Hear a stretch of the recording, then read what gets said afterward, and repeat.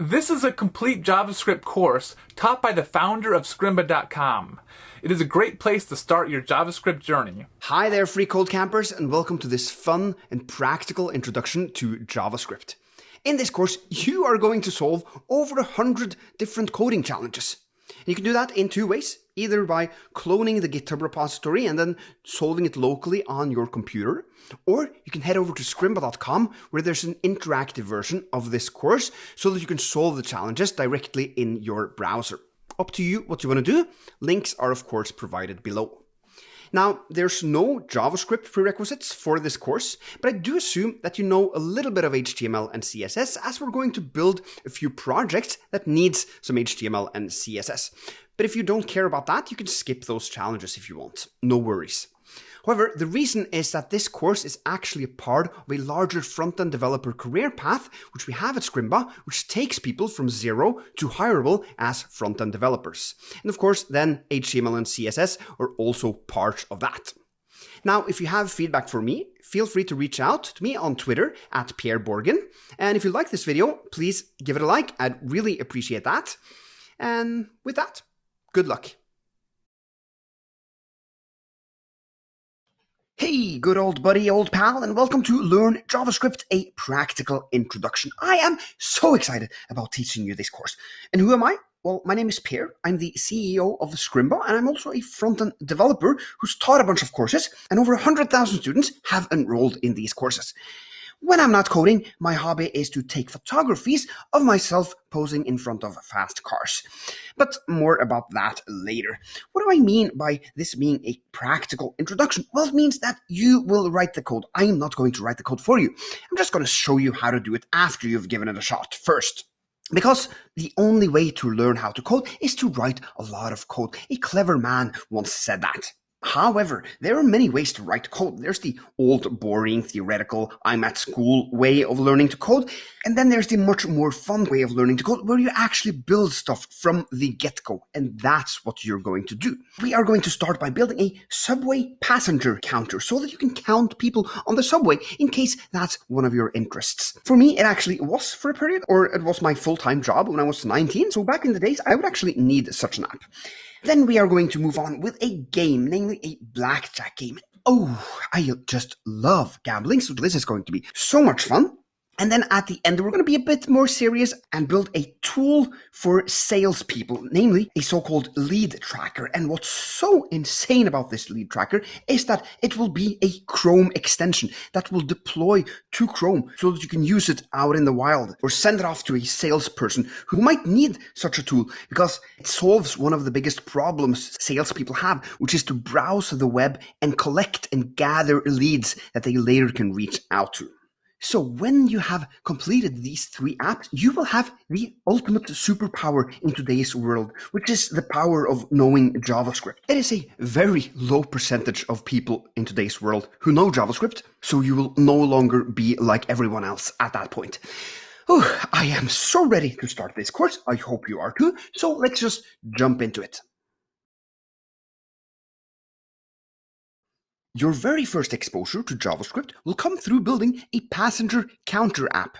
Now you might ask yourself, why on earth should we build a passenger counter app? What's the point of that? Well, you'd be surprised. Because when I was 19, right around this time, my full-time job was to count people who entered the subway.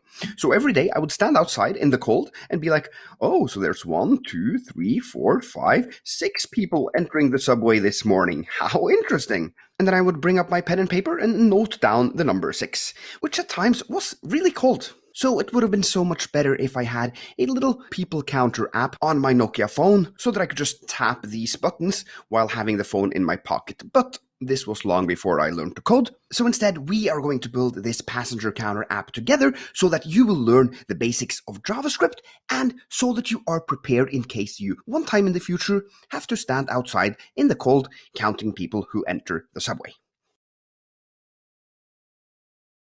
Welcome to this lesson where we are going to take a look at the setup for our people counter app. Here you can see we have a basic HTML structure, which probably looks familiar to you. You can see we have the HTML tag, the head tag, and inside of the body, we only have two elements, the h1 and an h2. That is the title up here and our counter element. We also have some styling in our index.css. You can check it out here. This is just very basic styling that we're not going to go through because you want to get into the JavaScript as soon as possible. So the first thing we're going to do actually is to simply, inside of our body tag, create a so-called script tag. Like that. Looks just like any other HTML tag. It just says script. And inside of here, we can actually write JavaScript. So inside of this tag, I'm going to write a pretty long JavaScript expression that you probably find a little bit frightening. But don't worry about that. You're not meant to really understand it in this lesson. I just want to demonstrate that this works. So I'm going to start by writing document. That refers to the HTML document itself. And then I'll do dot and get element by ID, and then open and close parentheses. And then inside of the parentheses, I'm going to copy the ID of our h2 element. So here we're saying, hey, HTML document, I want to get an element, and I want to get it by its ID. And the ID is this count L. So what do you think we get as a reply? Well, we grab a hold of this element right here. And then we can do dot inner text. Set that equal to, for example, 5. If I now run this code, you'll see that, boom, we have changed the text on the inside of the h2 element, this one right here, from 0 to 5 using JavaScript. And that opens up a whole world of opportunities. It essentially gives us the power to breathe life into our application and turn it into a real world product that solves problems for people. That's why this is so cool to learn. However, we are not going to write our JavaScript this way here. It's kind of an amateurish way to do it. What we rather want to do is create an index.js file. Like that. Here is our index.js file. It's currently empty. But what I'm going to do is copy this line here, then paste it into the index.js file. And now I'll add an attribute to my script tag called src, which is short for source. And then inside of here, I'm just going to write index.js. We are in the HTML file and the JavaScript file is in the same folder, so I don't need to navigate into any folder or type in a complicated path here. Just write the name of the file. If we now run this code again, you can see that, yes, it still works. So now we have a proper setup for our app and we are ready to get started building our people counter. Let's move on. So today is actually a really important day in your life because you're going to write your first lines of JavaScript. And that is just such a powerful thing to do because you take the first step into a world of opportunities and it might even change your life. So in a year, you might want to celebrate this day as the anniversary, the day you met JavaScript and changed your life for the better. Anyway, the line you're going to write is not this long one right here. It's a little bit too difficult at the moment. I'm actually going to add a double slash in front of it, like that. And you can see that grayed it out. That means that JavaScript will ignore this, since this is now a code comment, not real code. So if we run the code here in the browser, you can see that now we are not modifying the h2 tag anymore.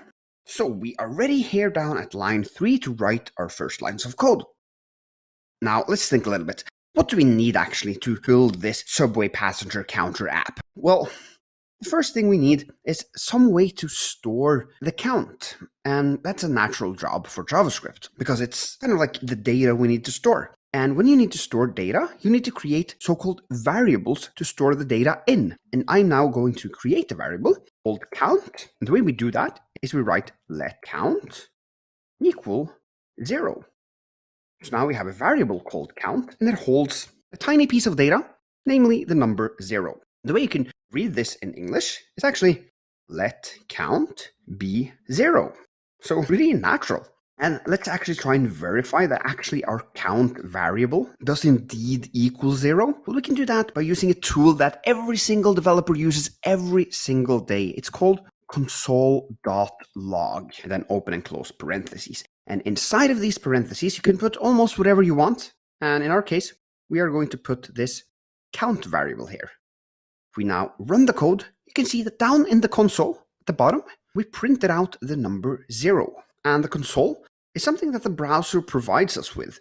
It's there mainly for debugging purposes, for checking our code like we are doing here, verifying that actually, yeah, I want to take a look at count. I want to print it out to the console and see with my own eyes that it is what I think it is. And indeed it was. And this console you see here is Scrimba's implementation of the console. If you want to check out the real world console in the Chrome browser, you can, for example, head over to google.com or any page basically, and then right click and choose the inspect option. When you click that, it'll open up this so-called developer tools, which shows you a bunch of HTML. As for now, we're not going to worry about that. Instead, just click on the console option.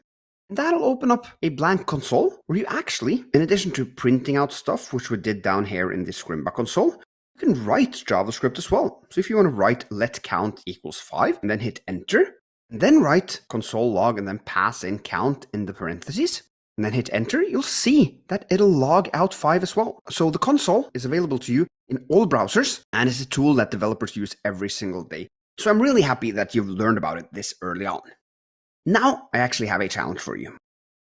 I want you to do two things. First, you're going to create a variable called myAge and then set its value to your age, and then log the myAge variable to the console. So go ahead and do this right now, and then I will show you how to do it as well when you come back. Okay, hopefully that went well. Let's do it together. I'll do let myAge. I happen to be 35 at the moment. Then to console log out myAge, I'll do console.log, open and close parentheses, myAge. If we run this code, see, now we are printing out both the count and also myAge. So we have verified that our variables indeed work as expected. Before we move on, there's one thing I want to show you. And that is to take this line, console logging of myAge, and place it above the myAge variable declaration. So now we try to console log myAge before we define it, since JavaScript starts reading at the top and works its way downwards. So what do you think then will happen if I now remove these other console logs and only keep the myAge console log? Just take a guess. Well, what happens is that we get a reference error. Cannot access myAge before initialization. So JavaScript actually understands what we're trying to do, that we're actually referencing a value before it has been initialized. And that simply doesn't work. So now that you are aware of that, let's move on. Okay, so let's return back to our count variable and learn some more advanced concepts, which is that you can actually use JavaScript kind of as a calculator.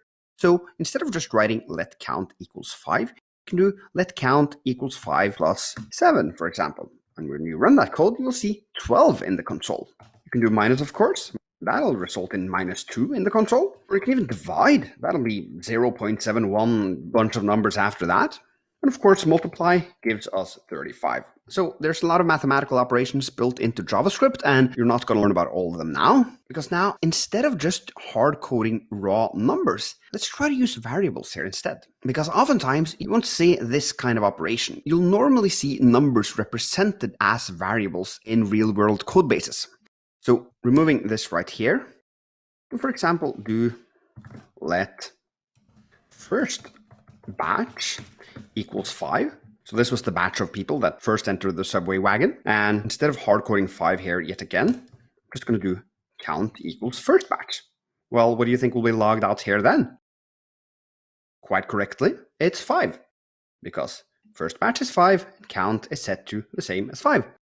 And perhaps there was another batch as well. Let second batch, a group of people that entered just before the doors closed.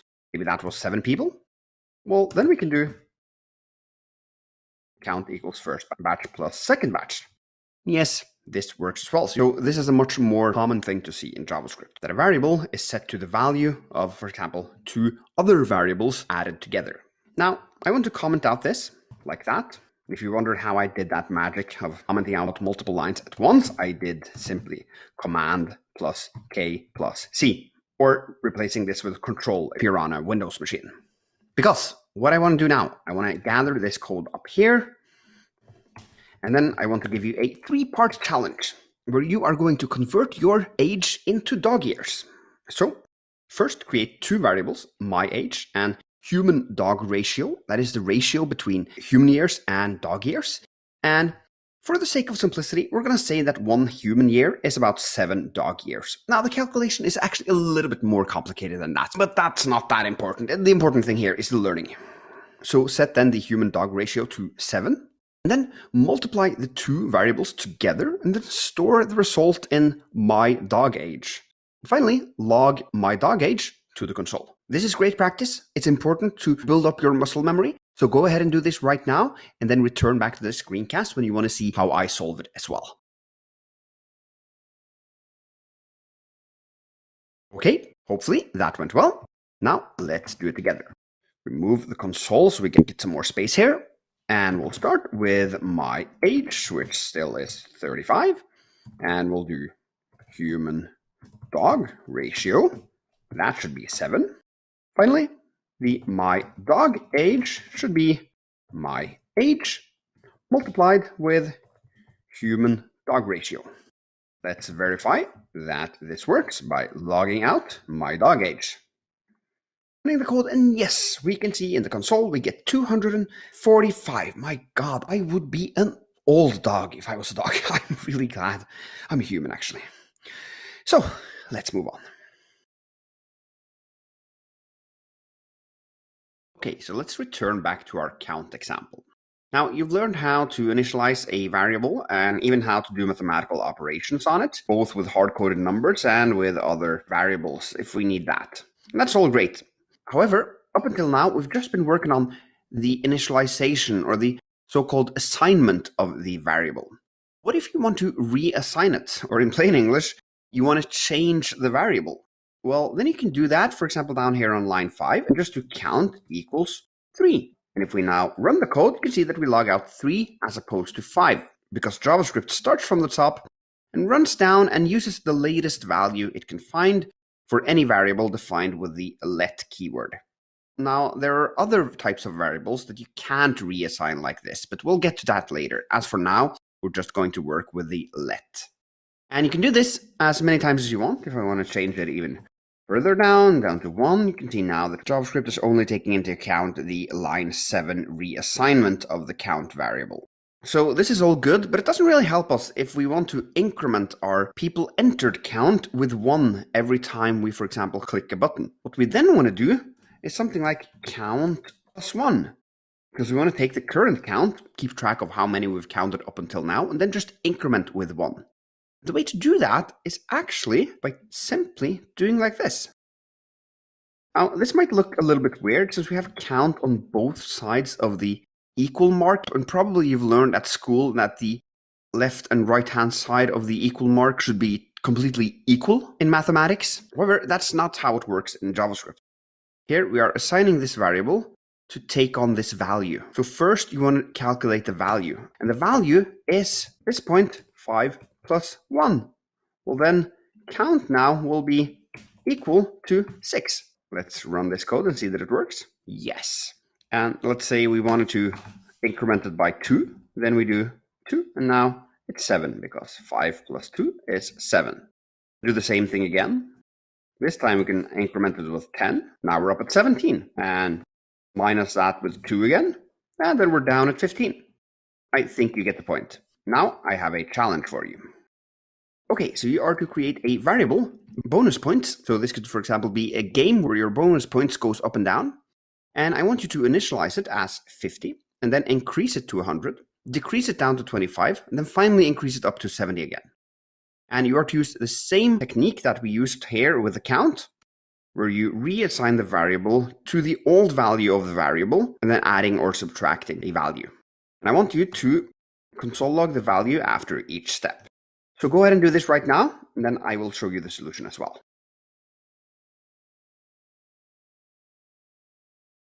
Okay, hopefully this went well. Let's do this together. We'll start with let bonus points be 50. Console logging it out. And then we're going to do bonus points equals bonus points plus 50 because we want to get to 100. Again, console logging it. Next up, bonus points equals bonus points minus 75 because we want to get down to 25. Logging it out again. Finally, bonus points equals bonus points Now we need to increase it with 45. Get to 70. Let's comment out this code up here and run the code, bring up the console, and yes, 50, 100, 25, 70. Great job. Let's move on. Okay, now you know enough JavaScript for us to move on to the HTML and build the interface for our app. And it's not a lot of interface. It's, to begin with, just a button. And later down the line, we're going to create another button. But it has to be written. And you are going to do that. So I want you to follow these instructions. You are to create an increment button. That is the text of the button, with the ID of increment-btn. So go ahead and do this right now.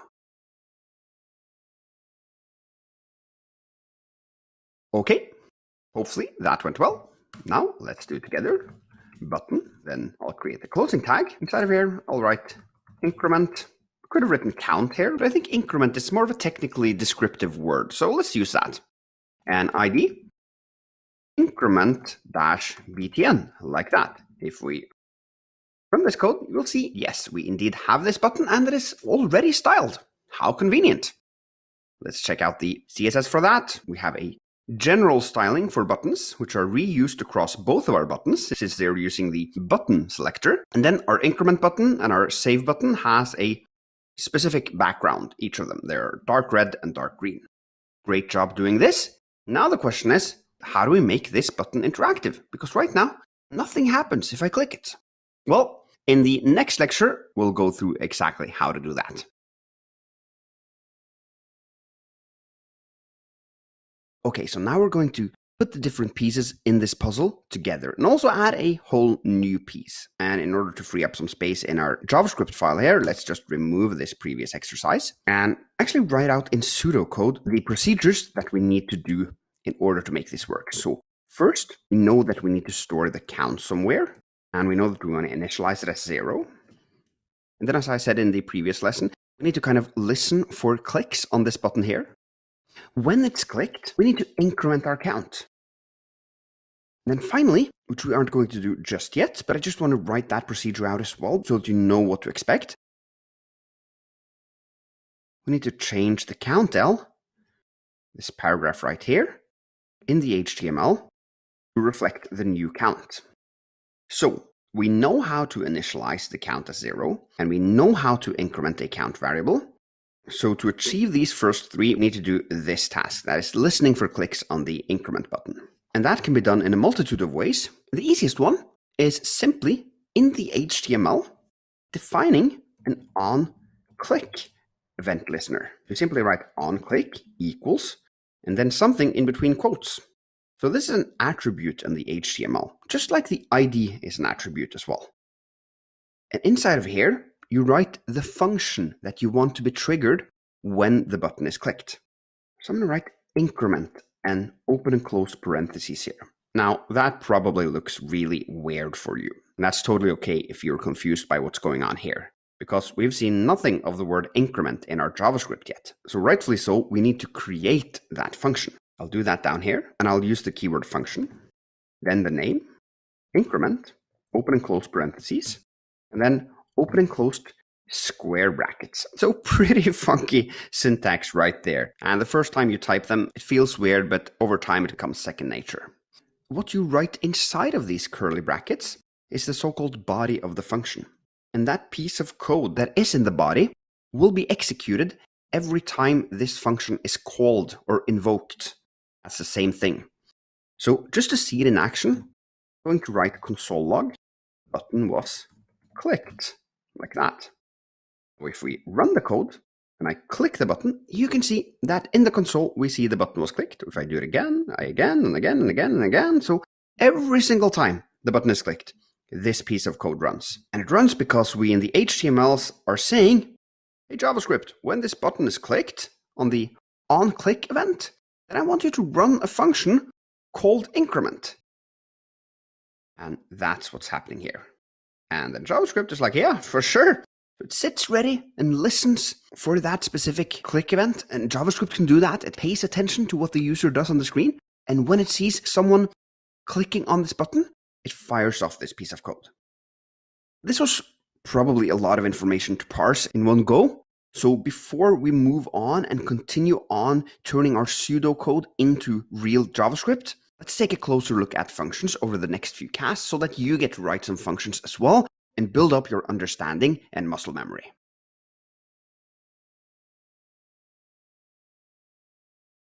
Okay, so let's pretend that we are building a race car game. So here I have some comments, which are meant as pseudocode for the functionalities of the game. And the only real functional part of it is these 5 console logs, which are counting down from 5 to 1. So we start the game by setting up the race, and then we do 5, 4, 3, 2, 1. If I run the code, you can see that is logged to the console. That means that it's go, players are to start racing, and they would be running the race, and then the race is finished, and a winner is declared. And then, of course, we are getting ready for a new race. However, with the current knowledge we have about JavaScript, the way we would count down for a new race would have to be to copy all of these lines and paste them in down here, so that now when we run it, we get 5, 4, 3, 2, 1 printed 2 times to the console. However, this isn't good. Anytime you see this kinds of repetitions in your code, you should try to think, is there any way we can extract this into a function? And that is exactly what we are going to do. We are going to refactor this so that it instead uses a function. Another word for function could be command.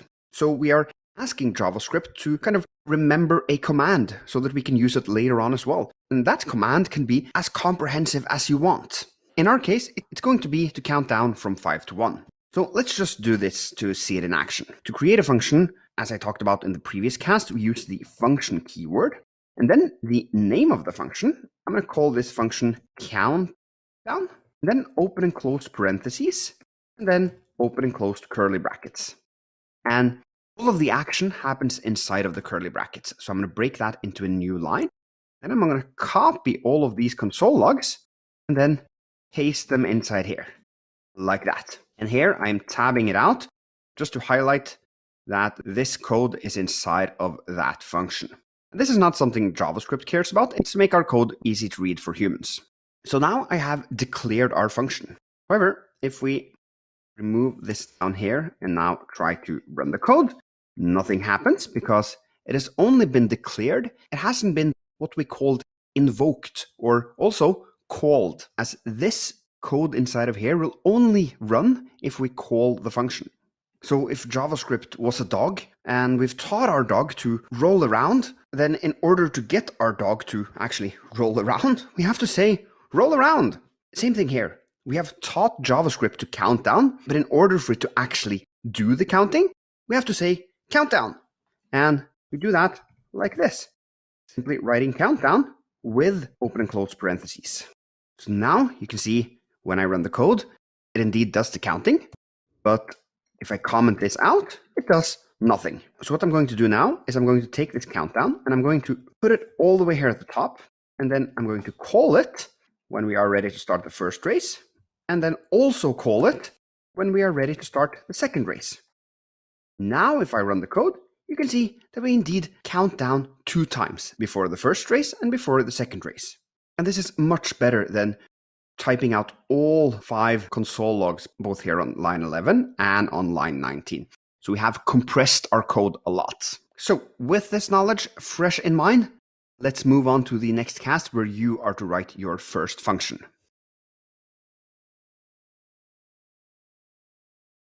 Okay, now it's your turn. You are going to create a function that logs out the number 42 to the console.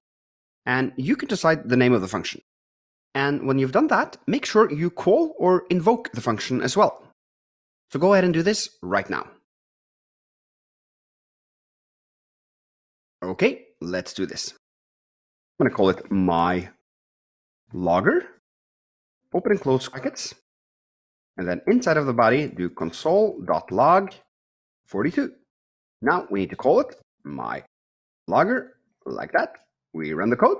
And yes, you can see we are logging 42 to the console. Great job. Okay, time for a new challenge. So in our race car game, we have certain laps, and of course we track how much time our players use to race through the laps. And here we have 3 lap times in the variable lap 1, lap 2, and lap 3. And the thing is, if you create a function down here on line 6, it will be able to access these 3 variables from within the function. So what I want you to do now is create a function that simply logs out the sum of all the 3 laps. So that'll be the total racing time for a player. So you decide what name you want to give it. Just write that function that logs out the total lap time and then run the function as well. Okay, hopefully that went well. Let's do this.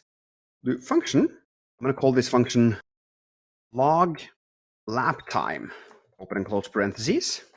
And here I can either first create a variable, let total time, for example, do lap 1 plus lap 2 plus lap 3, and then console log out total lap time like that, and then log lap time, invoke the function down here on line 11.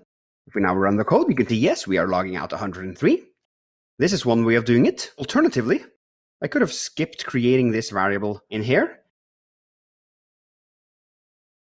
and simply added the variables inside of the console log. It will give me, as you can see, the exact same result. Now, the reason I wanted to create this variable here, though, is to just show you one thing, which is that while this function could access these variables from the so-called global scope, the outer scope, which is not on the inside of the function, but on the outside of it, this doesn't work the other way around. So if I now just try to console log total time from the outer scope, if we run this, you can say total time is not defined. That is because when you define a let variable inside of this scope, it only exists inside of this block of code. This is the scope in which the function lives. And that's why we call let variables block scoped. So that might be a little bit confusing, in that the lap could go from the outside of the function and to the inside of the function, but total time couldn't go from the inside of the function to the outside of the function. But don't worry too much about this. JavaScript will tell you when something isn't defined, and you can be sure that you will misstep at times, but that's just a part of the process. Let's now move on to the next challenge. Okay, so now you have to combine some of the things you've learned up until now in order to build this lap counter feature. Because in our racing game, we want to keep track of how many laps a player has completed. So I've created this variable called laps completed and initialized it to 0. So what I want you to do now is create a function that increments the laps completed variable with 1 every time you run the function. Then I want you to run or call or invoke or whatever you want to call it, this function 3 times. So that on line 9 here, the value that's logged out will be 3. Now, if you're wondering how to increment a variable in JavaScript, just look back a few casts because we did that previously. So now you have to combine that knowledge with your freshly acquired knowledge about writing functions. So go ahead and give this your best try right now.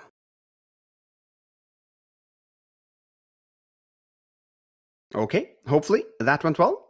If not, no worries. Let's do this together so that you get to see how we do it. Do function, and I'm going to call this function increment lap like that. Open and close parentheses, and then open and close curly brackets. And here we have to increment this variable just as we did a few casts ago by doing laps completed equals the old value of laps completed plus 1, like that. If I now run increment lap 1 time, you'll see that we're logging out 1. Good stuff. Let's invoke it 3 times. And there we can see we are logging out 3 to the console. So, great job doing this. If you didn't manage it, just go back and try again now that you've seen my solution. Because it's really important that you actually write the code here so that you build up that important muscle memory. Okay, we're back at the Subway Counter app. And as you can see, I've deleted the increment function because I want you to write it instead. It's much better than me writing everything.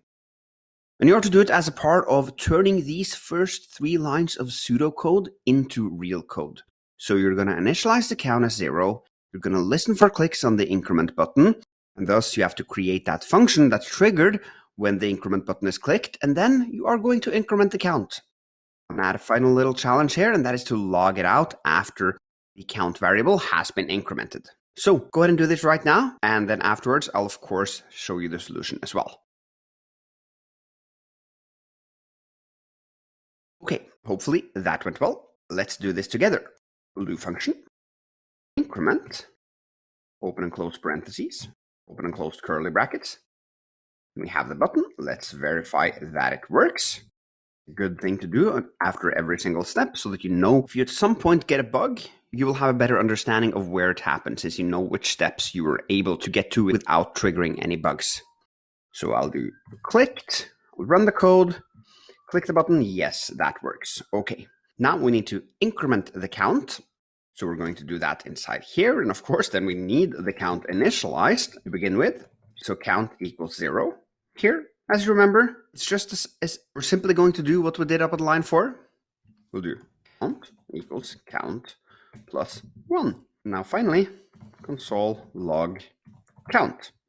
I'm going to remove this and run the code, hit increment. Yes, we see 1 and 2 and 3 and 4. Nice. So then we have done these 3 parts. And remove this helper code right here. We have the final part left, and we can finally start understanding what this weird piece of code here up on line 1 that we worked with in the very beginning of the course actually means. Let's do that in the next lecture. Okay, so we are ready to add the final piece of the puzzle, which is to change the count L. That is the age 2 right here, which currently has 0, so that it reflects the new count. And the new count is down here, which we are logging out, so we have to do something down here at line 9. And what we're going to do is take this line right here, which has just been lying here in the background all along. Now, in order to properly understand this expression, I think we should break it into 2. Take the first part, where we're actually asking for the HTML element, and the second part, where we're actually modifying the HTML element. So starting with the first part, I'm going to store this in a variable called countL, like that, and do document get element by ID, open and close parentheses, and passing in countL, this exact string right here. Notice that we're using a different naming convention here in the JavaScript. This is called camel case, like that, where you capitalize the first letter of the second word, but not the first letter of the first word. This is how you want to write JavaScript variables. It's a very normal convention.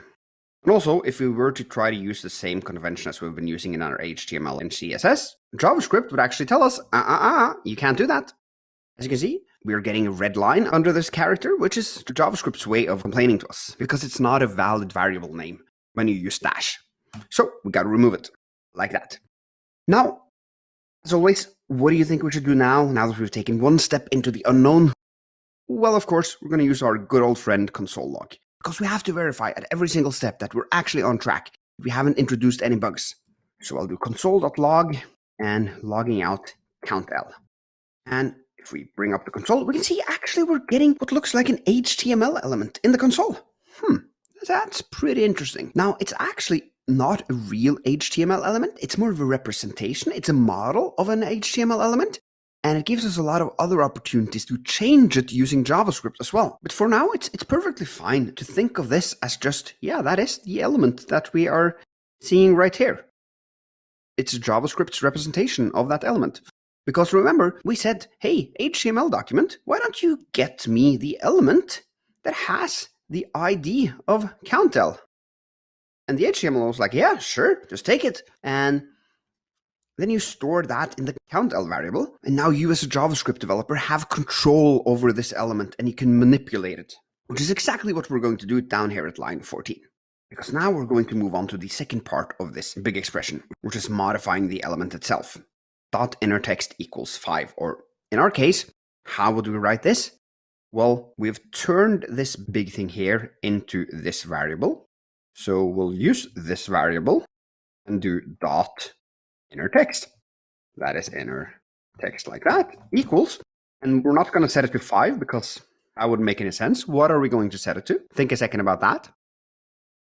Indeed, it is the count, because we know from console logging earlier on that the count does indeed increment correctly. And now we're just saying that we want the inner text, that is the text on the inside of the tags, we want it to be the count. We'll run the code, hit the increment button, and yes, it works. Now we are incrementing, we are counting people. Really good job reaching this point. Your JavaScript skills are starting to become dangerous, as you now know how to create interactive apps. Now, before we move on, there's one thing I want to mention, which is that this get element by ID here and this .log, both are functions in the same way our increment function is a function.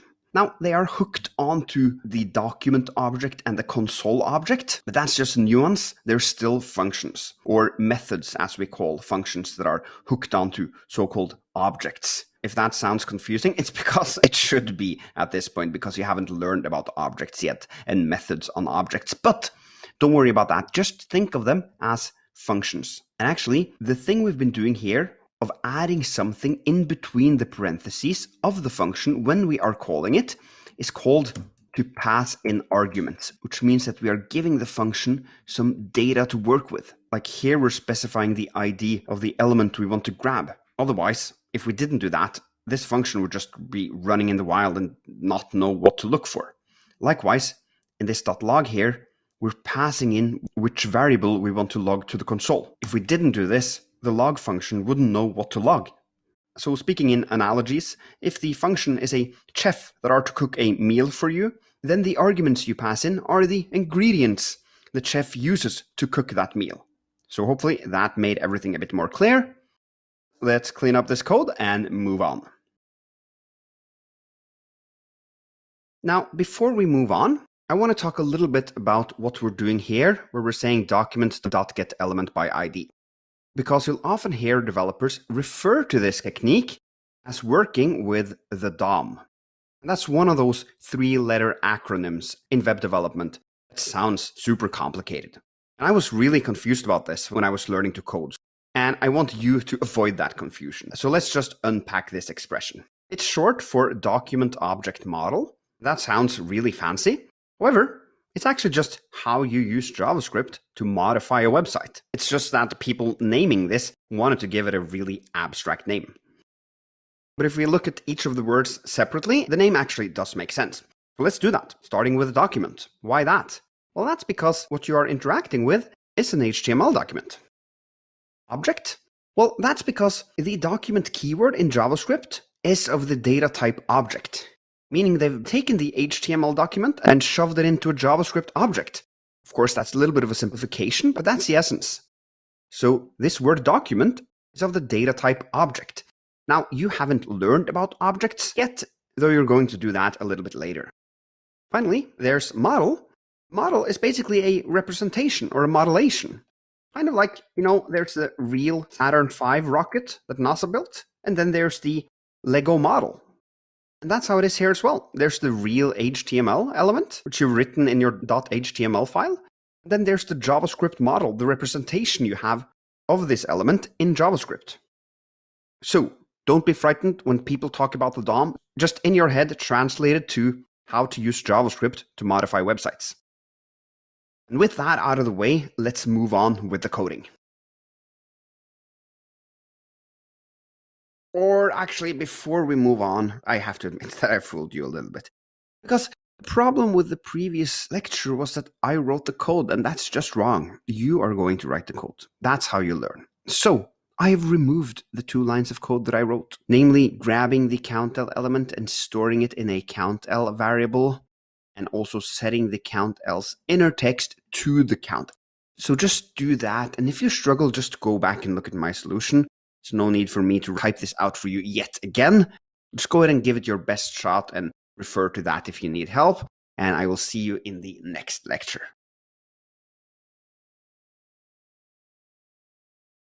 Okay, it's time for you to build some muscle memory because you are going to create a save button and a save function. You're going to start with a function. Here is the instructions. Create a function. called save, which logs out the count when it's called. We're going to modify this to do some other stuff afterwards, but as for now, I wanted to just log out the count. Secondly, in the HTML, you are going to create the save button. You are to set the ID as saveBTN and have it call the save function when it is clicked. So go ahead and do this right now and then return back to the screencast when you want to see my solution.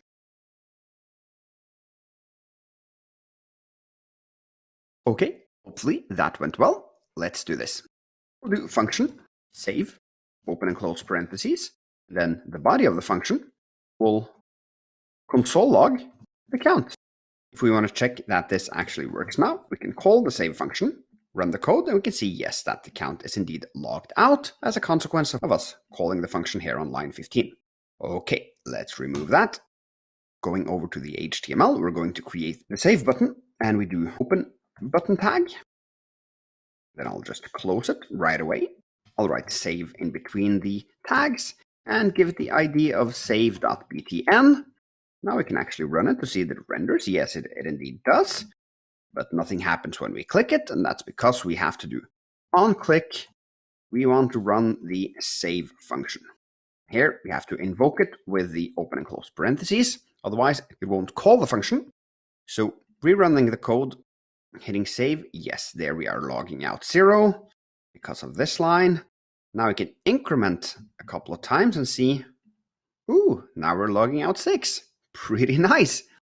Now we're starting to get somewhere. It's only a matter of saving the count to the website as well and rendering it out under the buttons. But before that, there's some new concepts you need to learn, so I'll see you in the next cast. Okay, so now it's time for us to build this little functionality here, which allows us to save the number of people who have entered into the subway at each of the departures. However, this requires you to work with this full paragraph, which actually includes both numbers, which you can see, but also like regular text, previous entries, and some symbols as well. And once you move away from just straight out numbers in JavaScript, you're moving into the land of so-called strings. And strings is a data type in JavaScript. And in case you wondered, yes, numbers is also a data type. And if you think the word string is a little bit weird, well, you can also think of this as just text. The strings you work with in JavaScript are normally meant to be text that the user reads on the page.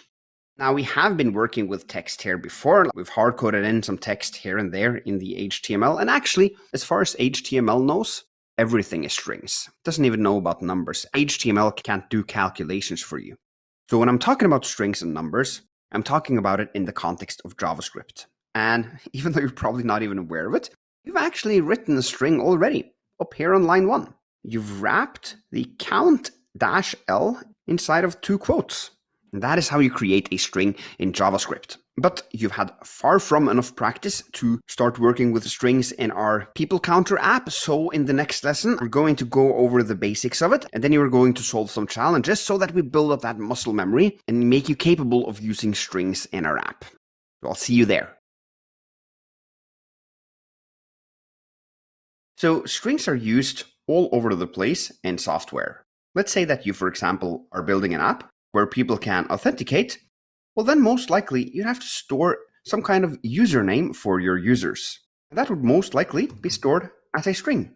For example, pair, wrapped in double quotes. Then this string, just like we did with numbers, will be stored in a variable. So let username equals pair. Now we can console log out username, and we get pair logged to the console. Now, one thing I want to mention is that I'm using double quotes here to create this string. I could use single quotes instead if I want to. You can see that works. However, I cannot start with a single quote and end with a double quote. As you can see, now our editor tells us that this syntax is off. And if we try to run the code, we are getting a syntax error. So you got to stick with one or the other. And I usually use double quotes, but that's just a matter of preference. If you prefer single quotes, go ahead. Now I want to give you a challenge. Right here, you are to create a variable message that stores the string. You have 3 new notifications. Go ahead and do that right now.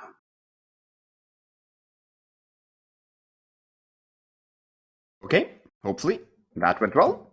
Let's do this. Message equals this string right here. Now what we want to do here is combine this string with this string, because this string right here is probably the result of us checking in the database and seeing that, oh, there's 3 new notifications that Pear hasn't seen. So render out this string right here. And then of course we need to combine it with the name. So what we want to do is message plus username, like that. When we add a plus here, we so-called concatenate the 2 strings together. So let's have a look at what happens when we run the code. It becomes a slightly ugly string. You have 3 new notifications pair with no space in between the strings, so it kind of becomes like this. This isn't really what we wanted. What we then also can do is add a 3rd string in between here, which includes a comma and a space. Now if we run it, you have 3 new notifications pair. And maybe we even want to add a exclamation mark at the end, like that. As you can see, when we use the plus for strings, it simply concatenates the characters together. Okay, now I have a new challenge for you. You are to create a variable message to user that contains the message we have logged. By that, I mean the entire message in here. This should be a new variable. And then afterwards, I would log it out just to make sure that you have configured the message to user in the correct way. Go ahead and do this right now.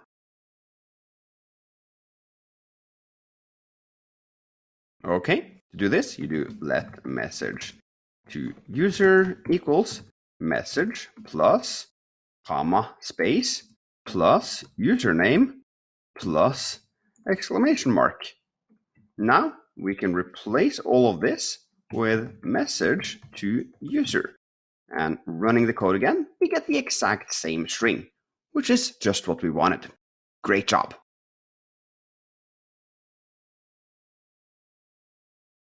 Okay, time for another challenge. You are to create 2 variables, name and greeting. And the name variable should store your name, and the greeting should store, for example, hi, my name is. Then you are to create a 3rd variable, my greeting, that concatenates the 2 strings. And finally, log the my greeting variable to the console. So this is just to give you some muscle memory. Go ahead and do this right now.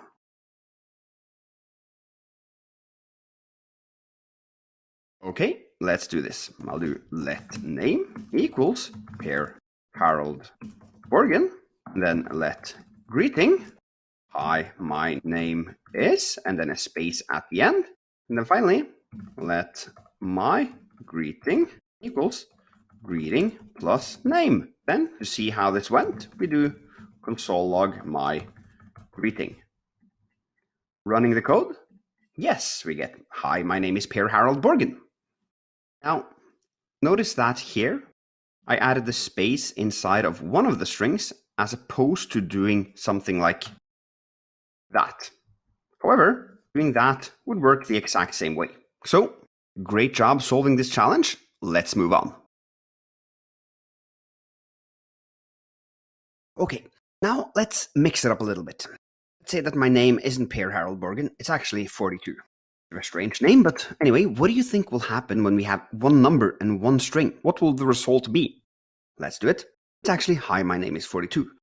So the 42 here has actually been turned into a string that has been added into like this. And that's kind of what happens.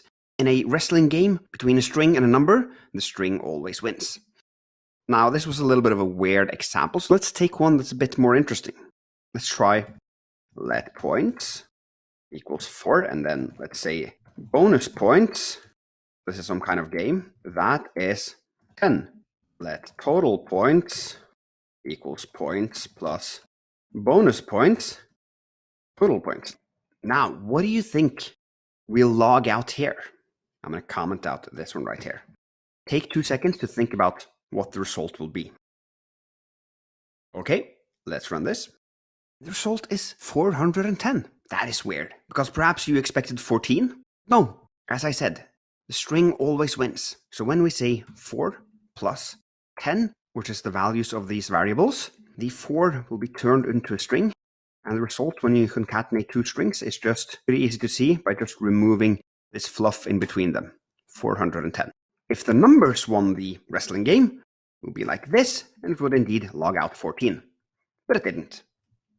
So I'm going to give you a couple of challenges here. What do you think these 4 console logs will log out? Take a minute to think about that. Potentially write your solutions in a code comment, either above or perhaps even after each of the lines, and then return back to the screencast, and then we'll have a look at it together.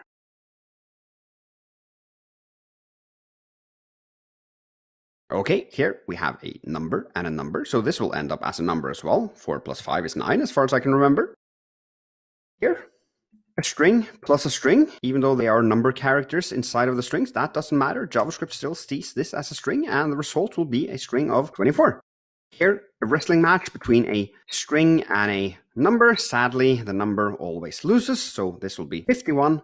And finally, again, wrestling match between a number and a string. The result is always that the string wins, so this will be 100, 100, like that. Let's run the code. Yes!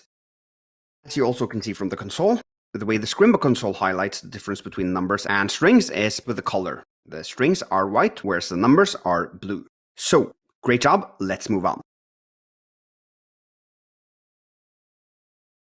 Okay, it's time for a challenge. This time you are going to create a feature that we already have on Scrimba. Because on the dashboard, we welcome our users by saying, "Welcome back, Per Harold Borgen." That's a normal thing a lot of apps do, so it makes sense to try to implement it. And the way you want to do it is through grabbing a hold of this paragraph here, which I've given an ID of welcome-l. That is the first part of the challenge. You're going to store that paragraph in a variable called welcome-l using this camel case convention. And then you are to create 2 variables, name and greeting, that contains your name and the greeting we want to render on the page. In our case, that is welcome back. Finally, you are going to render the entire welcome message using welcome-l.innerText. So go ahead and give this one a shot, and then I will show you the solution when you return back to this cast.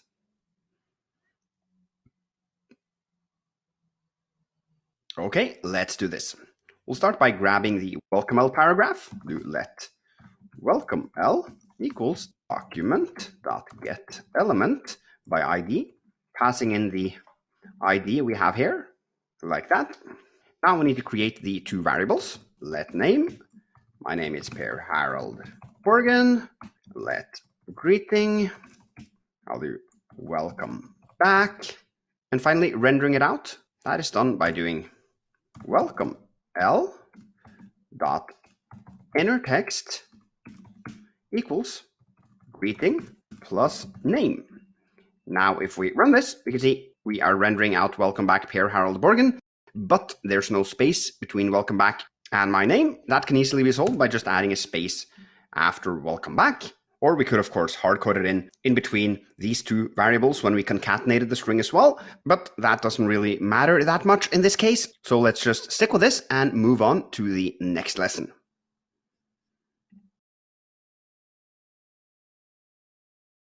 Okay, now there's one more thing you want to do, because personally I think this welcome message could be a little bit more lively and fun, and what would help there is to add an emoji. For example, this emoji right here. That will look pretty nice. So I want you to add that to the welcome element inner text. However, there's a catch. You are not allowed to modify the code over line 9. You have to write it below. So the question is, how can you add this emoji to the end here in the browser by simply writing more code, not by modifying any of the existing code? And to give you a hint, you need to remember back what you did when you incremented numbers. This technique here. You can do the same thing with welcome-l.innerText. So go ahead and give this a shot.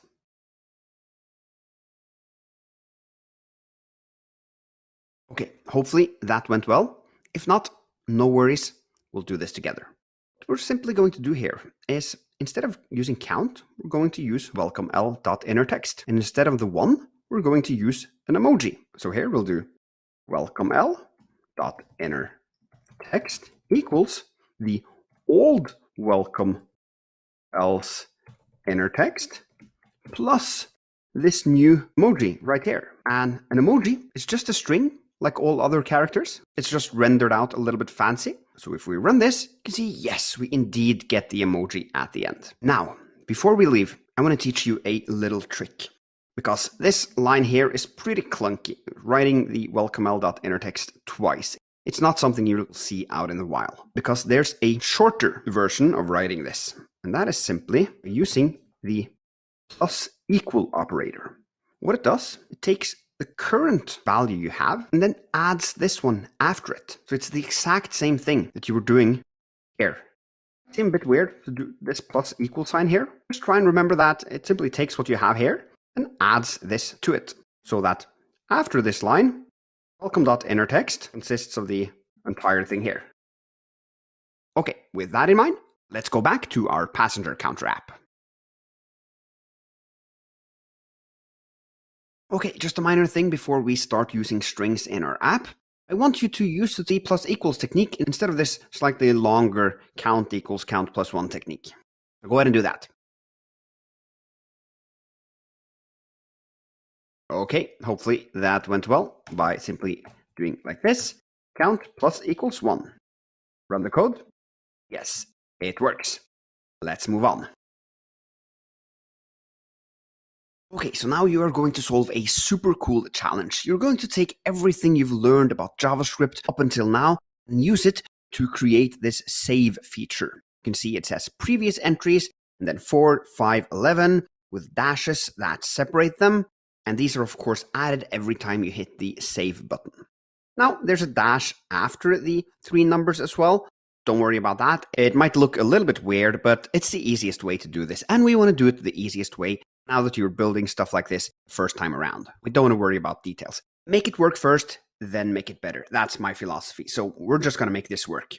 Okay, so your 3 challenges are listed as comments here in the JavaScript. And in the HTML, I'm going to write the paragraph for you so that you have something to work with. So this is a p tag, and it should say previous entries like that. And I'm going to give it an ID equals save-l for save element. Then you are going to grab the save element paragraph and store it in a variable called save_l. And then in the save function, which is triggered when the save button is clicked on, you are going to create a variable that contains both the count, that is the number, and the dash separator. So it'll look something like this, like 12 space dash space. And then you are to render this newly created variable into the save element using inner text. However, you must make sure that you don't delete the existing content from the save_l paragraph, because you want to concatenate the string, not wipe it out entirely and replace the paragraph with the latest entry. So you got to remember your plus equal. But luckily, you know how to use plus equals, and that might be helpful in this situation. Finally, one thing I want to mention is that you might struggle a little bit with the spaces here, and it might end up slightly different than what you can see here. And that is perfectly okay, don't worry about that. In the next cast, actually, we are going to do some searching online to figure out if there's some alternative methods we can do this on, which will help us keep these spaces. That's a critical part of web development, searching for solutions online. So I've left a little gotcha for you here so that we get a nice little problem to solve using Google and some online docs in the next cast. So don't worry about that. Just go ahead and give this your best shot. And if you need help, just revert to this screencast and I will show you the solution as well.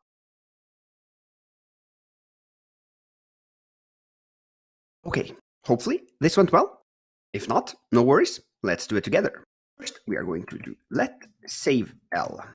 That'll be document.getElementById, and we are going to get the save-l like that. As always, I like to console log just to see that I have the correct element fetched. Let's run this code, and yes, bringing up the console, we see that we have grabbed the correct element. Then we can move on. First, create a variable that contains both the count and the dash separator. So what are we going to call this variable? I intentionally didn't give you a name for it because I wanted you to think what could be a suitable name for this string. And there's no right or wrong answer, but one thing you could call it would be count string or count str, like that. So it is the count, but we've turned it into a string, so a count string kind of makes sense. And the value of it will be count plus, and then the string. I'll add a space, a dash, and a space. All right. 3, render the variable using inner text. Okay, let's do it down here. we'll do save L dot inner text, and then you might have been tempted to do equal count R, but that won't work. Let's just try it. Run the code, we increment, and we hit save. Boom! Then we suddenly remove the previous entries text. We cleared it out, of course, because we set all of the inner text to be just this count string. That doesn't work. We have to take into account what was there previously as well. So we add plus equals like that. Increment, increment, increment. Save. Yes, that works. All right, so it works really well, actually. However, this dash at the end here is gone, as is our space here in the paragraph. And that is a bit weird, because we want to keep those spaces. However, it's also a great opportunity to do some searching online in order to solve this problem, which is a critical skill for any developers, namely finding answers online. So we'll do that in the next cast.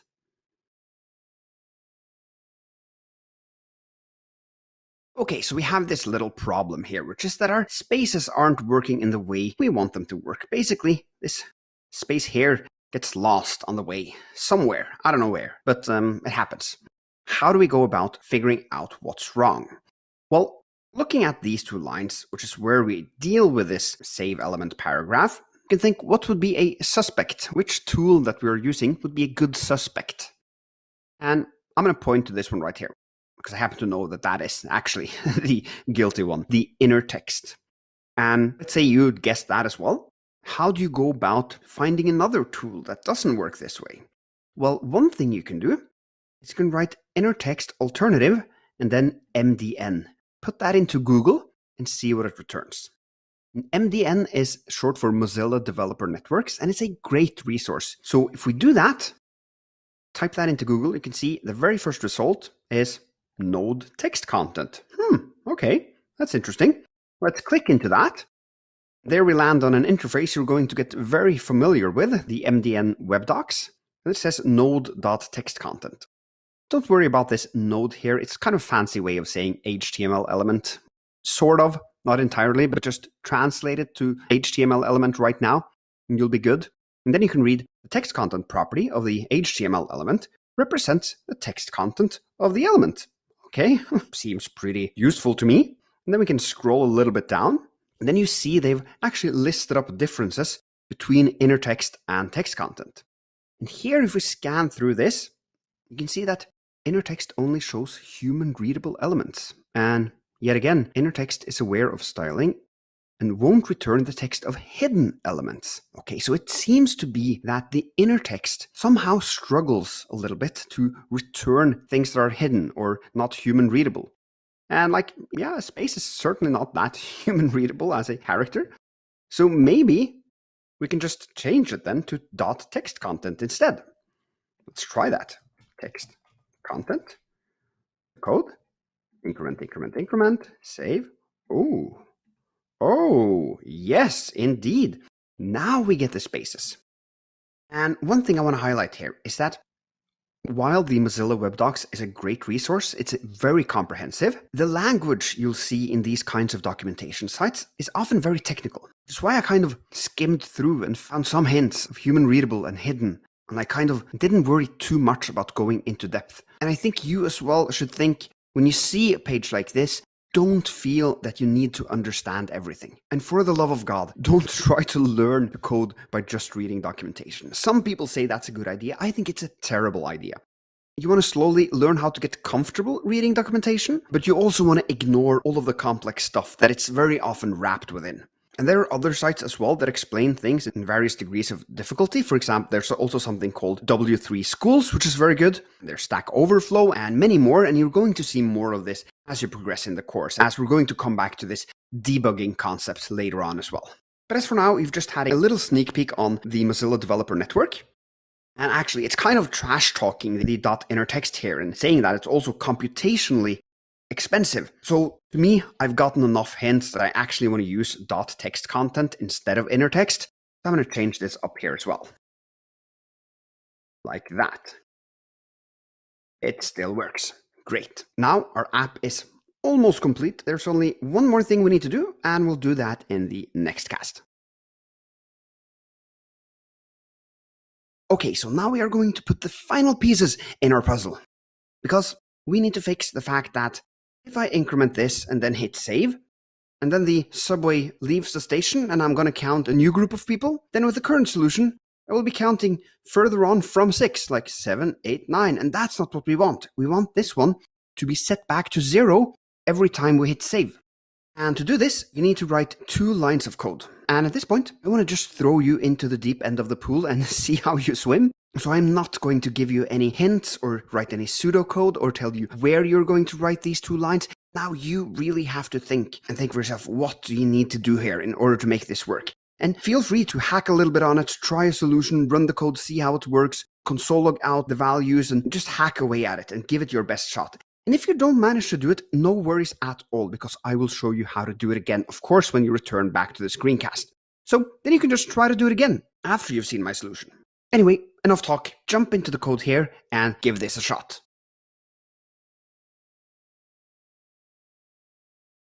Okay, now let's solve this together. So what we need to do is write a couple of lines in this save function, because this is where the magic should happen, because it's when we hit the save button that we want this value to be set back to 0. And how do we set this element to be 0? Well, it is the count element, which we've worked with previously. And setting it to 0, we know how to do that. We can do count L dot text content and set that equal to 0, like that. If I rerun the code, increment, increment, increment, increment, hit save, and yes, it's now 0. But if I now try to hit the increment again, you'll see, oh, 5. That's weird. Why is that? Well, that's because we have indeed set the text content of the count element to 0. So this h2 right here. But in the JavaScript, we're still keeping track of the count, and that count has been incremented at this point 5 times. So what we needed to do here, when we set the text content to 0, is to also set the count back to 0 as well. Because JavaScript remembers what we've done previously, unless we refresh the entire browser.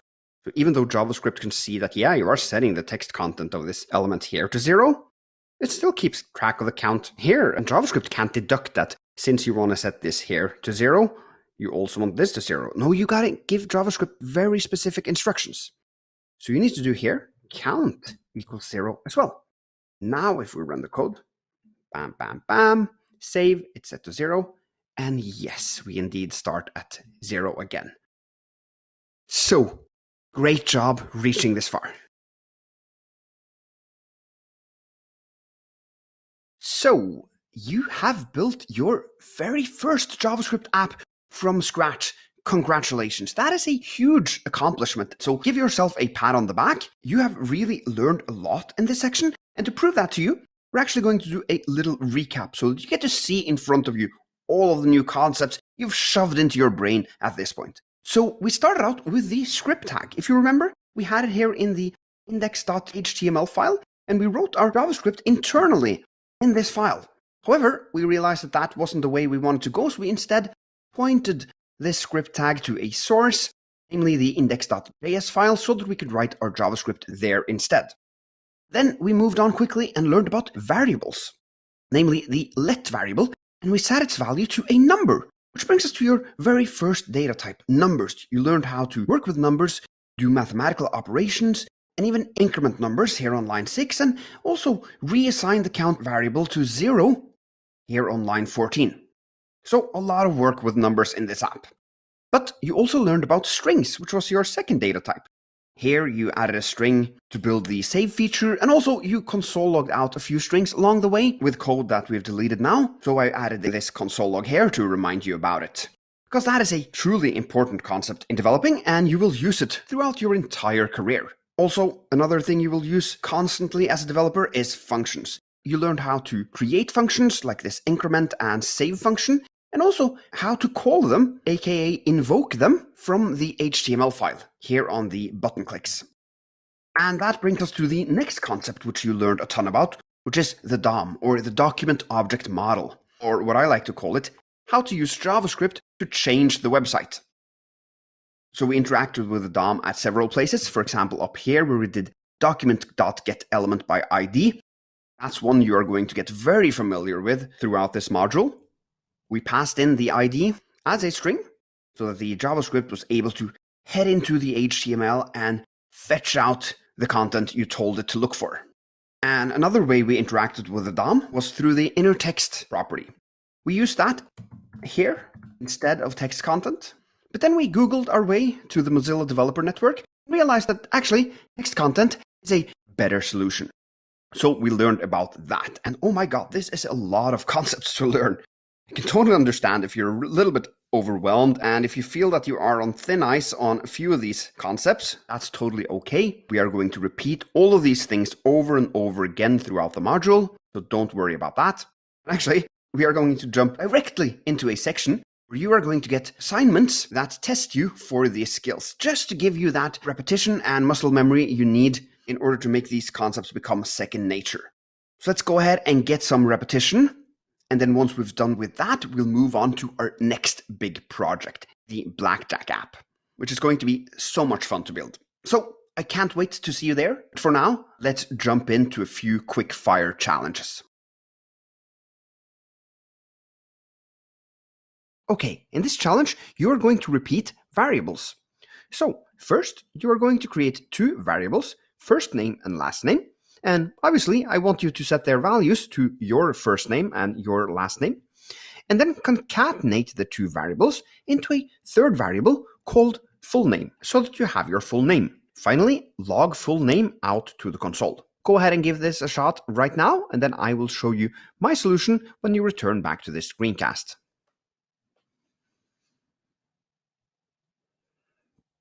Okay, let's do this. I'll do first name equals pair, and then I'll do let last name equals Borgen, like that. Then we need to concatenate the two together. Let full name equals first name plus last name, like that. Finally, I want to log it to the console. Console.log full name. Now I can run the code, and as you can see, we're logging Pierre Borgen to the console, but there's no space in between the two names. So I could achieve this in a multitude of ways, either by adding a space here, now it's better, or adding a space before Borgen, still good. However, neither of these are optimal, since I want the first name and last name to be the name and the name only, not an extra space. So what I'll do instead is in between here, I'll add an extra space like that. Running the code, there we go. Now first name and last name contain only the characters of my name, but we still get the space by adding this third string here when we create full name. So no matter how you did it, great job. Let's move on. In this challenge, you are going to create a function that logs out "Hi there, Linda" when called. And you have to use the name and the greeting variable inside of the body of your function. And also, there's a comma and an exclamation mark you also have to include so that you get this exact string logged to the console. So go ahead and solve this one, and then I will show you the solution afterwards as well. Okay, let's do this. Create a function. I'll call it greet Linda, like that. Here we are going to console log first the greeting, then we have to plus the comma and the space, and then plus again, then the name, and then plus again, and then the exclamation mark, like that. Final step, to check our code, we need to run it. Greet Linda, like that, running the code, and there we see this exact string in the console. Great job.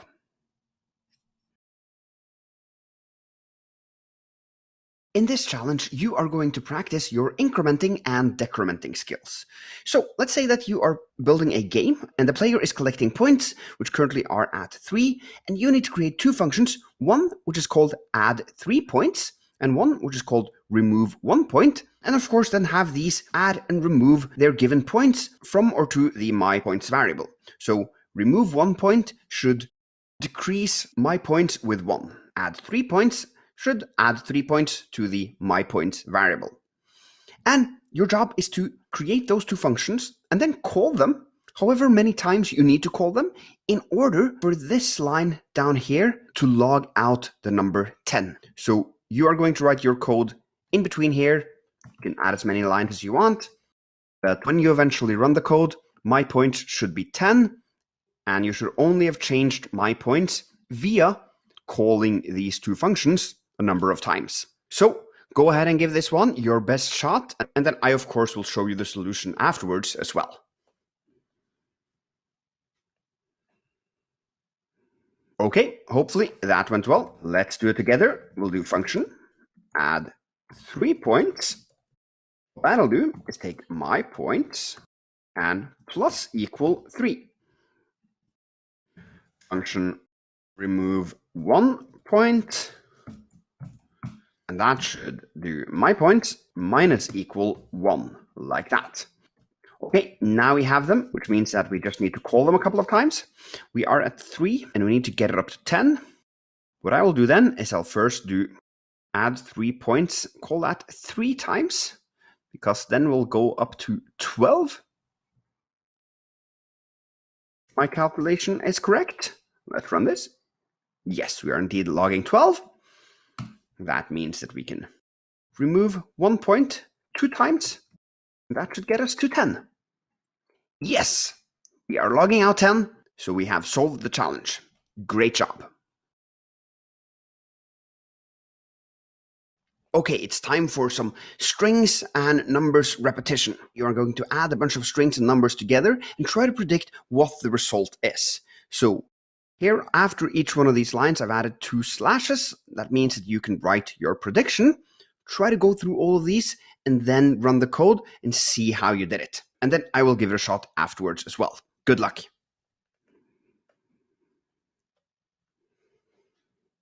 Okay, starting on the number 2. That is a string plus a number. We know that JavaScript then turns both of these into strings, so it becomes 22.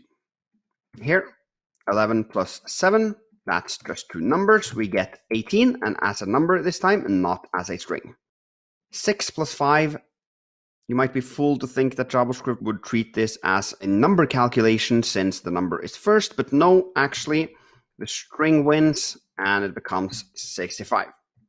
Likewise with this one, here it's very natural to think that what you want to do is add these 2 points together so that it's my points is 14, but no, since you have a string here, everything will be turned into a string and the result will be my points, colon 59. 2 plus 2, that's 4, just a number. And finally, 2 strings, of course, becomes a string, 1114, like that. Let's run this. And indeed, all of my predictions were correct. Phew, that was good. Otherwise, I would lose all my integrity. So I'm really happy about that. Let's move on. Okay, let's imagine that you are working on an e-commerce website. And this website sells shoes. So here you can see a Nike shoe with a purchase button. The HTML is located here, of course, with an image tag, the paragraph for the Nike shoe, the button. But then there's also an empty error paragraph. And this is pretty common because in case there's an error happening, for example, the purchase didn't go through or some kind of bug caused the operation to fail or whatever it is, we want to render something inside of this paragraph. So that is your job in this challenge. You are going to set up the JavaScript so that when the user clicks on the purchase button, you are to render out something went wrong, please try again, in the paragraph that has the ID of error. That's of course this one. And the button they will click is of course that one. You can see there is some CSS here, but you're not going to worry about that because this challenge is all about the JavaScript and of course also hooking up the onClick event listener on this button. You should know how to do that by now. And you should also know how to render text inside of a paragraph. So go ahead and give this one a shot. And then of course I will show you the solution afterwards as well. So there are 2 parts to this challenge. First, there's registering that the user clicks on the button, and then there is rendering out the text in the DOM. So let's take first things first, the button. So I'll head over to the button and do an onClick event listener, and here we need to specify which function we want to run. We haven't written any function yet, so let's do that. We'll do function. I'll call it purchase, because that's what the user is trying to do. Open and close curly brackets. Now I can take this function and specify that when the user clicks the button, we want to call this function. Good stuff. Let's just console log out button clicked. Run this code, try to click the button, and yes, we are rendering out button clicked. Good. The next step is to grab a hold of the paragraph that we are going to render text inside of. So we'll do let error paragraph and do document.getElement by ID, passing in error like that. Yet again, we can do console log just to verify that we have grabbed a hold of the right paragraph. We run the code and bring up the console, and yes, we can see that we have the paragraph. Then inside of the purchase function, this is where we want to trigger the rendering of the error text. I'll do error paragraph dot text content equals this string right here. Now, if we rerun the code, click the purchase button, yes, something went wrong, please try again. And as you can see, it's rendered out in red text, which is very common because we want to grab the user's attention and tell them that something wrong has happened. And that's, of course, something we have specified in the CSS, but this challenge is not about CSS, it was about JavaScript. So great job solving this. Let's move on. Okay, in this challenge, you are going to create a very basic calculator. As you can see in the mini browser here, I've set up the UI for you. Here we have 2 buttons. Here we have the numbers, 8 and 2. And then there's 4 buttons, add, subtract, divide, and multiply. If I try to click one of these now, nothing happens. But what you then, of course, want to happen is that, for example, if you hit subtract, you are to take 8 minus 2, which is 6, and then render that out in the sum here, so that it'll say sum:6. Taking a look at the HTML, we can see that the numbers at the top, num1l and num2l, that's the 8 and 2, are simply spans. However, they are empty. So how come we have content in them when they are rendered? Well, that is because I'm doing that in the JavaScript, first defining 2 let variables, num1 and num2, and setting them to 8 and 2, and then doing document, getElement by ID, fetching out num1l and num2l, and setting each of their text contents to num1 and num2. And that's why we're rendering out these numbers. Moving on to the buttons, you can see that they are very simple. Only the tag and the text. I have not created the event listeners because that's your job. And then finally, the span with the ID of suml is where you are going to render out the result of the calculation. So summing this up, you are to create 4 functions here in the JavaScript file: add, subtract, divide, and multiply. And then you need to call the correct function when the user clicks on one of the buttons. So obviously, when the user clicks the add button, you are to call the add function, and vice versa with all the others. Then inside of the functions, you are to perform the given calculation. So in add, you need to add num1 and num2 together. And subtract, you will take num1 minus num2 and divide, and so on. Finally, render the result of the calculation in the paragraph that has the ID of suml. So go ahead and give this one a shot, and then of course return back to the screencast when you want to see my solution.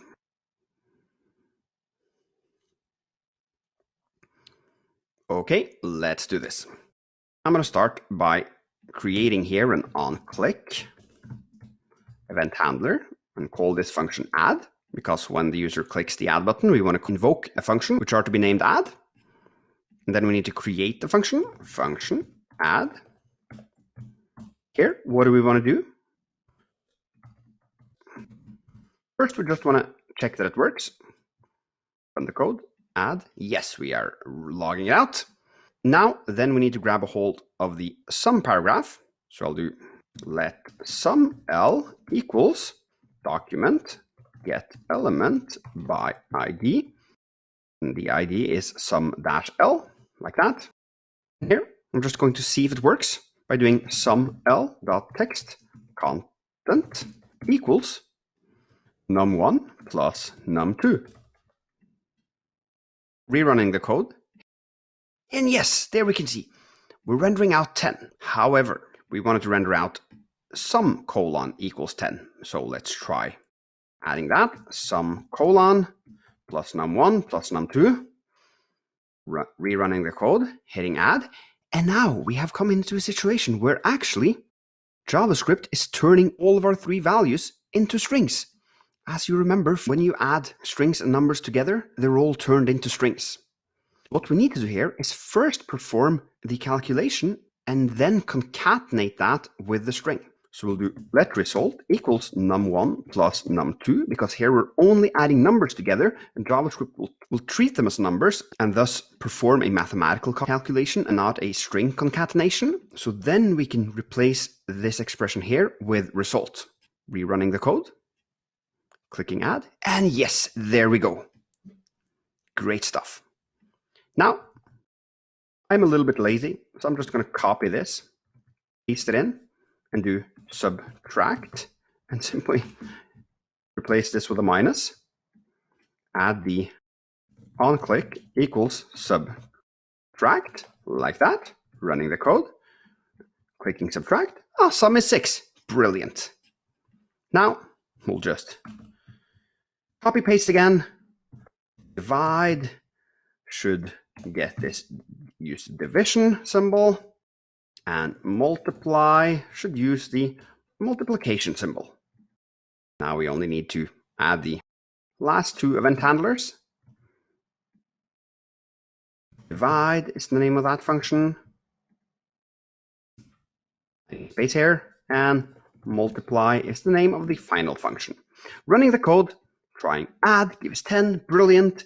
Subtract gives 6, that's correct. Divide rightfully gives 4, and multiply 16. We have made a calculator. Good job. You have all reason to be proud of yourself now. And if you didn't manage to do this one, if you found it a bit too hard, now that you've seen the solution, just go back and try it again. That's great practice and gives you the muscle memory you need. And when you're ready, I'll see you in the next cast. Hey, and welcome to Building Blackjack. I'm so excited about this one because you are going to learn JavaScript while building one of the most iconic casino games ever. Here is a sneak peek of the app we are going to build. And while it's not a full-blown blackjack app, of course, it does share a lot of the functionalities with blackjack apps you can play on online casinos. And speaking of that, that's actually a huge market. People spend over $20 billion per year gambling on online casinos. And personally, I love playing poker and blackjack. I think my life actually peaked when I won €100 on a casino in Prague in 2016. That made me feel like such a gangster. I spent the rest of the weekend squatting in front of fast cars, like this Mercedes, this Hummer, this BMW, and this Bentley. So my goal with this section, of course, is to make you feel as cool as I did in 2016.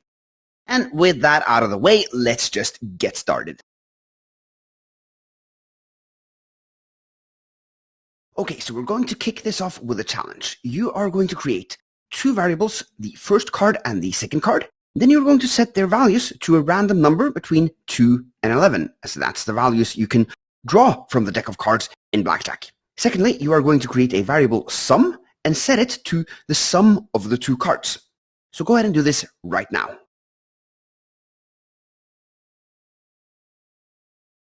Okay, let's do this. Start with the first card. I'm going to set it to 6. And the second card up to 9. Then the sum, of course, equals first card plus second card, like that. Let console log out the sum, run the code, and yes, indeed, we get 15.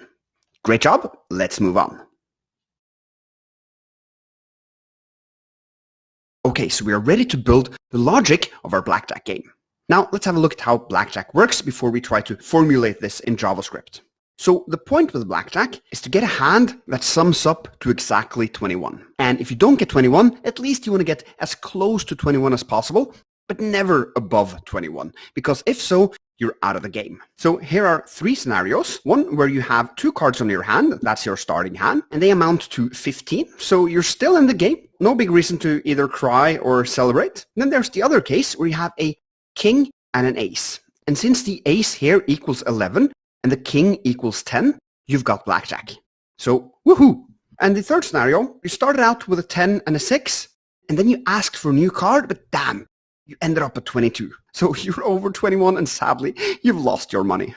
So now the question is, how do we translate these things into JavaScript?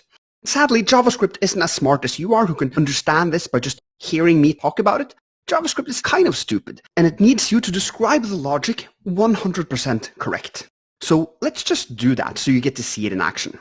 We start out with writing if, and then open and close parentheses, and then it's the sum of our cards that we're going to check. So we say if sum is less than 21, just like we were doing here. So this crocodile mouth is something you might recognize from your maths class at school. And it kind of makes sense because here on the right-hand side, you can see that's where the gap between the teeth of the alligator is the largest. Whereas at the left-hand side here, the gap between the teeth is the smallest. So small value here, large value here.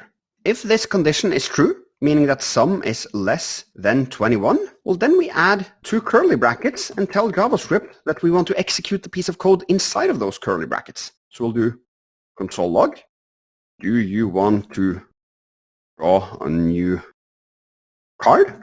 Since that's what you can do in this scenario, you are still in the game and you can draw another card if you want to. But there are cases where this isn't true and we need to account for those as well. We do that by writing else if and open and close parentheses. And here we write sum equal 21. This is else if sum equals 21. Then we want this code to be executed.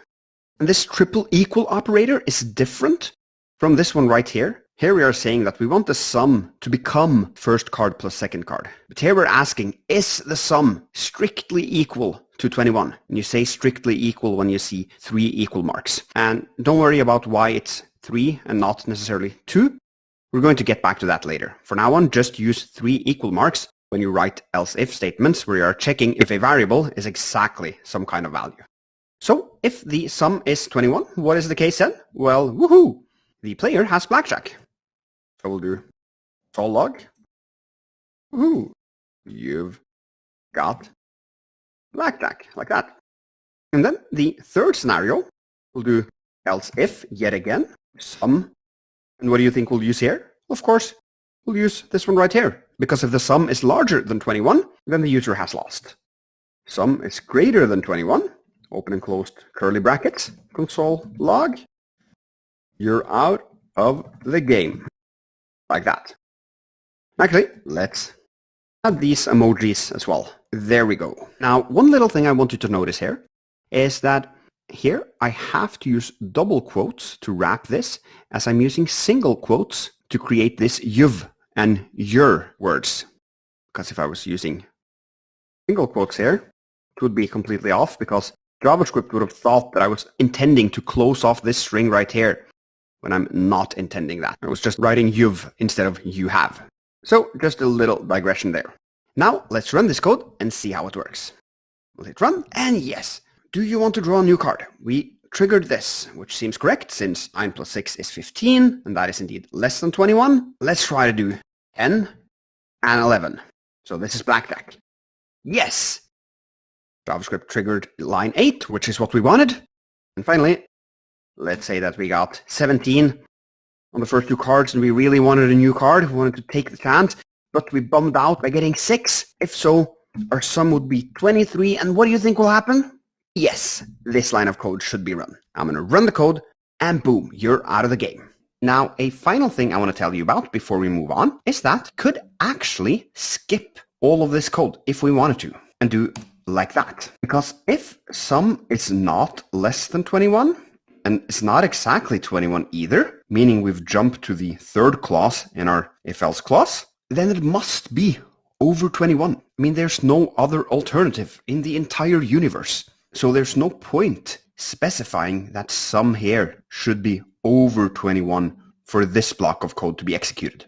Meaning we can just skip it. So that we have if sum is less than 21, execute this. If sum is exactly 21, execute that. And in all other cases, execute this. This will work, as you see, by running the code in the exact same way. Okay, now that you know that, let's move on.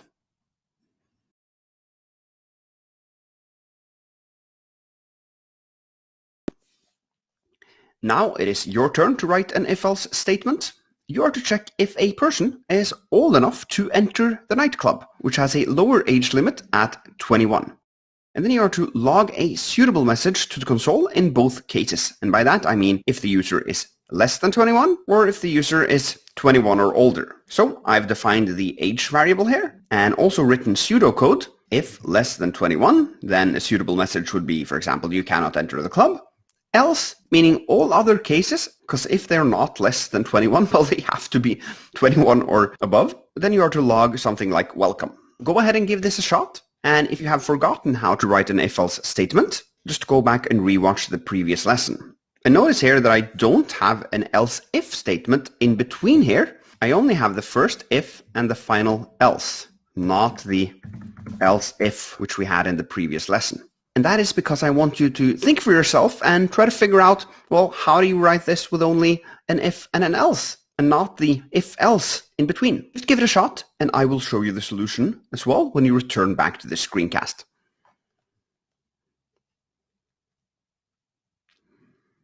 Okay, hopefully that went well. Let's do this. If less than 21, we have to do age is less. Remember this alligator mouth here. And 21, like that. This means the person is maximum 20 years old.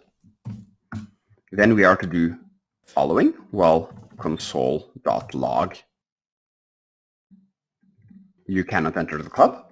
And then we simply do else, and then the open and close curly brackets. And here we can console log welcome. Running the code, we get welcome, that's correct. Trying to lower the age to 20, we get you cannot enter the club. Now, a final thing I want to point out is that you could also solve this by using another comparison operator, which is the less than or equal to. That means a slightly different thing though, because it checks that this value is less than or equal to 21.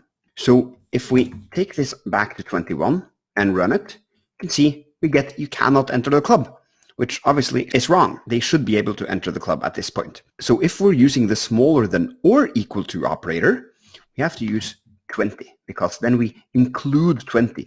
That is an upper range that is inclusive of that number. So now it works. Whether you prefer using less than or equal to or just the less than is up to you. You just need to keep in mind how that changes the entire expression. With that, let's move on. Let's practice if-else statements a bit more, because in Norway, we have this super cool tradition where when you reach 100 years old, you get a personal birthday card from the king. This is the king, King Harald V of Norway, and in this challenge, we are going to code the logic for this. So here it is in pseudocode. If less than 100, and here I'm talking about the age variable, of course, then you are to log something like not eligible to the console. Else if the age variable is exactly 100, you are to log something like, here is your birthday card from the king. And else, in all other cases, meaning they're over 100 years old, you get not eligible. You have already gotten one, because if they're 105 years old, they got their birthday card from the king 5 years ago. Okay, go ahead and give this one a shot, and then I will show you the solution afterwards as well. Okay, let's do this. If age is less than 100, we'll console log not eligible, and then we have to do the else if and specify the condition. Age is exactly 100, then we console log here is your birthday card from the king. And else, in all other cases, the person is over 100 years old, they have already gotten their card in a previous birthday, so not eligible. Let's run the code. Yes, 100, you are getting the card. At 45, you are not eligible. At 145, you are not eligible either. Finally, before you leave, let's take a closer look at this triple equals here, because it might seem like a little bit of an overkill to have 3 equal signs after each other. And that is a valid point. You could use 2 if we run the code. It still works with 145, and actually with 100 as well, it would still work. You are getting your birthday card. However, the thing with 2 equals, so-called double equals, is that it's a little less strict. So let's say that you by mistake passed in a string here as well, which has the same value of 100, but it's a string and not a number. If we run the code, you can see it still works. However, with the triple equals, running the code, then it doesn't work. Now it says not illegible, even though 100 is here as a number and 100 is here as a string. So double equals ignores the fact that this is a string and this is a number. Basically converts this into a number if it's a number on the left-hand side as well, so that this entire thing would be true. However, that's not what we want. We actually want to be strict in our code, which is why I would recommend you to only use triple equals. Ignore double equals. This forces you as a developer to be a bit more mindful about how you are checking your conditionals. You need to make sure that if you're starting out with a number up here, you're also comparing it with a number down in the conditional. But that's just good practice, being thoughtful as to what kind of data type you are using in your code. Just stick with triple equals and you'll be just fine. With that, let's move on. Okay, so now we're back at our blackjack game, and you might have noticed that we've lost the code that we previously had. Well, that's the point of Scrimba. You are going to write the code, not me. So, I want you to rewrite the conditional that I created previously, but with a slightly different take.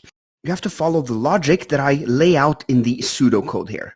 So you have to use in the first if clause the less than or equal to operator. So you have to set it to less than or equal to 20. And then in the else if clause, you can use the strictly equal to check if the sum is exactly 21. And finally, you are going to use the else clause and not an else if on the third conditional, which I did previously. So go ahead and do this. And if you can't do it or want to see my solution, just return back to the screencast and I will show you how to do it as well. Good luck.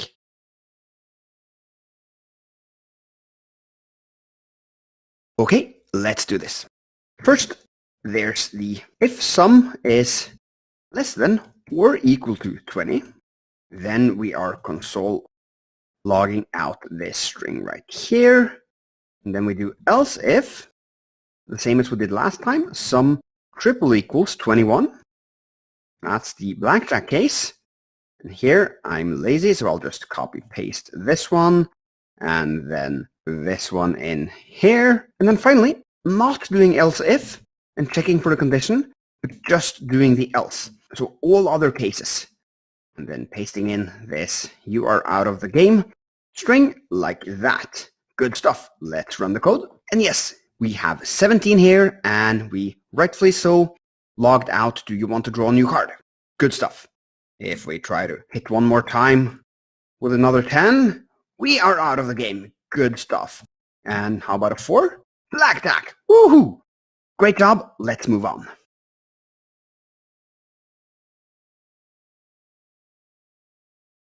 Okay, so our game is coming along really nicely here. However, there's a big problem. And that is, let's say that you are playing this game and you get blackjack. So you get a 10 and an ace. And boom, you've got blackjack.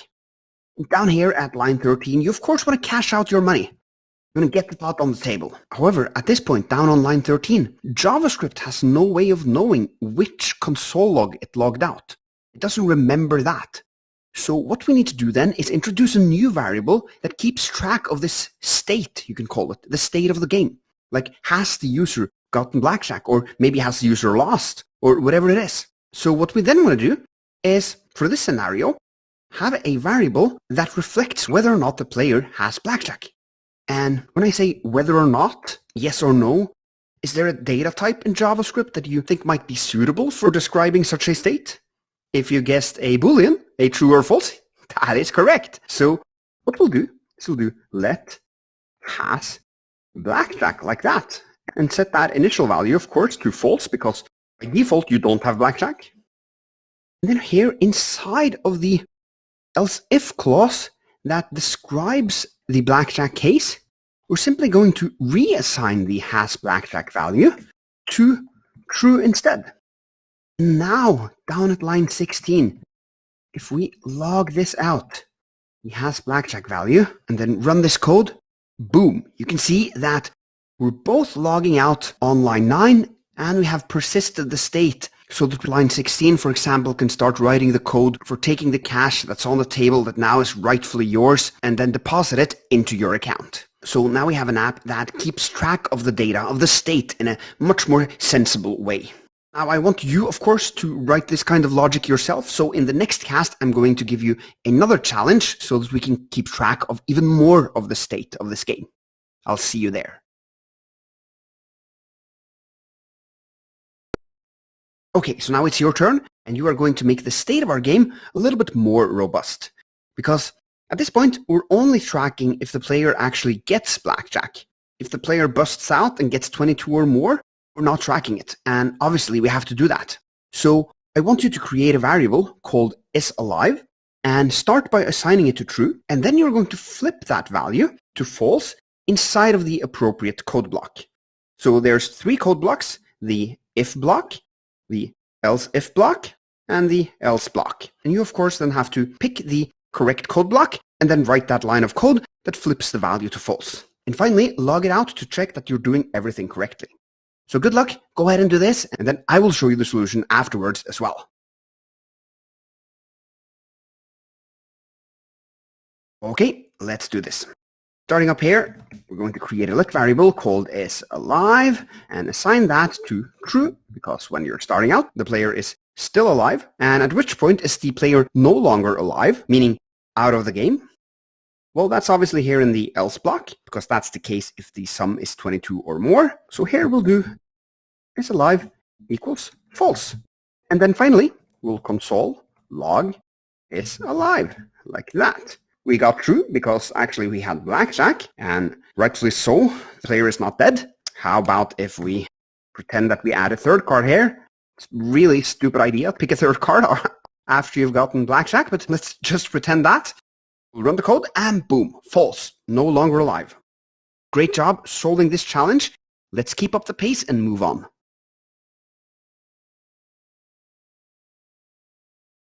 Now that you've learned about Booleans, let's take a look back at the conditional you wrote. Because one thing you probably didn't think too much about when you wrote your conditionals is that the expressions inside of the parentheses would be translated by JavaScript eventually into a Boolean.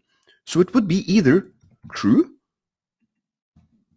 or false. That's always the case with expressions passed into conditionals. Because here we are comparing 2 numbers, and one of them are either larger than the other or they are 2 equal numbers. So the claim you come with has to be either true or false. Let's try to play this out using an example. For example, when you've gotten 2 cards, a 10 and an 11, meaning you have blackjack, in that case, sum will be 21.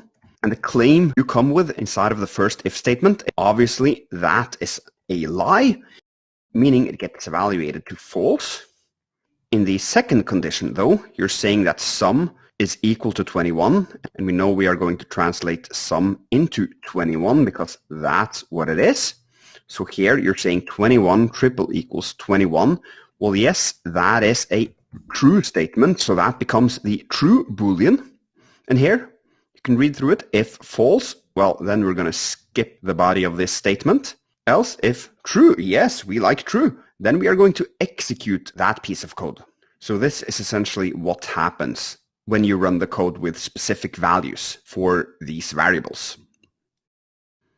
Rewinding it back, what I want to do now is stress test your comparison and Boolean skills. So I'm going to paste in a bunch of console logs here and then comment out our blackjack game. Now your job is to look at each of these expressions and predict whether true or false is logged to the console.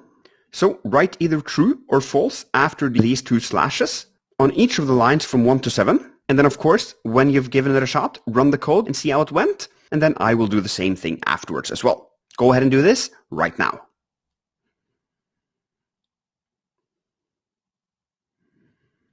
Okay, let's do this. First, 4 triple equals 3. Obviously, that's wrong. It's going to log out false. 5 is greater than 2. That is true.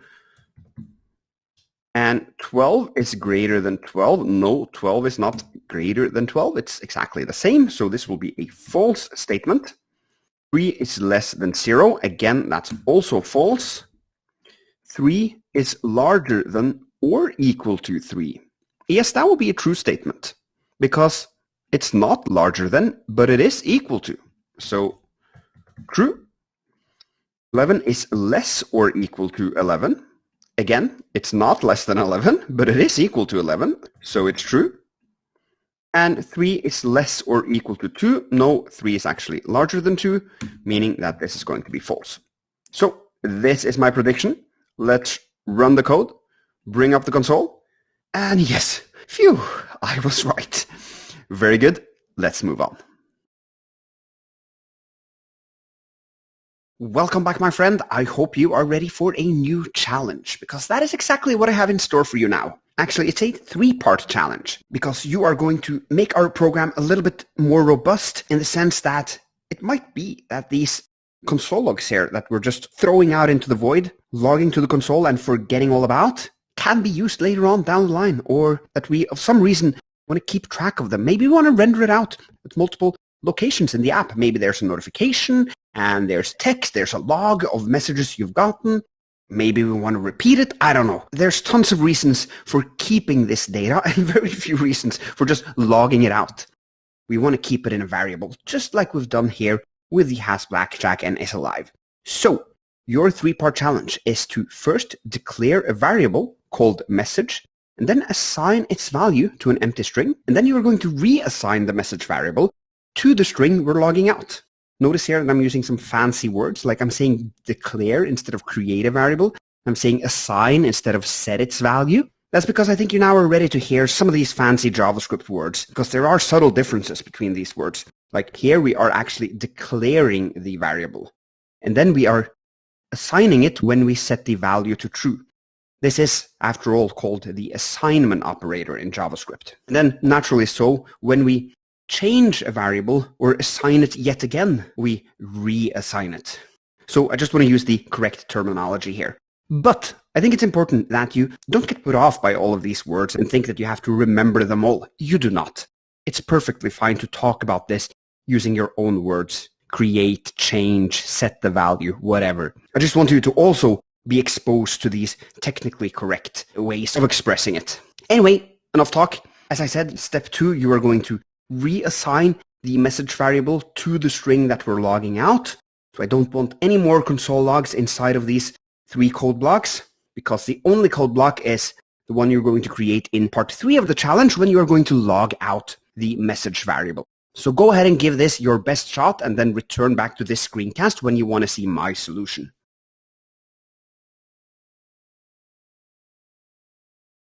Okay, hopefully that went well. If not, no worries. Let's do this together. First, we'll start by declaring this let variable. We'll call it message, and we'll set it to an empty string. Then on line 11, 13, and 16, we need to replace the console log with a message equals, like that, and also remove this close parentheses. We'll do the same thing here. Remove this one and the close parentheses, and then write message equals. Finally, here as well. And then we are ready to log it out down here at line 21. So I'll log out the message, run the code, and as you can see, we're logging you are out of the game. That is correct, because we had this really stupid move where we got blackjack, but we asked for a new card. So let's remove this, run the code. Yes, you have blackjack. But again, with, for example, 14, and yes, I can now draw a new card. So, great job reaching this far. Let's move on. Okay, now it's time to fix our biggest flaw in our blackjack game, which is that it has no user interface. If we want this to be a hugely successful online blackjack game, it has to use HTML and CSS so that users can play it via a browser. And I've actually set up the basics for you here. You can see an HTML file with a head and a body, and then inside of the body we have an H1 with the text blackjack, and also we are linking to the JavaScript file here on line 8. And as you can see, if we bring up the mini browser, this just renders out the H1 tag. So your job now is to link this HTML file to the CSS file. You can see I've created just one CSS rule in this file, and it will be applied, changing the color of the title when you manage to add a link to the CSS file here on line 5. So I almost every single time have to search on Google for how to link to CSS from HTML. I end up at something like this. So I want you to do the same thing. And one tip would be to find this W3 schools right here, as they often pop up on Google and contain the necessary information. So go ahead and figure this out on your own, and then I will show you the solution afterwards as well. Okay, hopefully you nailed that one. If not, no worries. Let's first check out Google. And then if we click into the W3 Schools site, you'll see the following. And it tells us that there are 3 ways to insert CSS: external, internal, and inline. And we are using an external CSS file, so we want to scroll down to external CSS.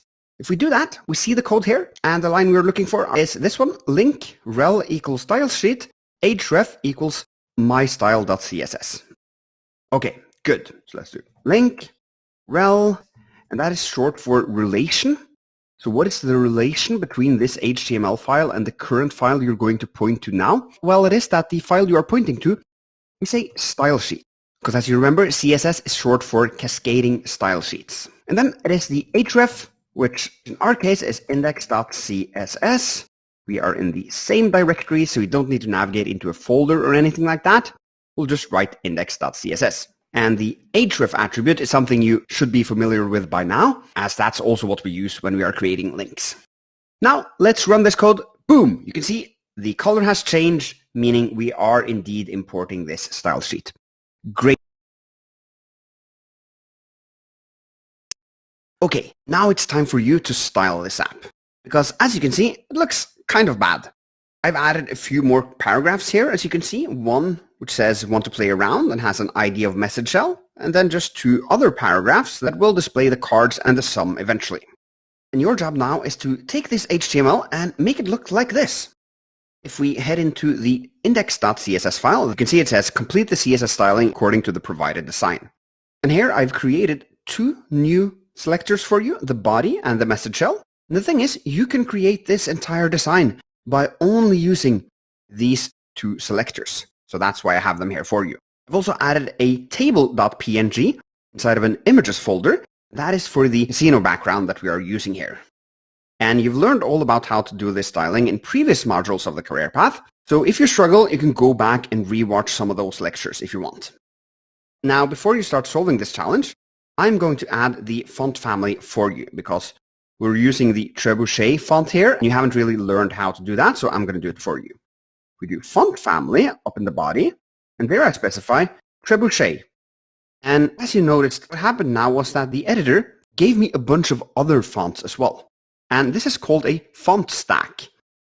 And the reason we use font stacks is because if your operating system doesn't have Trebuchet MS installed, well, then your browser can't show that font unless you've also imported it from Google Fonts, for example, or included it in your project, neither of which we have done right now. So if your operating system can't show Trebuchet MS, then we're telling it to look for Lucia Sans Unicode then. And if you don't have that either, well, look for Lucia Grande, and so on and so on. So it kind of ensures that at least we'll find a somewhat similar font. As it moves downwards in the stack, it'll at least find a sans serif font here, which is our final choice. But let's stop with fonts there. I don't want to get deeper into it. Now we have the Trebuchet font visible, and hopefully it's visible on your end as well, because Trebuchet is one of those fonts that are so-called web safe, meaning that almost all operating systems have them installed. So it's safe to use. Now I want you to take a look at this design and add whatever CSS you need to the body and the message shell so that you turn this boring page into what looks much more like a real blackjack game. So go ahead and do this right now.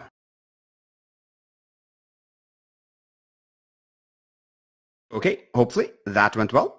I'm going to start with the background image. So I'm going to write background image, and then fetch this table.png here. I can do URL, open and close parentheses, then navigate into the images folder and grab a hold of the table.png, like that. Now you can see we have the nice background.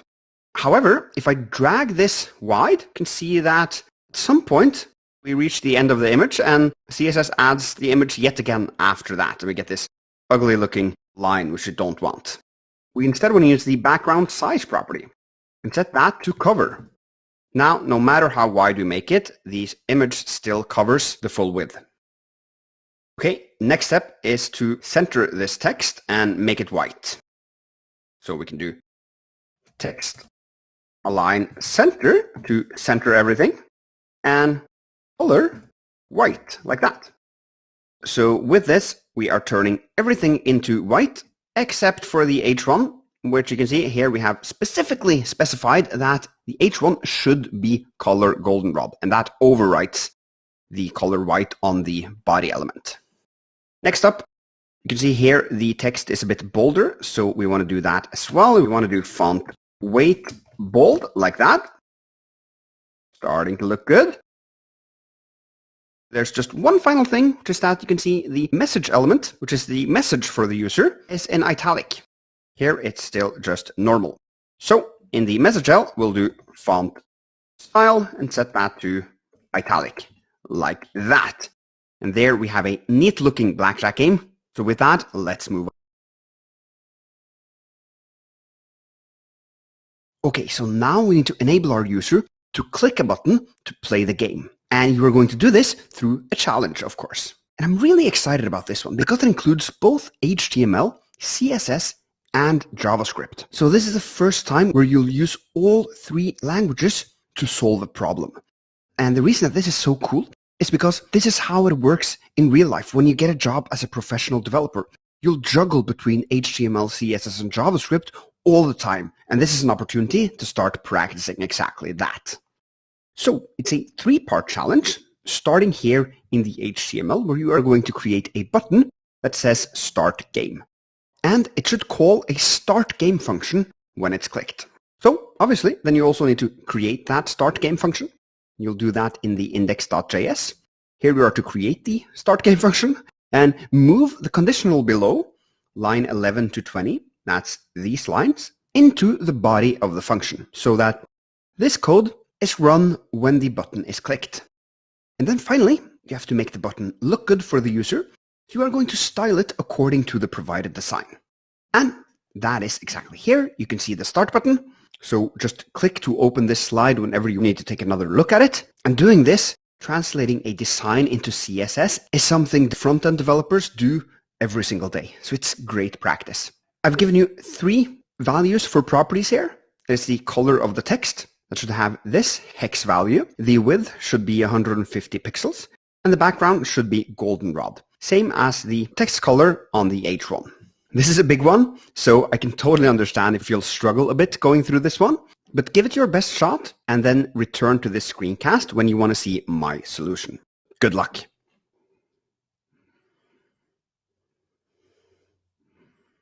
Okay, hopefully that went well. Now, let's do this.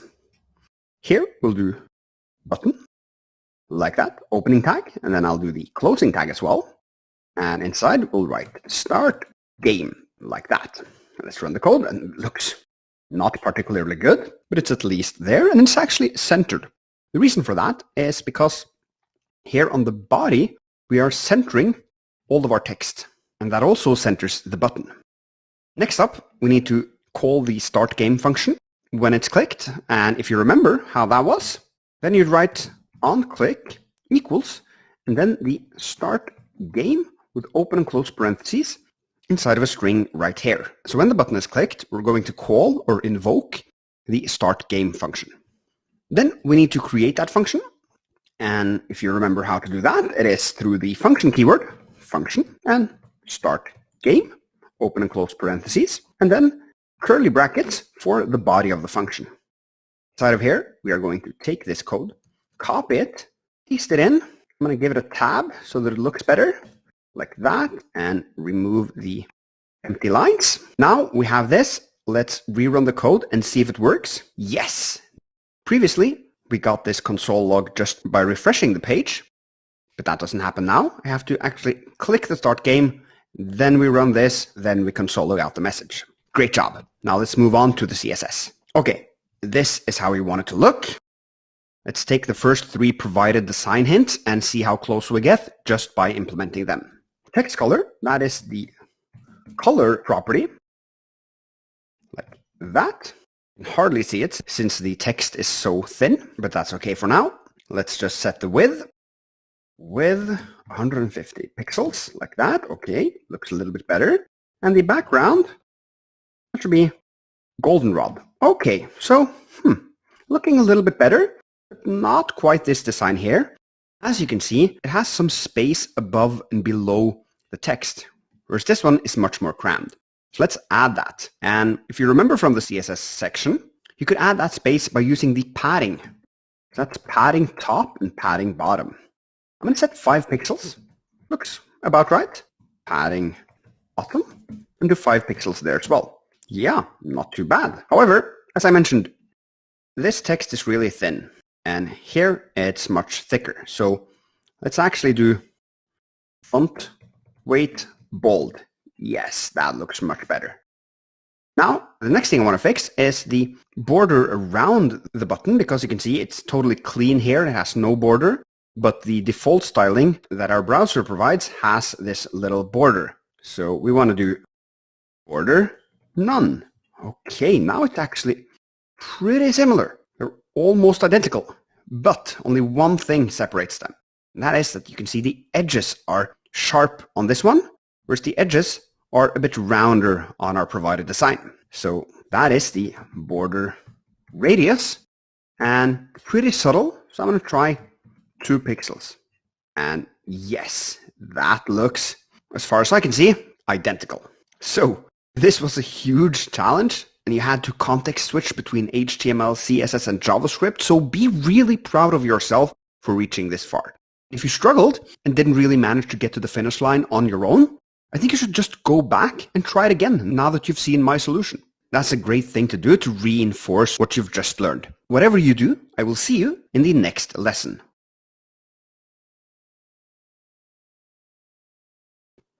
Okay, so now our player can click the Start Game button like this. However, we're only logging out the message. Obviously, we don't want to do that. We want to display that info on the page, along with, of course, information about the cards and the sum. But starting with the message, I want you to solve a 2-part challenge.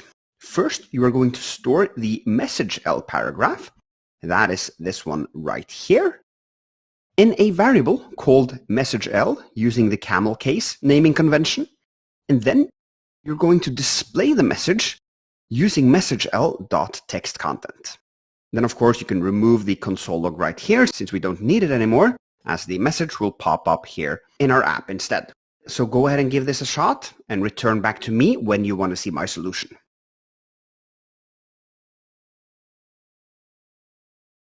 Okay, so the way to do this is, if you remember, first by creating a variable with let message L, and then using the document keyword dot get element by ID, passing in the ID, which we can see from the HTML, and just copy from there actually, and paste then in here.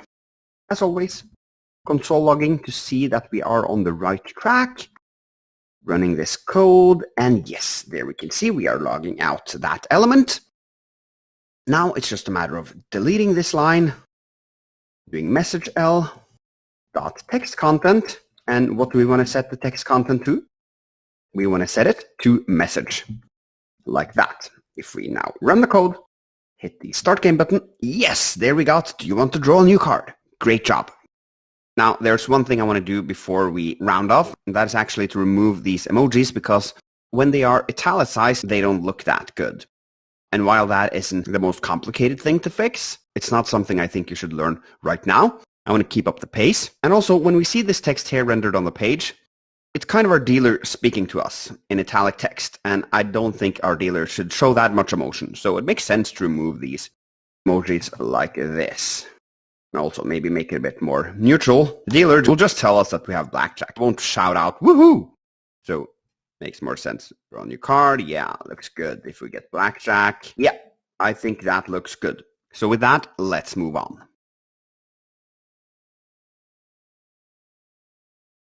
Okay, so let's make our game a little bit more useful, because now you can click the Start Game button, and indeed we get the message from the dealer, but we have no idea what our sum and our cards are. So we obviously need to render that out. And we're going to start with the sum.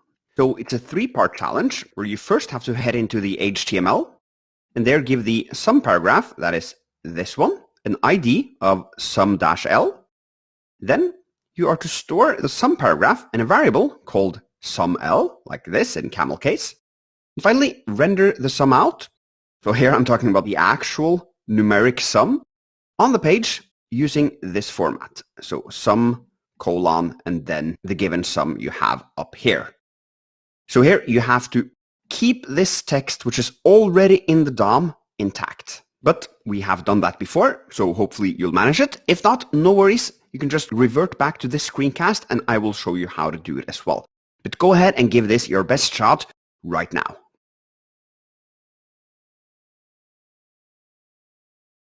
Okay, let's do this. First, we'll give this an ID of sum-l. Moving over to the JavaScript, we'll do let sum-l with the camel case this time, and do document.getElement by ID, open and close parentheses, and the quotes, passing in the ID that we just added to the HTML element, sum-l. Now, just to be certain, let's just console log the sum-l from the code. Yes, indeed, we are grabbing the element. And then we need to render out the string of sum and then the actual sum, which in this case is 14, from this variable up here into the element itself. And the way I'll do that is I'll use sum-l and then text content, which you should have seen a few times by now, and set that equal to not only the sum, because if we do that, let's rerun the code and start the game, then we simply just clear out the existing text, whereas we want to keep the sum there, and we can do that in multiple ways. But the way I'll do it is simply just write sum, colon, a space, and then plus here, so that we just reconstruct the default text as well in addition to the sum. I think this is a nice way of doing it. So if we run the code, start the game, yes, there we go. Now, before we move on, I want to teach you about another way of grabbing elements from the DOM. Because we've used getElementById a few times now, so I'm assuming you're comfortable with this technique and are ready to learn another one. And that is something called the query selector. And to learn that, let's comment out this one and copy it to a new line where we can change it. And here, instead of getElementById, we'll do query selector, like that. Since this is a more dynamic method, we have to be a bit more specific in the value we pass into it. So here we actually have to pass in a hashtag in front of the sum-l to tell the query selector that it's actually the element with the ID of sum-l that we're looking for. Because unlike the getElementById, we're not specifying that it's an ID in the method name. It's just called query selector, which is kind of a broader expression.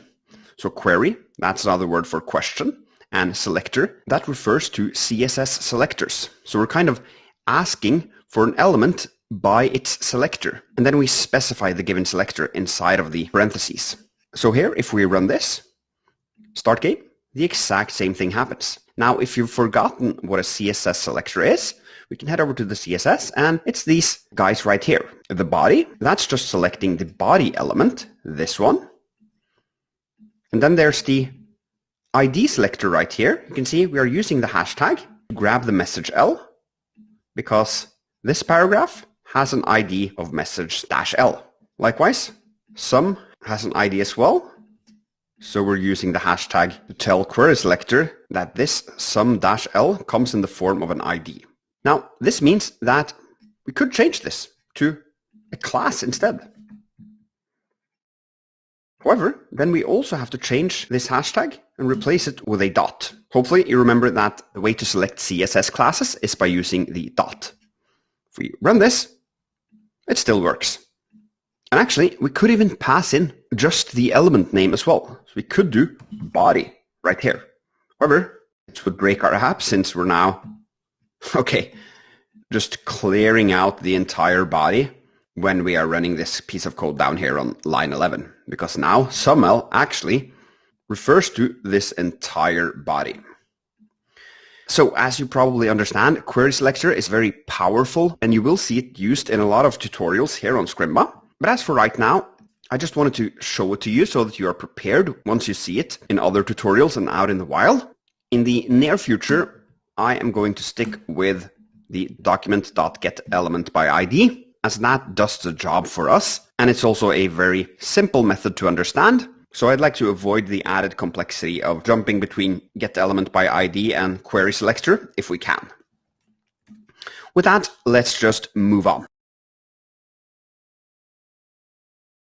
Okay, let's continue building that muscle memory of yours. You are going to do almost the exact same thing as you did with the sum, but this time with the cards. Because obviously, when you start the game, you can see your sum now, but you can't see your cards. That has to be fixed. So it's the same 3-part challenge, starting in the HTML, where you are to give the cards paragraph an ID of card cell. Then in the JavaScript, you are to store the cards paragraph in a variable called card cell with camel case, and then finally render it out in this format right here. So go ahead and do this right now, and then I will show you how I would do it when you revert back to the screencast as well.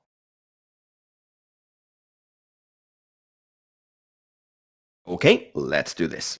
First, giving this an ID of card cell, then storing the card paragraph in a variable called also card cell. Let cards L in camel case this time, document.getElement by ID, passing in cards-L like that. Now I'm just going to jump straight to this line here and do cards_L.textContent equals, constructing the entire content of the paragraph this time. So we're clearing out the text that's already there and replacing it with a new cards colon.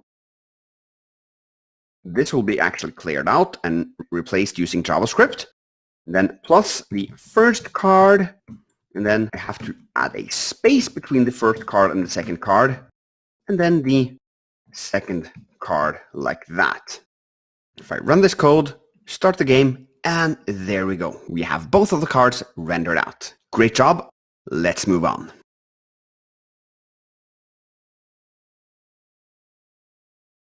So our game really starts taking shape now. We hit the start game button, and we get the message, the cards, and the sum. However, the critical part of Blackjack is the ability to draw a new card from the deck. So we need to start building that feature, and we are going to first begin with creating the new card button that you can see on the slide here. So in this 3-part challenge, you are going to first head into the HTML and create that new card button, and then make it run a new card function when it's clicked. And then in the JavaScript, you have to create that new card function. And for now, it should just log out drawing a new card from the deck. Then in the CSS, you need to make sure that when these two buttons are rendered out vertically like this, so above each other, you'll need to make sure that this small space between them is added, because it won't be added by default. Now, if you enlarge in this browser and make it wider, they will render out besides each other. But you are not to worry about that layout. So make sure that you keep this browser window a little bit narrow so that they are rendered out under each other. And then make sure that you get this little gap here. So this is again a very holistic challenge. You are to write JavaScript, HTML, and CSS just like it is out in the real world. So go ahead and give this your best shot right now.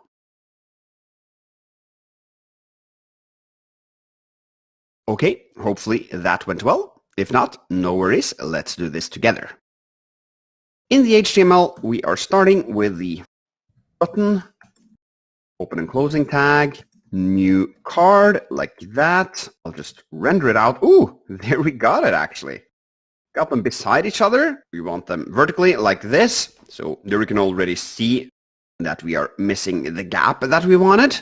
But that's the CSS part of the challenge. Let's continue on with the HTML and get that wrapped up. We'll do on click equals, and then run this new card function, which we haven't created yet, which we are going to create right now. Down here, function, new card, open and close parentheses, and then the curly brackets for the body of the function. Inside here, logging out this string we got provided in the comment, like that. I'll run this code, hit new card, and indeed we are logging it out. Now, final step is to add this gap right here. We need to head into the CSS, and there are multiple ways to do this. One way is to just say that we want any button to have a little bit of margin below them. So this is about 4 pixels. So we could do margin bottom, 4 pixels. Like that. There we see that our button works. Alternatively, let's say that we in some case end up with a situation where something comes too close to the button on the top side of it. Well, maybe we need some margin on top of it as well. But if I now add margin bottom and margin top of 4 pixels here, margin top 4 pixels, what you'll see is that the gap here became twice as wide because it has the top margin that pushes it down and also the start game button that uses its margin bottom to get the gap even larger. So what we then instead can do is take 2 pixels on each. Now we have something that looks very much like this. And we have created our buttons so that they always have some space below and above themselves. And I think that makes a lot of sense, as buttons usually want a little bit of space around them. With that, let's move on.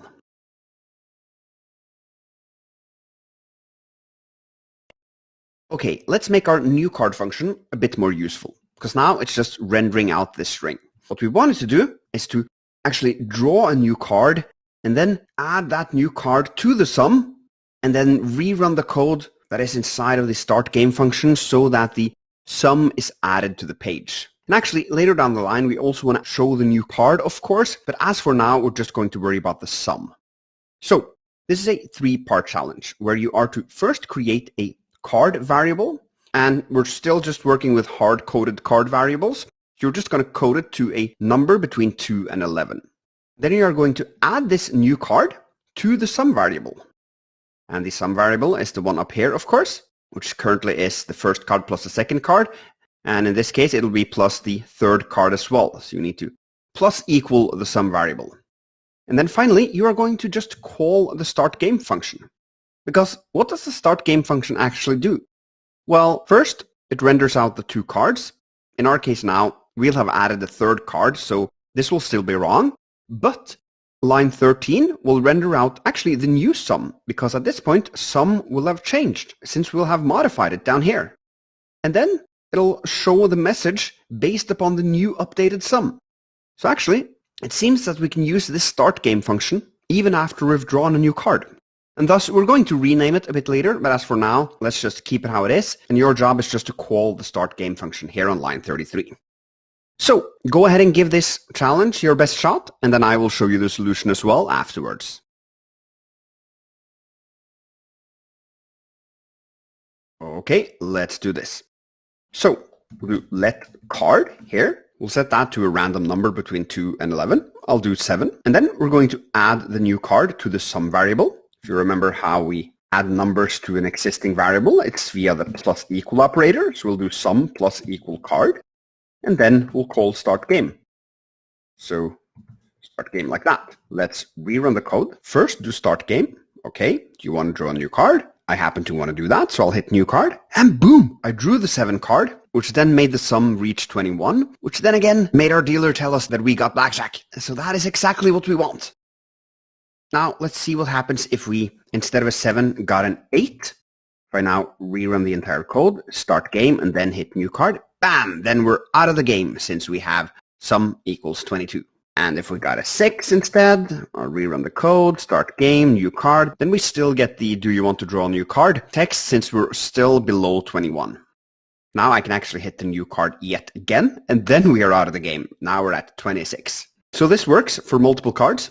Of course, it's only the sum that's reflected right now, not the cards, so we'll have to fix that in a bit. But for now, let's just move on and first fix this little problem that the start game function name doesn't really make sense anymore, since we're calling start game here at a point where the game has already started, so semantically it doesn't really add up. So let's move on to the next cast. So the problem now is that the start game function is triggered both when we hit the start game button, which makes a lot of sense, but also when we click the new card button, because even though the new card button triggers the new card function, which is this one right here, that function itself calls start game as well. And while this makes sense because we want to run this code, the fact that start game still is called start game doesn't really make sense. Because if another developer comes in here and looks at that code, he'll be like, why are we starting the game all over again when clicking a new card? That doesn't semantically add up. So what we want to do here is actually just change the name of the start game function, for example, to render game, because that's essentially what we're doing. We're rendering out the current state of the game. So we can do render game, just rename this one and this one to that. So far, so good. But then the problem becomes that we're actually calling start game here.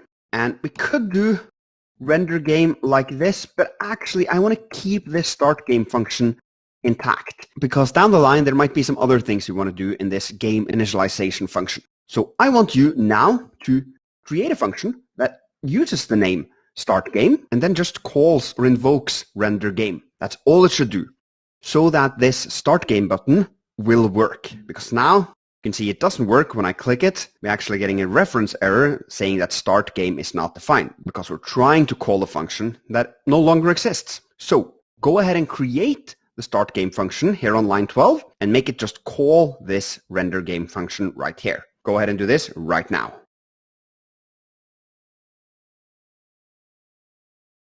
Okay, hopefully that went well. The way to do it is through function and then start game, open and close parentheses, open and close curly brackets, and inside here just call render game like that.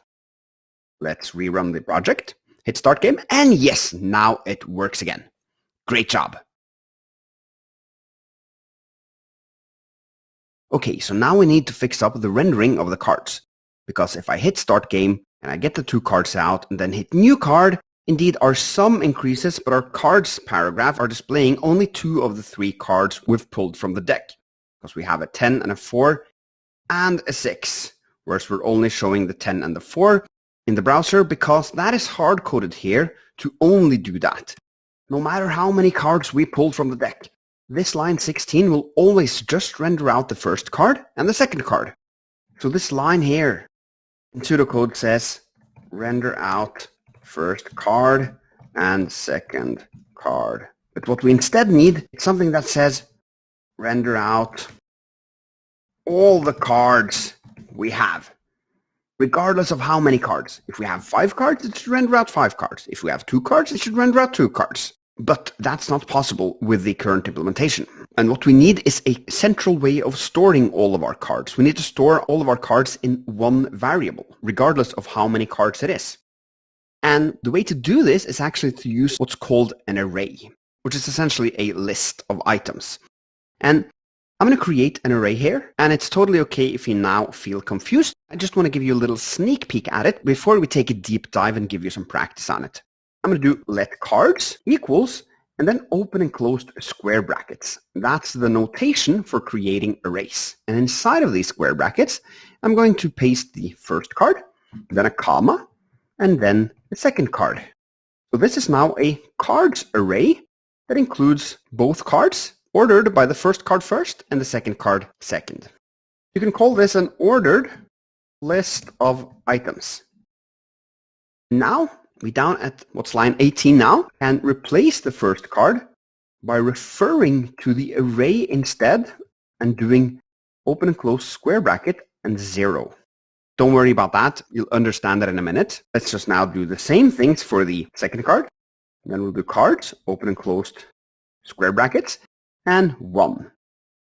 So this is referring to this one right here, and 1 is referring to this item right here. And that is because arrays are so-called zero indexed. They start at 0 and 1, and if we add a third card here, that would be index number 2.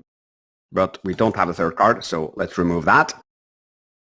Now, even though you might feel a little bit confused now, let's just run the code, hit the start game, and see, yes, that it still works. So this way of doing it was the exact same as what we had previously when you just hard-coded in first card and second card like this. Now this opens the possibility later down the line to render out all of our cards in a dynamic way inside of the cards element, regardless of how many cards we have inside of our cards array. So that was a lot of information. Now we're going to take a step back, work with arrays, get your hands dirty. So don't worry if you didn't quite understand this, as you will surely do that after the next few lessons.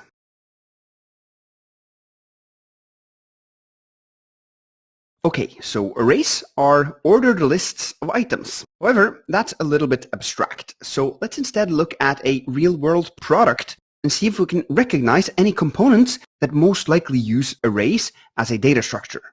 So here we have a LinkedIn profile. This is Justin. He's a previous Scrimba student. And looking at this, there's immediately multiple components that most likely use arrays to render stuff out. You can see here on the right-hand side, there are some promotions, actually 3 of them, and that's basically a list of items. And while their order might be a little bit random, they still have a specific order. Likewise with the people also viewed here. That's a list of 4 people. Let's also scroll a bit down. Here we can see even in the main section, there's this component that says featured. That's his featured posts.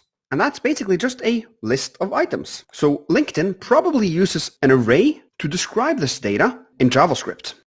So actually, let's just create that array.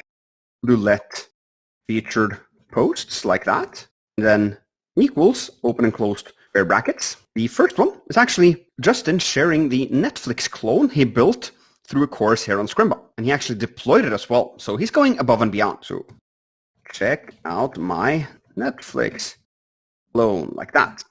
The second one is actually a link Justin has shared to source code he's pushed to GitHub, which is also a great thing to do if you want to attract employers.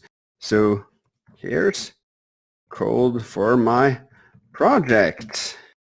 I'm simplifying, of course, the data here because there are multiple parts of this. There's an image, there's text, there's comments, and so forth. But as for now, we're just simplifying it into strings. The third item here is actually Justin sharing the portfolio he has built through a Scrimba course as well. So I've relaunched my portfolio like that. There we have an array with 3 items. Now this line is pretty long, so sometimes you'll see an array formatted like this, as it makes it easier to see that it is indeed 3 items. And a key thing to observe here is that we add commas after the items, but not after the final item. So only between items, basically. So going back to LinkedIn, there are tons of components here that's probably utilized as arrays. For example, the work experience, that's a list of previous jobs, or licenses and certifications, that's a list of licenses. You can see the front-end path right here. And skills and endorsements.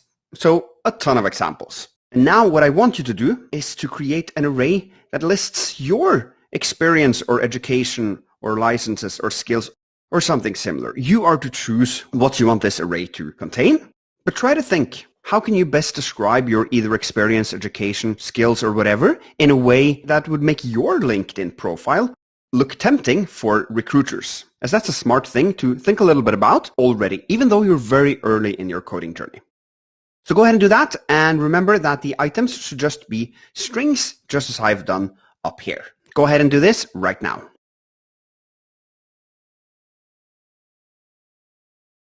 Okay, hopefully that went well. Now I'm going to do it as well. So I'll do let and then experience. That's what I want to create my array about, my work experience. And I'm currently the CEO at Scrimba.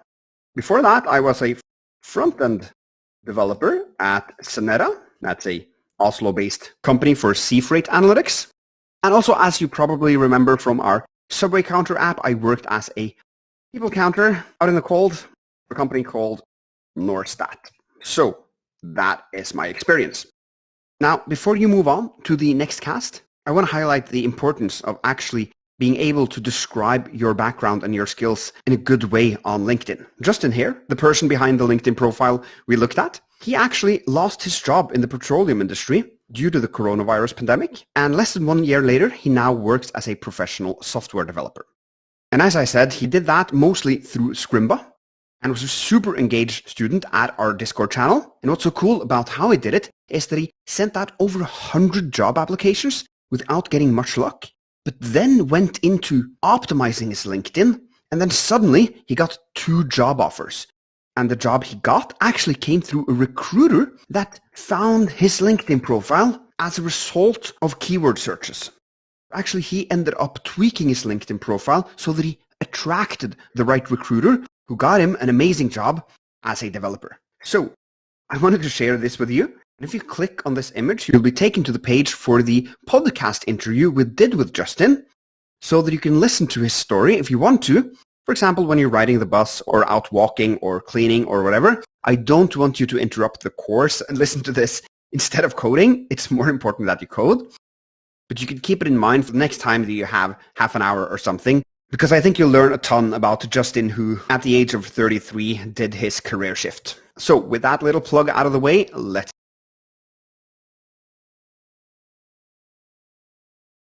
An important thing to know about arrays is that they are so-called zero-indexed. And that means that you want to grab the first item of the array. You do it through using the zero index, not the first index. And let me show you what that means in practice. Featured posts, that's our array. And I want to grab the first item, the check out my Netflix clone.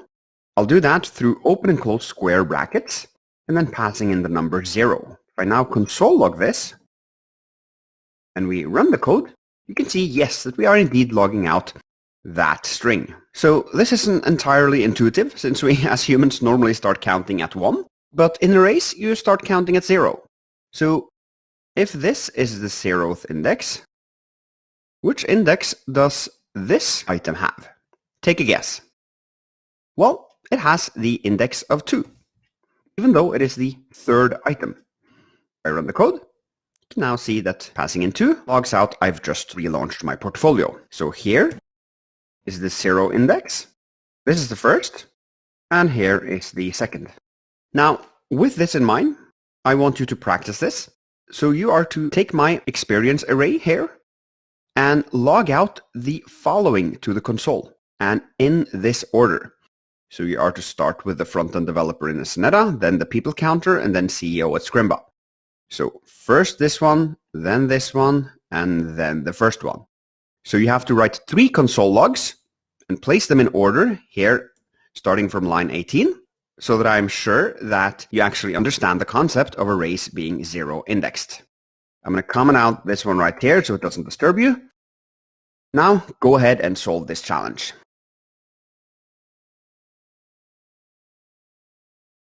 Okay, hopefully that went well. Let's do this together. We're going to do console log. I want the front-end developer at Soneta. That is not the first, but the second item. And in terms of indexes, it's the 0th and then the first index. So then I need to do experience 1. Okay, I'm going to copy this one, paste it in again. Now I'm going to log out the third item, which is the second index. So that is experience 2. And finally, I'm going to log out this item right here. That has the index of 0. If I run this code, you can see in the console that we are indeed logging out the items in this order.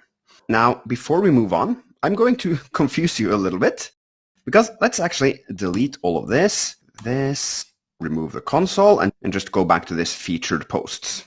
If I now do featured posts dot length, and then console.log this out, which number do you think we'll see printed to the console? Take a guess. Well, the answer is 3. And that might be a little bit confusing because I've just taught you that arrays are zero indexed. So the first is 0, the second is 1, the third is 2. So it would be natural to believe that the dot length property of this featured post is 2 because the final index is 2. But whereas indexes are zero indexed, the length is not zero indexed. We count the length of an array in just the same way you would count anything in life, which is starting at the number 1. So that also means that the length property of an array is always 1 larger than the final index. So this is one of those things that are a little bit unintuitive and confusing when learning JavaScript, and you probably will mix it up a couple of times. That's not a problem. Just trust me when I say that eventually this will become second nature for you. So let's move on.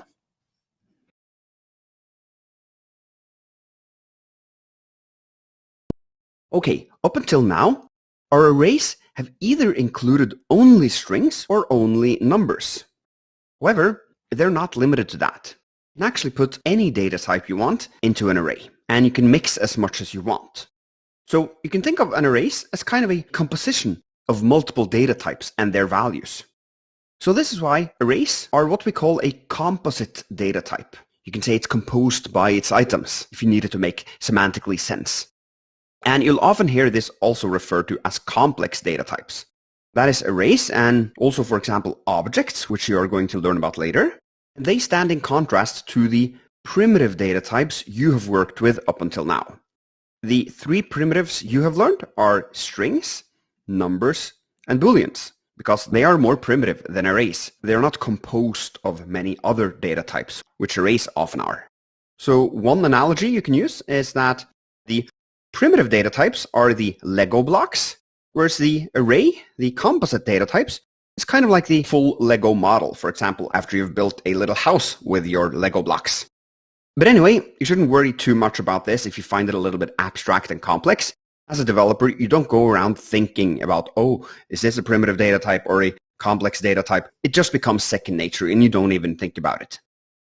So you shouldn't be put off by this, even though it's a little bit theoretical. Instead, I think you should just practice. Now I want you to create an array that describes yourself and use all the three primitive data types that you've learned so far. So it should contain your name, which is a string, your age, which is a number, and whether or not you like pizza, which should be a boolean. So go ahead and do this right now.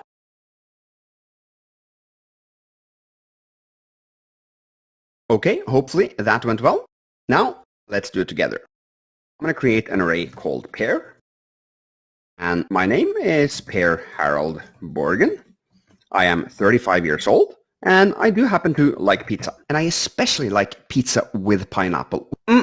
It's the best. Though I know that a lot of you don't agree with me, so let's not get into a discussion about that. Let's just move on with the course. One of the most common operations you'll perform on arrays is adding items to the end of it. That's, for example, what you want to do in our blackjack game, where you start with 2 cards and then you want to draw a new card. That'll naturally then be put at the end of the array, for example, 6. However, the way to do that is not through actually changing it directly, which I did now. You use a method, which is called push, which allows you to, well, push things into the array. So you do cards, dot, push, and then open and close parentheses. And inside of these parentheses, you place whatever you want to push. So for example, 6. If we now console log the cards underneath our push operation, you can see we have added 6 to the array. So this here is actually called a method, which is just a fancy way of saying a function on an object. And you haven't really learned about objects yet, so don't worry about if you think this sounds a little bit abstract. But this operation here is pretty similar as the console.log, then passing in, for example, hello. Don't you think? We have the first object, cards or console. Then we have the methods, which is either log or push. Then we have whatever we pass into these methods when we call them. So this here, cards push, is conceptually very similar to what you've been doing all along. Let's now make sure that you build muscle memory on this by solving a challenge. So I want you to imagine that you are building a chat application. For example, the one I showed you here on LinkedIn, and the data structure we'll use is of course arrays, and we'll pretend that each of these messages is an item in the array. So when someone types in a new message and sends it, well, you want to push that new message to the array. So here you are to push the new message variable, that's this one down here, into the messages array. That's this one here. And then you are to log out the array to just verify that you actually succeeded in pushing the item. Go ahead and do that right now, and then I will show you the solution afterwards as well.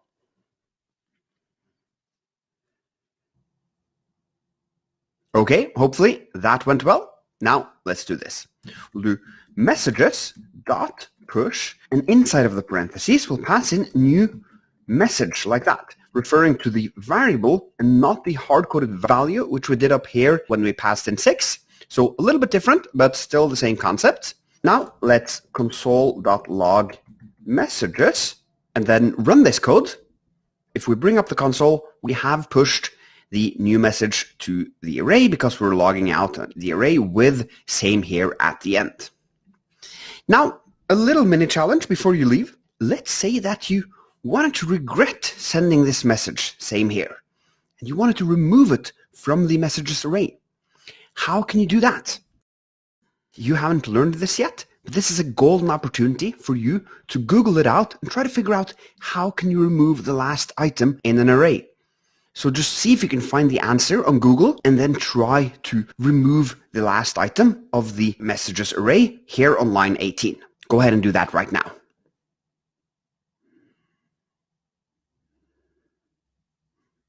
Okay, maybe that worked, maybe not. If not, no worries at all. This is just a bonus. What you do is do messages dot pop and then open and close parentheses. Now, if we log the messages again and then run the code, open up the console, you can see we are logging two versions of this array. One from line 15, where the same hair string is included as the last item, and once again from line 19, where the array is back to how it originally was, like this. So pop is kind of the opposite of push and not as commonly used, but I just wanted to give you a sneak peek at it, as you might come across it here and there in your development journey. With that, let's move on. Okay, now it's time for some repetition. You are going to do the exact same thing as I did before we had our little arrays deep dive. So you're first going to create a new array, cards, that contain the first card and the second card. And then in the render game, you are going to change line 18 so that it refers to the cards array when rendering them out. So not referring to first card and second card this way, but doing it via our freshly created cards array. So go ahead and do this right now.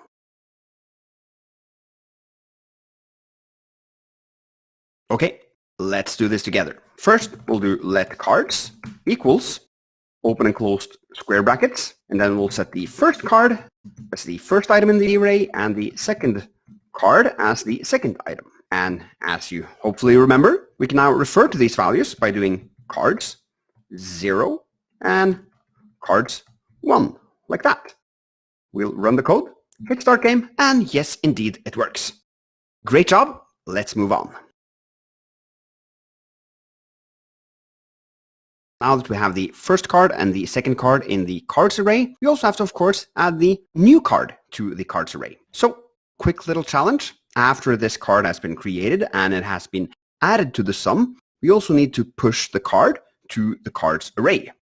So, go ahead and do this right now.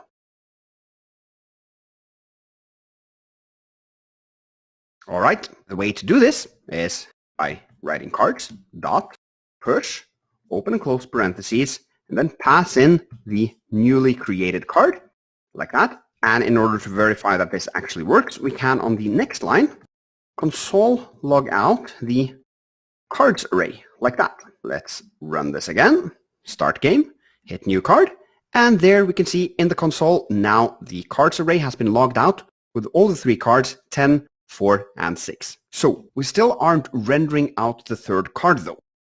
And to achieve that, you have to learn how to count in JavaScript. Or strictly speaking, you have to learn how to write for loops. So over the next few casts, we are going to take a deep dive into for loops and then later return back to the blackjack game so that we can fix it up. Let's move on.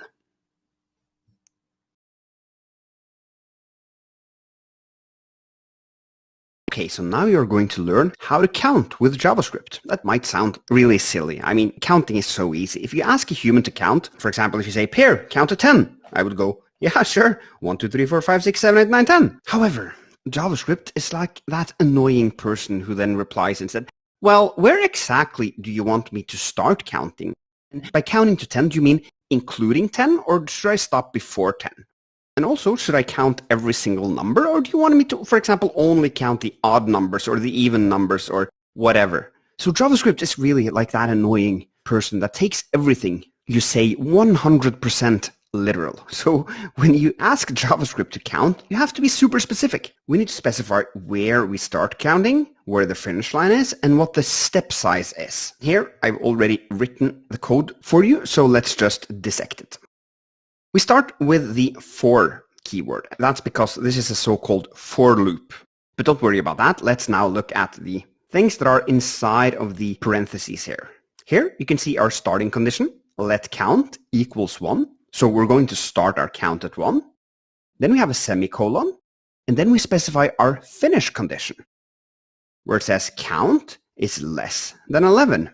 So we want count to always be less than 11. So maximum 10, in other words. We're never going to count over this number. And finally, the step size is that for each counting, you're going to increment with 1. So count plus equals 1. Now, these three conditions together describe to JavaScript how many times we want to run the code inside of the curly brackets, and what the value of count will be at every single iteration. So here we are going to run this code 10 times, and the variable count will change its value in every single iteration, starting at 1 and going up to 10, jumping one number at a time. So we will count to 10. Let's run this code. And there you can see in the console, we get the numbers from 1 and up to 10. If we now change this here to 2, what do you think will happen? Well, then we get 1, 3, 5, 7, 9. Because we still start at 1, we're going to end before 11, so maximum 10, and we're going to jump with 2. So in the first iteration, count equals to 1. It's what we said we wanted to start with. But then in the second iteration, we've told JavaScript that we want to increase by 2 every single time. So then it's 3, and then it's 5, and then it's 7, and then it's 9. And then at the last iteration, it's like, okay, now I'm going to be 11. But that doesn't work. That violates our finish condition here. So JavaScript stops the loop before that happens, and then continues on with whatever it has to do underneath the loop. So let's take this back to 1.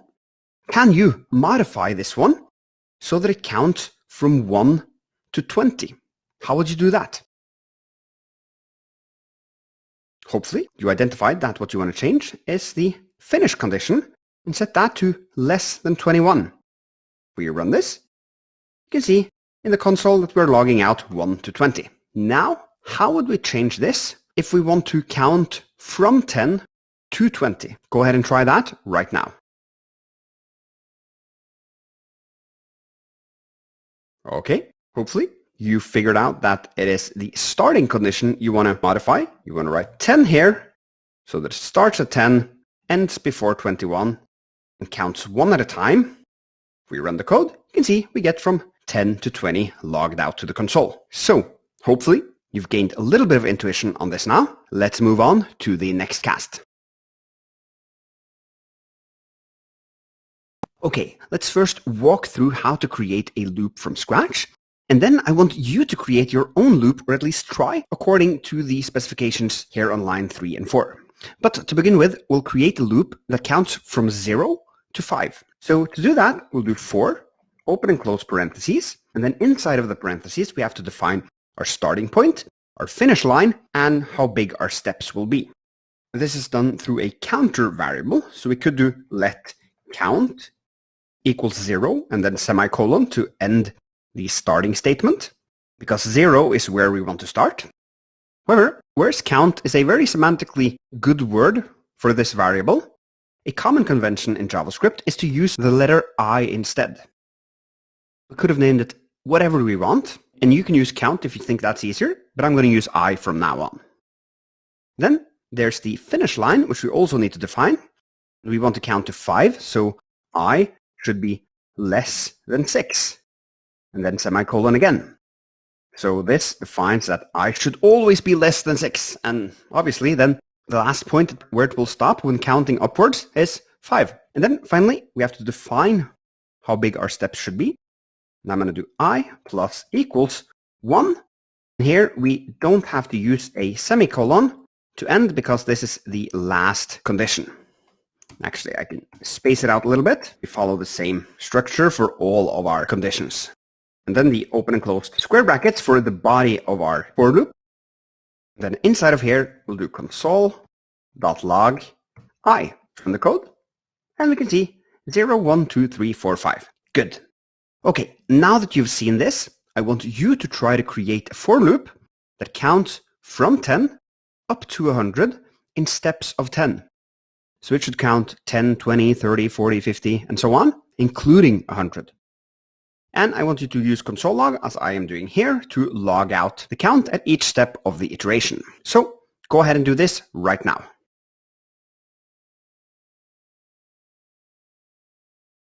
Okay, hopefully that went well. If not, no worries. Let's do this together. We'll do for let, and here you might wonder if, well, we've already used the I variable. Can we reuse it down here? And the answer is yes. I is only defined inside of the curly brackets of the for loop when you do it like this. So outside of it, for example, down here at line 8, JavaScript won't remember this I variable. So whatever you've configured it to mean up here inside of the curly brackets doesn't affect whatever you set I to down here. So we can do let I again equals 10. That's where we want to start. I should be this time less than not 100, because then it'll stop at 99. It needs to be less than 101. And finally, I should not be plus equals 1. Well, it should be plus equals 10, because at each step in the iteration, you want to increase I with 10. Console log I. I'm going to comment this one out, run the code, and there we see 10, 20, 30, 40, 50, and so on, all the way up to 100. So, great job.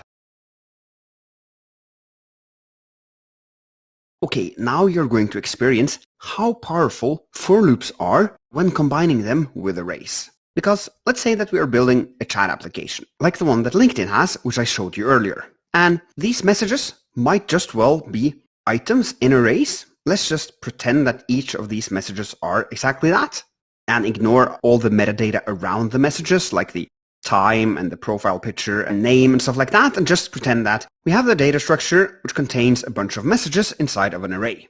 Basically, just what we have here, the exact same array we've worked with earlier as well.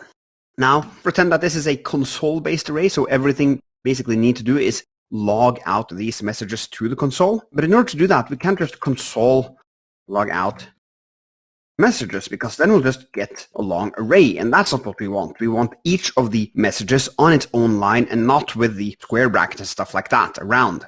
So the hard way to do this is by doing like this. Messages 1, messages 2, messages 3. Like to take the index from 0 to 3 and log all of them out.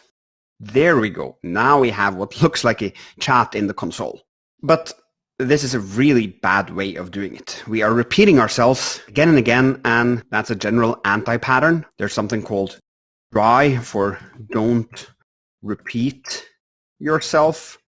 So don't write more code than you need to, and especially not if you're just repeating the same code. And also, this doesn't scale, because if I add now at the end of the array and run the code, I'm not logging out the last one. I have to manually update my code. So what we instead want to do is combine this array with a for loop. Now let's comment out this and write for let I equals 0, semicolon. And then we want I to stop before it reaches 5. And then we want I to increment by 1 at every single iteration. Now inside of this for loop, we log the value of I. See in the console that we get from 0 to 4.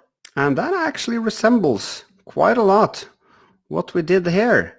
However, we've even added the index of the latest item as well. So how about we, instead of just logging out I, simply do messages, open square brackets, close square brackets, use the I as the index, and then run the code, and boom, there we go. We have all of the items logged out in order, one after another. Brilliant. However, there's still a little problem here, that if I add yet another message here, maybe an emoji, and I run the code, the emoji isn't logged to the console. Then I have to change this to 6 again. So it's still not fully like dynamic. However, I have a trick, because how can I get a hold of the number 6 in a dynamic way?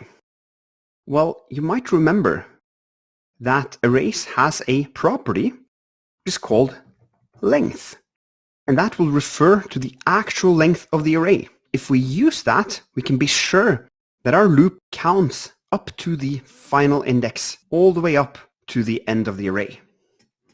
If we now run the code, yes, there we have all of our messages, regardless of how long the messages array is. So this was a lot of typing from my end though. So let's move on to a challenge so that you get to practice this as well.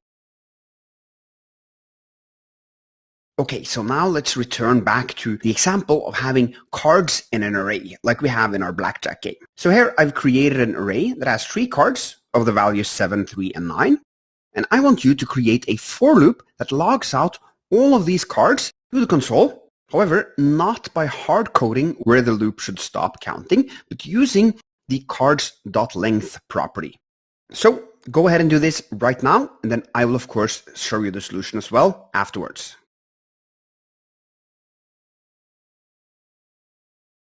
Okay, hopefully this went well. Let's do it. We'll do for, open and close parentheses, and then let I equal 0, because we're going to start at the 0th index. I should be less than cards dot, and I should be increased with 1 at every step in the iteration. Now, here, for this last condition, I actually want to show you another trick, because what you can do here is actually do I++. That'll do the exact same thing as this. It's just syntactical sugar that JavaScript provides us with to make our code a little bit neater. So I++ increments I with 1. So now we can do console log cards, then passing in the I, run the code, and there we can see 7, 3, and 9 printed to the console. Great job. Okay, this is so cool because now you are going to combine what you've learned about arrays and for loops with what you know about manipulating the DOM. So we're going to pull the strings together and have you render out this sentence inside of this greeting L. So you can see we have in our HTML just an empty paragraph which has the ID of greeting L. We have fetched that element from the HTML and stored it in this greeting L variable. And your job is to render the sentence, that is the array here. So you are to render all of these items inside of the array in the greeting L paragraph. And the way to do that is to use a for loop to loop through it and render each of them into the greeting L using .textContent. So a lot of stuff you have to keep track of here, but give it your best shot, and then I of course will show you the solution when you return back to this screencast. Okay, hopefully that went well. Now let's do this. We'll do for let I equals 0 because we want to start at the 0th index in our array. We'll do I is less than sentence.length. And then we do I++ because we want to increment 1 time. Here we need to grab a hold of the greeting L and then do text content. And here you might have been tempted to do equal sentence, open and close square brackets, and passing in the index. That will just end up with rendering pair because first it renders hello, and then it clears out all of the text content and renders the second word, but then for every single time in this loop, it clears out all the text content, and we end up with just the result after the last iteration.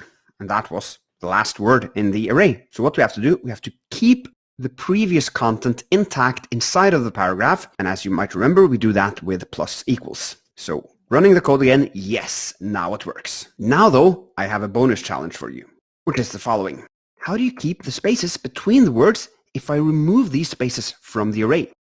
That is, if I do like this, like this, like this, and like this, and we render it out, you can say, we have no more spaces. It looks like one long weird word. How can we, on this line 7, modify it so that we get spaces between the words? Go ahead and try that.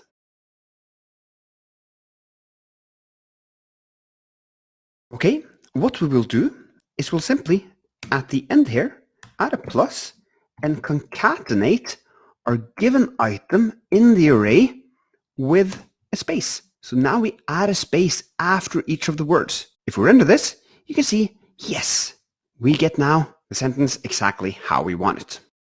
Great job. Let's move on.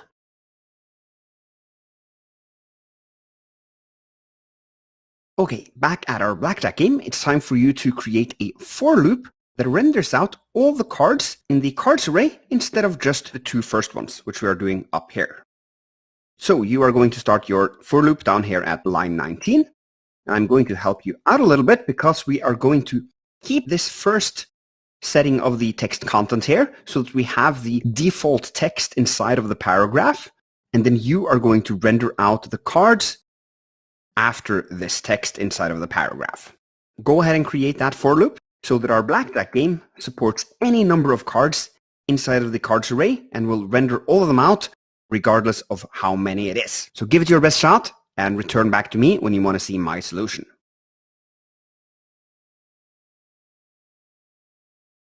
Okay, hopefully that went well. If not, no worries, we'll do it together. We'll start with for and then open and close parentheses, of course. Inside of the parentheses, we need to define that we want to start our incrementer at 0 and we want to stop it before it reaches the length of the cards array. How do we do that? Well, by I is less than cards.length. And then a semicolon. And we want to increment I at every iteration. The body of the for loop with curly brackets. Here we are going to plus equal onto this paragraph. So we'll do cards L.text content plus equals.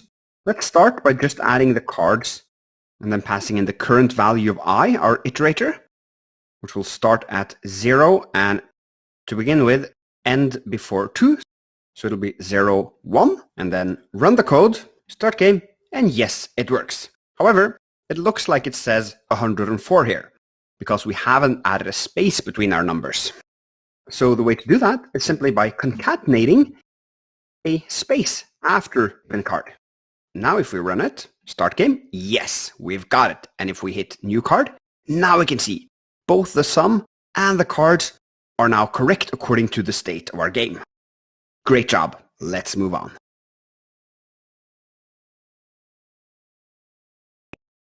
Okay, so our blackjack game is actually turning out pretty good now. You can start the game, you can hit a new card, 20, I can even hit yet another card, boom, I'm out of the game. It's almost fun to play, though you'll get pretty tired of it as you play it multiple times since you every single time get the exact same cards. So not exactly an exciting blackjack game. And of course that is because we have hard-coded the variables for our first card and second card here, and also hard-coded the value for our third and fourth and every preceding card here on line 40. So we'll always get 10, 4, 6, 6, 6, 6, 6, 6, and so forth. So what we need to do is instead create a function, getRandomCard, that returns a random number. So that we, instead of hard-coding the number 10 up here on line 1, we can do getRandomCard and call that function. This function will then return a random card that the first card variable will be set to. And we can do the same with the second card. And also down here in the new card function, we can do getRandomCard there as well. This way we'd get a functional blackjack game. However, there's a few things you haven't learned yet, which you need to learn in order to create this getRandomCard function. So let's rewind a little bit here, get back to the hard-coded numbers. And over the next few casts, you're going to learn how to return values in functions and also how to generate random numbers inside of a function. So let's go ahead and do exactly that. Okay, let's return back to our racing game example in order to learn about returning values in functions. So here we have two players who've raced through the game, and player 1 got the time 102 and player 2 got the time 107. And our job is to create a function that returns the fastest race time. So in order to do that, we first have to do function. And I'm going to call this getFastestRaceTime. Quite a long word, but at least it's descriptive.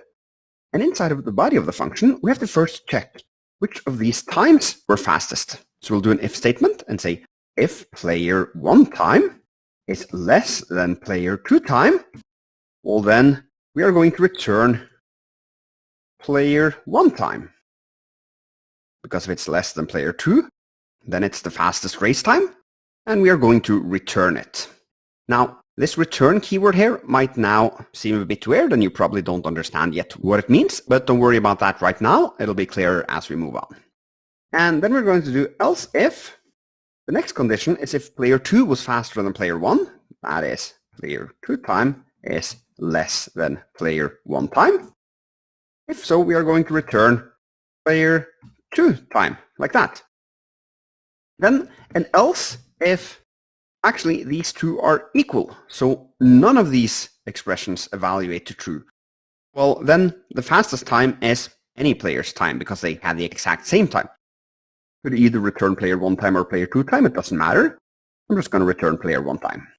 Okay, now what we can do is we can do let fastest race. I'm going to call this variable that.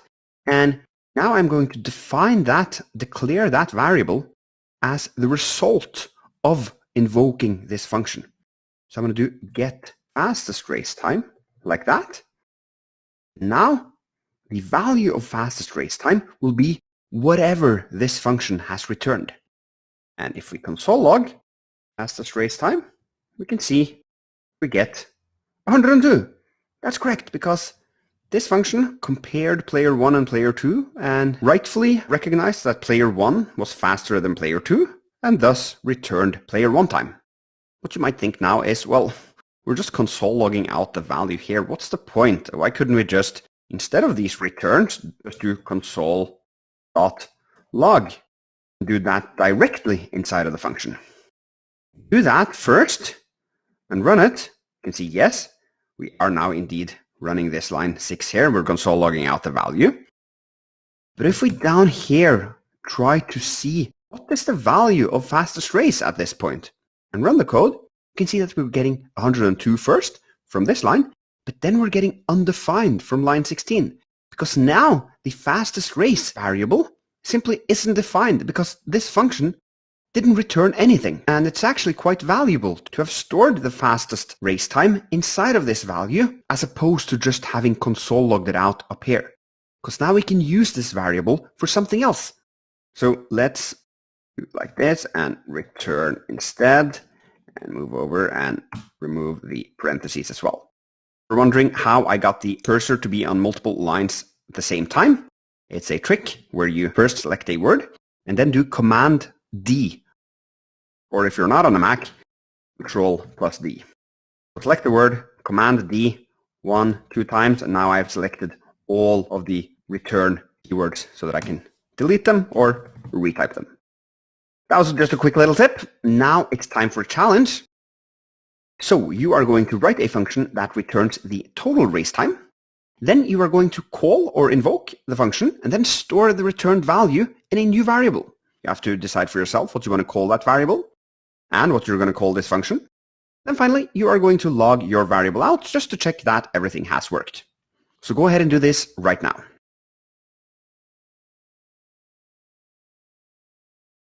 Okay, hopefully this went well. Let's do this. I'll do function get total race time. And the way to do that is simply to return player 1 time plus player 2 time. Then we can create a new variable called let total time equals get total race time. Now we can console log total time, doing like that, running the code, and indeed we get 209 in the console, which sounds just about right. So great job, let's move on.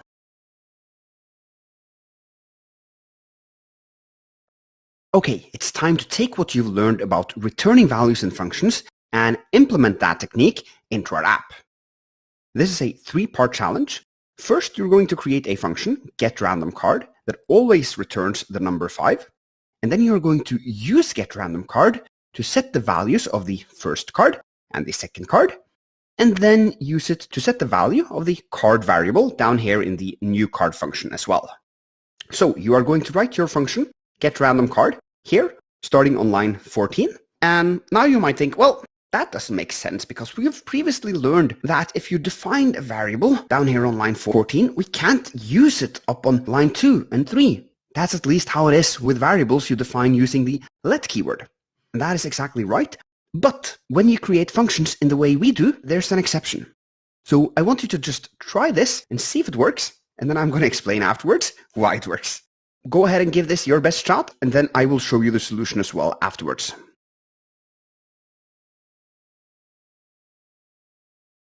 Okay, hopefully that went well. Now let's do this. We'll do function get random card like that. Then inside of the body of the function, we'll simply return 5. We need to use this up here at line 2, get random card, and on line 3, get random card. So what's happening here is that we're calling this function. It will return 5, and thus second card and first card will be initialized with the value 5. As will our card down here. If we do get random card and call it, these two really important, otherwise it won't work. But with them, card will now have the value 5. So let's run our blackjack game. Start the game. Ooh, we got 2 5s. Ah, yet another 5. What's the chance? Obviously, it is 100% at the moment, but that doesn't matter because we now have the setup for inside of this function, writing the logic for getting an actual random card back. So that's great. Finally, I promised to talk a little bit about the fact that we're creating the function down here on line 14 and then using it up on line 2. That seems to go against what we learned about variables early on.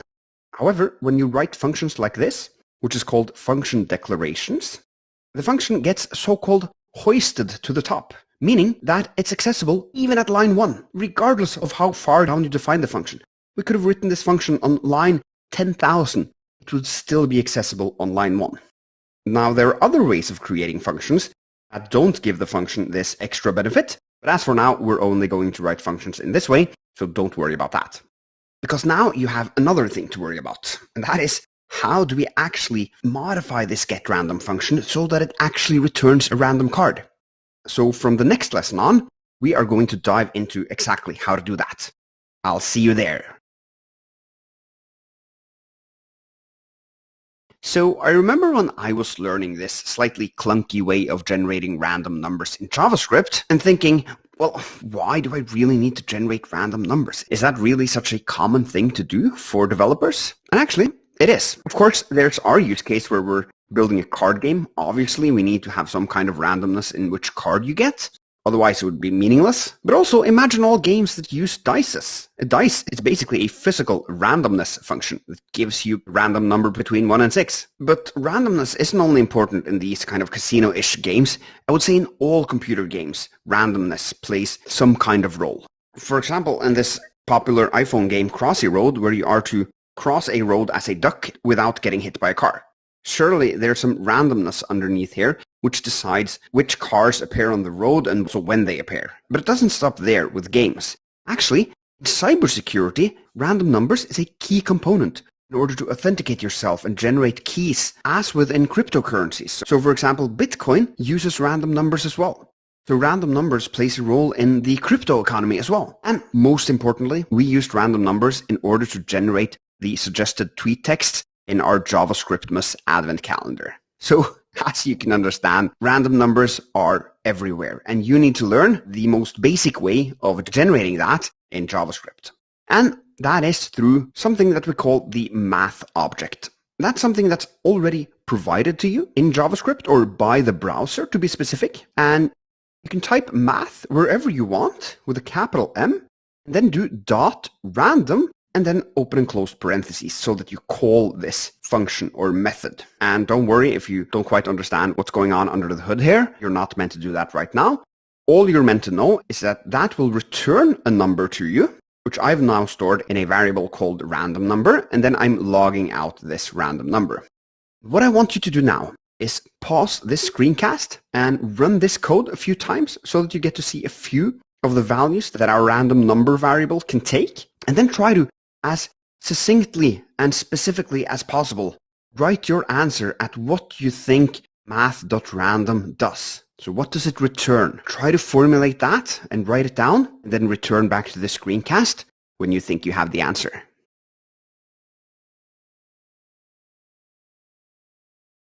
So the way I would write this is that it generates a random number between 0 and 1, and then parentheses, not inclusive of 1. So it generates a random number, including 0 and 1, but not including 1. So from 0.00000 to 0.9999999 and a bunch of 9s after that.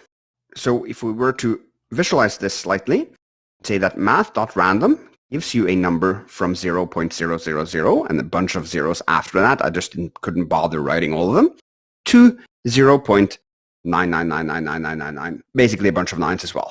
That is the range you are given when you give JavaScript this command. So if we run this, we can see we get 0.68 and a bunch of numbers, 0.95 and a bunch of numbers, 0.88, 0.001. Yeah, as you can see, we've already been almost from very close to 0 to very close to 1.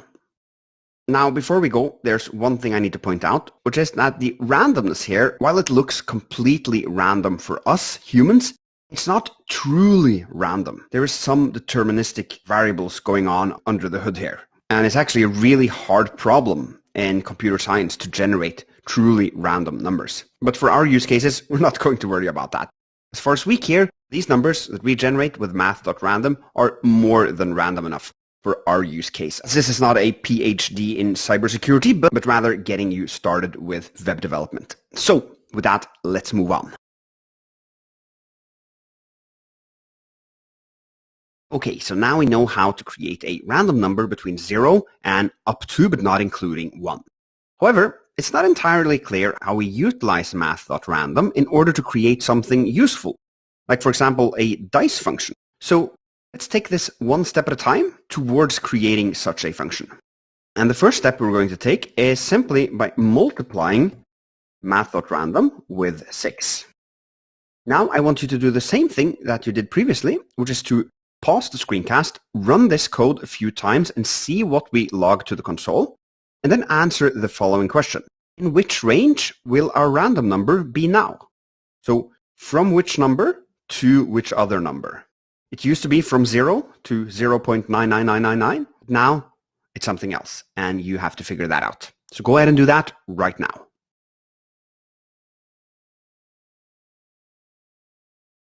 Okay, the answer is that it still starts at 0, but now goes all the way up to 5.99999 and a bunch of 9s. I'm not going to type all of them. So if math.random gave us a number from 0 to 0.999, math.random times 6 will give us a number from 0, because 0 times 6 is still 0, to 5.999, because 0 point a bunch of 9s times 6 is not entirely 6, but it's almost 6. So it's 5 point a bunch of 9s. So now we have kind of expanded our range, roughly speaking, from being between 0 and 1 to being between 0 and 6. We did that by multiplying it with 6. Let's move on to the next step.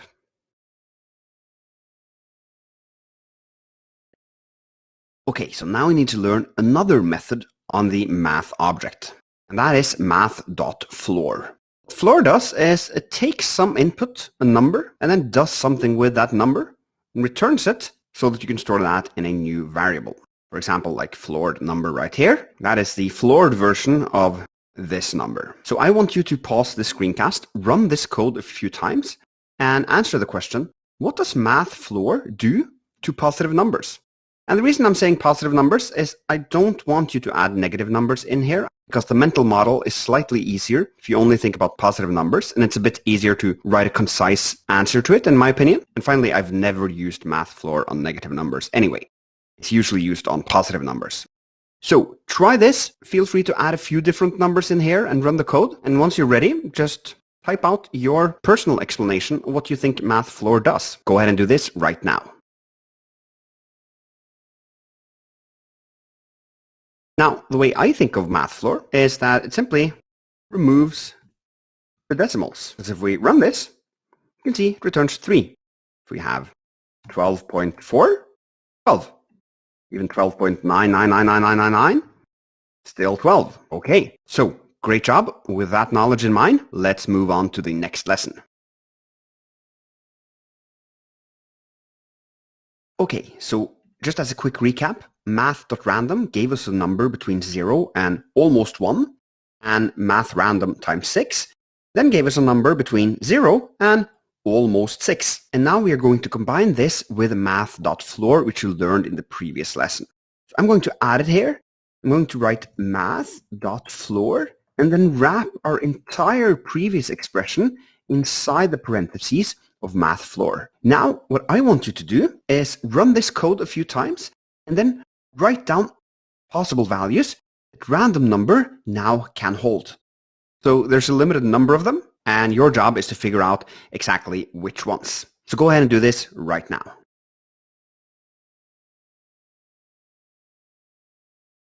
Okay, hopefully that went well. Now let's run this together. You can see we got 4, 4, 0, 1, 4, 0, 2, 5. Okay. So it seems we are getting the numbers between 0 and 5. That actually makes a lot of sense, because if we take this range here between 0 and almost 6 and shove it into the math.floor function, then it will basically remove all of the decimals. And if we remove the decimals from this entire range, which numbers are we then left with? That's just the whole numbers from 0 all the way up to 5. So the right answer was 0, 1, 2, 3, 4, 5, like that. Okay, hopefully you're still hanging on. Let's move on to the final step of our dice function. Okay, now we are going to complete our dice feature, because we know that with this expression, we currently get a whole number from 0 up to 5.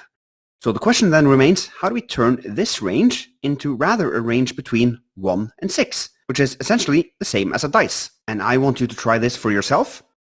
Try to modify the expression so that we get a range from 1 to 6 instead of 0 to 5.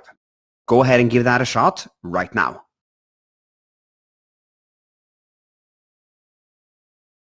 Okay, hopefully that went well. To understand what we need to do, we can compare each of the numbers here. You can see that the first number here is 1 and the first number there is 0. And how do we go from 0 to 1? Well, we add 1. And the same goes for all of the numbers here. How do we go from 1 to 2? Well, we add 1. And from 5 to 6, we add 1. So basically, what we can do is just do plus 1 at the very end. Then if we run the code, you see we get 2, we get 6, 3, 5, 6, 2, 1. Yes, we indeed get the entire range of a dice. So, really good job reaching this far. Now I only have one last challenge for you, and that is to create a function called roll dice that returns a random number between 1 and 6. So basically, you're going to take what we've done here and wrap it into a function and then return the result. Go ahead and do that. Okay, to do this, I'll do function roll dice, open and close parentheses, open and close brackets, and inside of here, I'm just going to copy this line, paste it in, and then return random number, like that. Now I have to remove it from up here, because out here on line 2, random number isn't even defined, so we can't log it out. Random number is now only defined inside of the roll dice function, and the value of it gets returned. So if we console.log, and inside of the parentheses we call the roll dice function like that, to get, yes, a random number between 1 and 6. Really good job reaching this far. This was complicated stuff, so if you feel a little bit shaky with this, that's totally okay. You can go back and rewatch it and retry all of the challenges if you want to. And then when you feel ready, we'll move on and use this knowledge to make our blackjack game much better.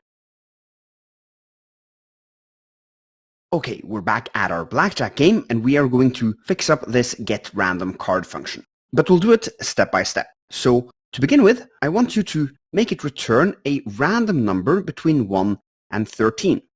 So here you can pretend that we are working with the regular values that a deck of cards usually has. So with the ace being the 1, the numbers from 2 to 10 of course being their respective numbers, and then the jack being 11, queen being 12, and king being 13. So from 1 to 13, like this. Go ahead and give this your best shot, and then of course I will show you how to do it afterwards as well.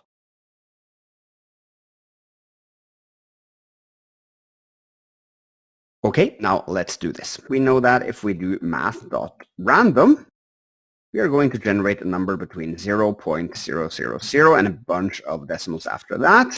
up until 0.999 and a bunch of 9s after that as well. So the first thing we need to do in order to get this range to look more like this one is to multiply this entire thing with 13. 0.000 times 13 is still 0.000 is still 0, and 0.999 times 13 is actually just 12.999, or we have a bunch of 9s after that as well, so we're getting to something remotely similar. It's just a matter of how many 9s we have after the dot. But this is roughly the range we're working with this expression right here. So we want to remove the decimals. And how do we do that? Well, if you remember from previously, we can use the math.floor function and wrap the entire thing inside of the parentheses of math.floor. So now we take this expression here, this one, and we then floor it, which gives you like that and like that. So 0 to 12, that's what we're returning here. Now the question remains, how do we go from 0 to 12 to 1 to 13? Well, that's only a matter of adding a 1 to any given number. Just do like that. And that should return a number between 1 and 13. Let's try to start this game and pull a bunch of cards to see if we actually get the entire range. 7, 4, looking good so far. 10, okay. 13, yes. 5, a bunch of other numbers. Getting way too many numbers here. Let's get that 1. Yes, there we got it. A 1. So we have the entire range from 13 to 1 and just about everything in between. This was not a normal blackjack round, but at least proved the point that this generates a random number between 1 and 13. So, great job reaching this far, but of course we have to modify it because in blackjack we're not following the usual value sequence for cards. So we need to modify our function a little bit, but we'll do that in the next cast. Now we need to change our getRandomCard function because in blackjack, the jack, queen, and king are all worth 10 and the ace is worth 11. Or strictly speaking, the ace can be worth both 1 and 11. You get to choose as a player what suits you best is the value you use. However, for the sake of simplicity, we are just going to treat the ace as 11 in our case, as having a dual value for this card would add a lot of complexity to our game, and it's not something I want to focus on. It's rather something you can, for example, do as a stretch goal later if you want to modify the game at the end of this course. So for now, we're going to treat our ace as 11. So this means we need to modify our getRandomCard function. If the number it returns is 1, then we should change it to 11. And likewise, if the number it returns is either 11, 12, or 13, we should rather return 10. So go ahead and modify this function so that these exceptions are followed.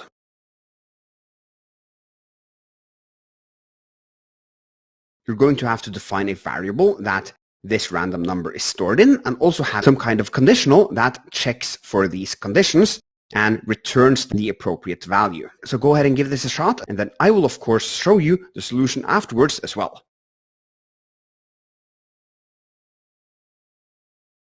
Okay, hopefully that went well. If not, no worries, we'll do it together. First, I'm going to, instead of returning this directly, turn it into our random number. Like that. Then we need to write our conditional to account for these special cases. I'm going to start from the very top and check if random number is more than 10, meaning that card is either the jack, queen, or the king. So if random number is more than 10, what are we going to return then? Well, then we are going to return 10, because that is the value of the jack, queen, and king. Then I'm going to do else if, and now I'm going to count for the ace itself, and for that I'm going to use the triple equals. So I'll do random number triple equals 1, and I'm going to return 11. And then in all other cases, I can just do else like that. In all other cases, it must mean that we have drawn either a 2, 3, 4, 5, 6, 7, 8, 9, or 10. And if so, we're just going to return that value. So then we're just going to return the random number directly, like that. Let's run the code. Start game. Okay, 5, 5.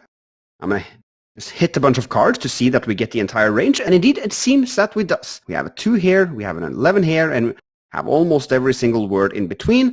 I'm 100% sure that if we continue hitting the new card, in the long run, we'll just get random numbers across our entire defined range. So, great job. We're almost reaching the end of our blackjack game. You should really be proud of yourselves for reaching this far. This is starting to get advanced. There's even more to learn, so let's just keep up the pace and move on. Okay, there's one really weird thing with our blackjack game, and that's easily exposed if we console log out the cards here at line 12, and then refresh the page. There you can see I got 2 and 7, and the reason that's weird is because I haven't even clicked the start game button. I kind of just entered the casino, and the casino has already decided what cards I am to be dealt. That's fishy. We don't want that. I want the cards to be generated as I click on the start game button. So the first card and the second card should be generated inside of the start game function. And thus the cards and the sum also needs to be reassigned inside of the start game function. And also the isAlive shouldn't be set to true by default. Before I've even clicked the start game button, I'm not alive. I'm not even playing the game. I'm going to use that as an example. Set it to false first. Then inside of the start game function, I'm going to do isAlive equals true. So now we have the correct starting state before I've entered the game up here on line 6, and the correct value once I've started the game down on line 26. So what I want you to do is make it so that the same thing happens with cards array, because it should not be set here, and the first and second card shouldn't even be defined up here, and the sum should be 0 by default. So this is how the state of the game is before I've started playing the game. Now, what you need to do down here at line 23 and 24 is generate the 2 random numbers, then reassign the cards and the sum variables so that the game can start. So, you might find this a bit tricky, but do your best. There's no shame in trying and failing, because I will of course also show you how to do it when you return back to this cast. Good luck.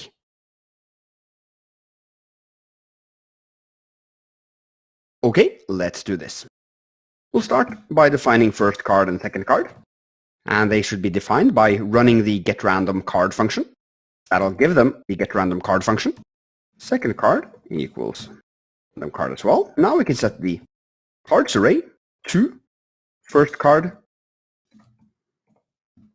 and second card, and the sum to first card plus second card, like that. And also, actually, get this console log back in again and rerun the browser. You can see now it's empty. The casino hasn't decided which cards I am to get. Very good. So hit start game, and there I got my blackjack. Oh my god, that's amazing. And with that, I have nothing more to say. I'll see you in the next cast.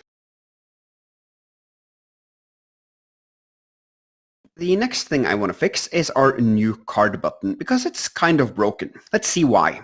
If I now start the game and I get 2 cards and I draw a third card and a fourth card and I'm out of the game. At this point, I shouldn't be able to draw more cards, but actually I am. I can hit it and I got another 10, so I'm at 34. Shouldn't be possible to get to that number in blackjack. So we need to stop it when the game is over, and also if we refresh the browser, I shouldn't be able to start with just 1 card either, but I actually can. So there's 2 conditions we need to check, both if I'm still in the game, basically if the isAlive is true, and also I can't have blackjack either. Now this requires us to learn something called logical operators, which lets you combine multiple conditions inside of an if statement, so that a piece of code should only be run if multiple conditions are satisfied. So let's take a little detour and learn about logical operators in the next casts.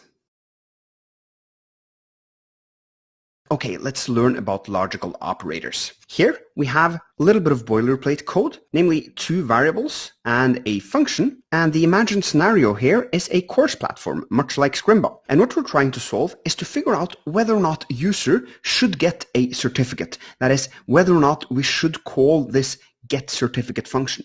Because the deal is, we only want to call this function if 2 conditions are true. And that is, has completed course. In other words, the user has completed 100% of the course. And secondly, gives certificate. That is, whether or not this is the type of course that makes the user eligible for a certificate. Because you can imagine that very short courses doesn't give you a certificate. The course has to be of a certain size to award you with a certificate. So, what we need to do is figure out how we can check if both of these conditions are true, because then and only then do we want to call this generate certificate function. You could actually achieve this with the concepts you've learned so far by simply nesting if statements.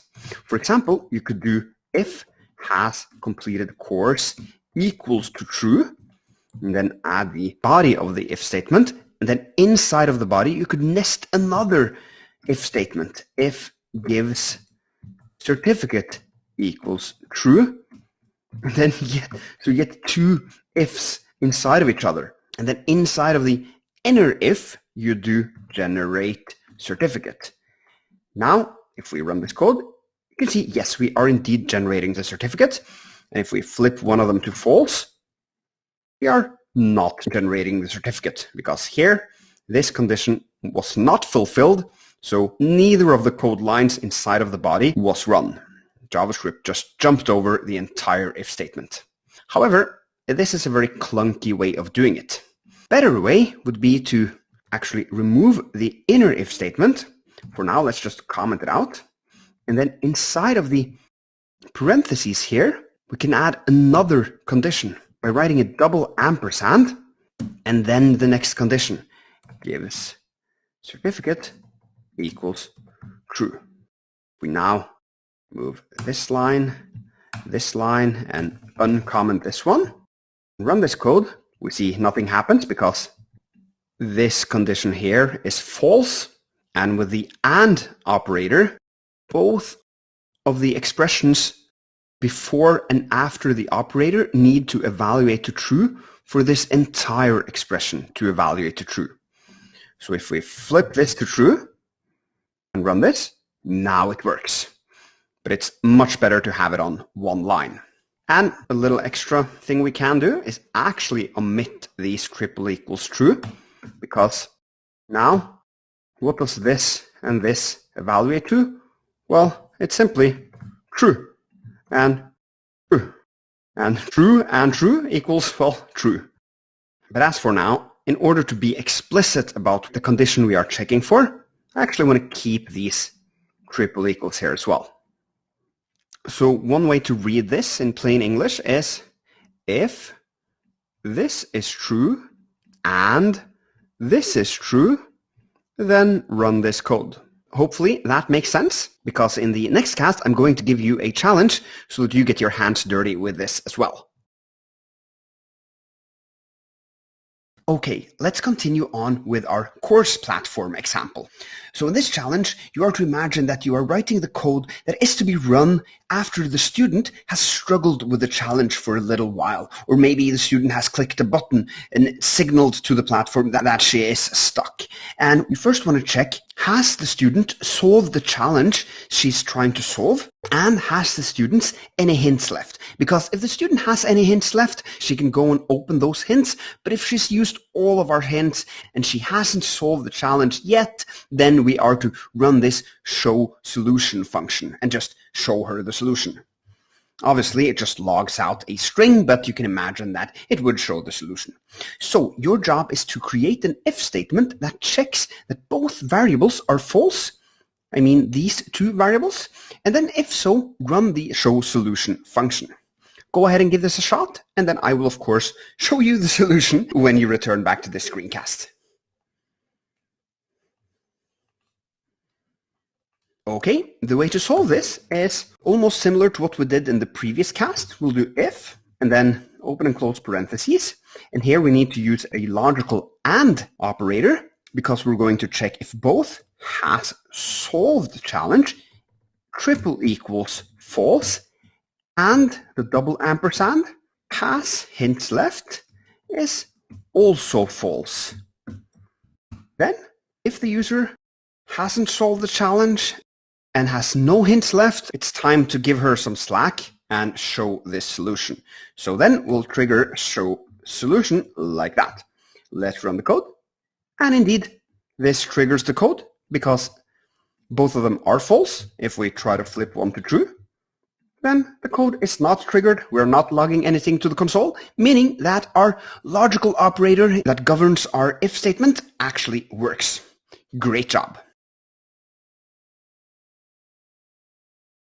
So now that you've learned the AND operator, let's take a look at its close relative, the OR operator. What does that do? Well, it allows you to check if either this condition is true or this condition is true. And if so, the body of the if statement will be executed. So if you're in a situation where we only need one of two cases to be valid, well then you want to use the OR operator. As for this example, it doesn't really make sense. It will now run since actually both of these are true. But if the give certificate is false, it will also run. But that doesn't make any sense because if the course doesn't give any certificates at all, you're not supposed to generate any certificates regardless of the user having completed the course. So let's use another example instead. Imagine here that you're building Netflix and you've just launched this amazing new documentary, The Fire Festival. I don't know if you've seen this, but it's truly amazing, about a guy who creates a festival that aims to be the celebrity hotshot festival of the world, but just becomes a disaster. It's really good. After this has been launched, you probably want to recommend it to a ton of your users. And what you want to do is you want to check if the user likes documentaries or if the user likes startups. They don't have to like both, but if they like one of these themes, then most likely they will enjoy the Fire Festival documentary. So I want you now to try to use the OR statement, that is the two lines you can see here. You can copy them if you want, if you don't know how to get them from your keyboard. And you're going to use this to call recommend movie if either of the variables, that is the likes documentary or like startups, are true. I'm pushing you out on thin ice here. I haven't written a complete OR statement for you, but it works in just the same way as the AND statement, so I think you can do it if you just give it a shot. And if you don't, no worries, I will show you the solution afterwards as well.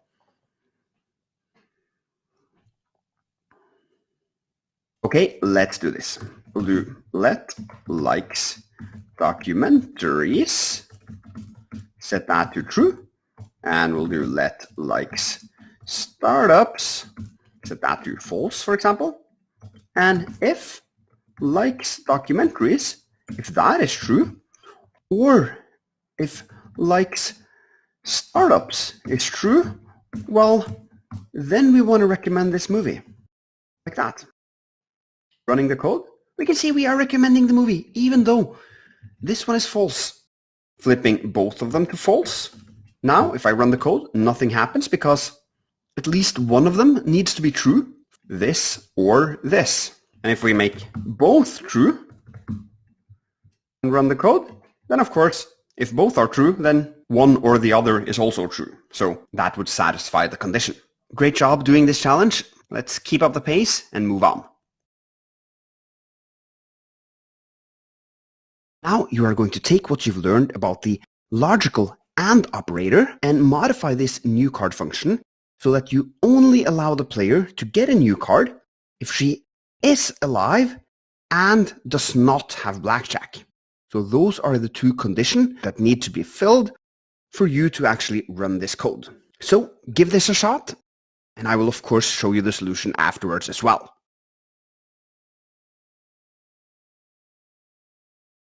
Okay, so the way to do this is if, open and close parentheses, and then I'm going to actually just open the body of the conditional and paste in this code. And when are we going to run this code? Well, she has to be alive. I'm going to do is alive. And then if that equals to true, that's the first condition. And the second condition, which we also want to be true since we're using this logical AND operator, should be that the has blackjack should equal to false, like that. If is alive is true and has blackjack is false, then the dealer should be willing to give the player a new card. So let's try this. We'll start the game. 15, new card. 25, you're out of the game. Let's try to ask the dealer if we can please get one more card. Oh, nothing happens. It works. Brilliant. Really good job doing this challenge. Okay, so our blackjack game is almost complete. There's just a tiny little feature I would like to add as well. Because if you've ever played online blackjack or poker, what you normally see is your own name and your credits or your chips somewhere on the screen. So what I mean by that is something along the lines of this. like that. So you see your name and how many credits you have, or chips, or whatever. And this is nice because then it's possible to later implement the concept of winning, of increasing your chips, and of losing as you are betting or playing rounds. These are critical components of any blackjack game. However, I wouldn't want to hard-code it in the HTML like this. We of course want to represent this data in our JavaScript, as that gives us the ability to change it. Now I'm going to just show you how we could do this to begin with, by first giving this an ID of player-L and removing the contents of it. And then in the JavaScript, we could do let player name equals pair and let player chips equals 145, for example. And then we could grab the element player L equals document.get element by ID, passing in the ID we just created. And then do the playerl.text content, which you know by now. Your name, colon, and a space, and then a $sign, and then plus the player chips, like that. If we now run this, you can see, yes, that we render it in the exact same way. However, now we've come into a situation where two values that are inherently connected together, like the player and his chips, which currently live in two different variables. What would make more sense in this situation would be to somehow combine this into a single unity. And that is where so-called objects come into play. That is another data type which resembles arrays a little bit, but they are also different in some fundamental ways. But they are kind of also buckets where you store data. So in our case, we would perhaps want to create a player object in which we can store both the player's name and the chips. So I'm going to show you how to do this. You might feel a little bit confused as you see it, but over the next few casts, you're going to practice objects yourself. So what I'll do, I'll write let player equals open and closed curly brackets. You've seen these before. They're used often in JavaScript. But when you see them in a context like this, after the assignment operator, they mean that we are creating an object. And inside of here, what I essentially want to do is add this data right here. However, you can see that something is wrong here with all these red lines. And that's because the syntax for creating items inside of our object is different from how we define variables. First of all, we don't use the let keyword in front of the names. And secondly, we replace the assignment with a colon. And thirdly, just as we have in arrays, we separate the items with commas, but we don't do that on the last item. Finally, here it would make sense to omit the player, as we've already used that name as the name of the entire object. So we can just rather do name, and I'm not going to capitalize it, and chips, like that. Now we have taken our two variables and grouped them together in this little bucket, which we are calling player. And the way we now can refer to these values, pair and 145, is by using the object name, player, and then the given key. And that is the name, because this is called a key, and its value. So name is the key, and pair is the value. Also, chips is a key, and 145 is a value. So to replace player chips with a reference to the chips inside of the player object, we'll instead do player.chips. If I run this code, you can see we get the exact same result. You're probably a little bit confused now, so don't worry if you think this was hard. Over the next few casts, you are going to practice objects for yourself so that this becomes second nature to you. Let's move on.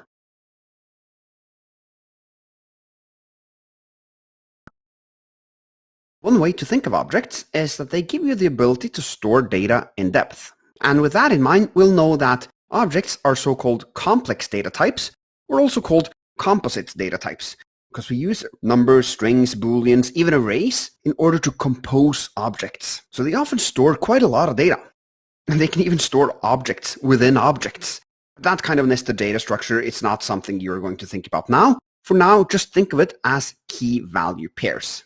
And let's look this through the lens of a real-world example. That's always easier. So here on Scrimba, we represent our courses as objects. Because here you can see the CSS Grid course, actually the very first course we launched back in the days, and it has a bunch of different data. For example, it has the title, the number of lessons, and the creator of the course, the length of the course, and the level of it. So let's actually translate this course into JavaScript, into how the data structure actually looks. So do let course equals open and closed curly brackets. Start with the title, like that, title, colon, learn CSS Grid for free. Now we have one key value pair. Title is the key, and the string here is the value. Then the lessons, that is natural to represent as a number, so it was 16 lessons. The creator, which again is a string, that. And then we have the length, which while it says 1 hour here, that's actually not how we represent that data in our database and thus in this object. Break it down into minutes. So perhaps this course is actually 63 minutes, but as for the user interface, we don't want to go into detail that much. We round it to the closest hour. And finally, there's the level, and here it says intermediate. But that's also one of those cases where the data in the user interface differs slightly from the data in the database. So our levels are represented from 0 to 3, where 0 is for complete noobs and 3 are the advanced courses. So the intermediate course, you can see here, we type out intermediate here if this value is set to 2. Now, you don't have to worry about how our design and what we say to the user differs from the underlying data. It's just something I wanted to give you a little heads up about because it's very normal in real-world code bases.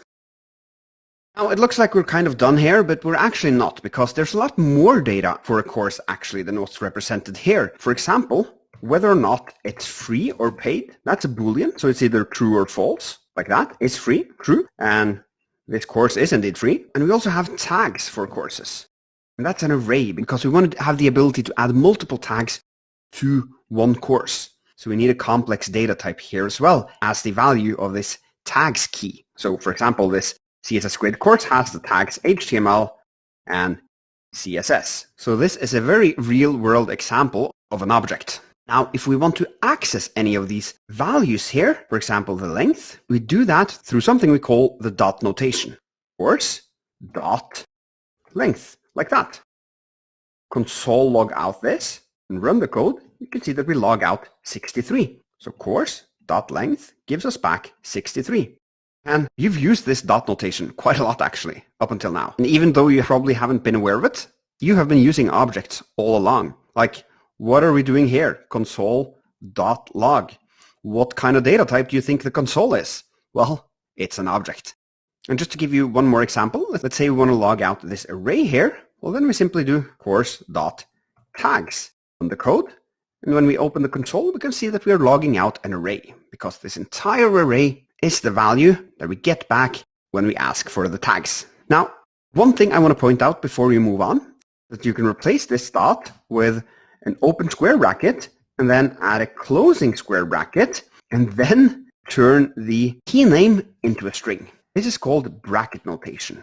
If we run the code, we get the exact same thing back. Now, there are reasons for why you sometimes want to use bracket notation, but we're not going to get into that right now because in the foreseeable future, you are not going to end up in a situation where you have to do that. So I'm just going to tell you now to use the dot notation.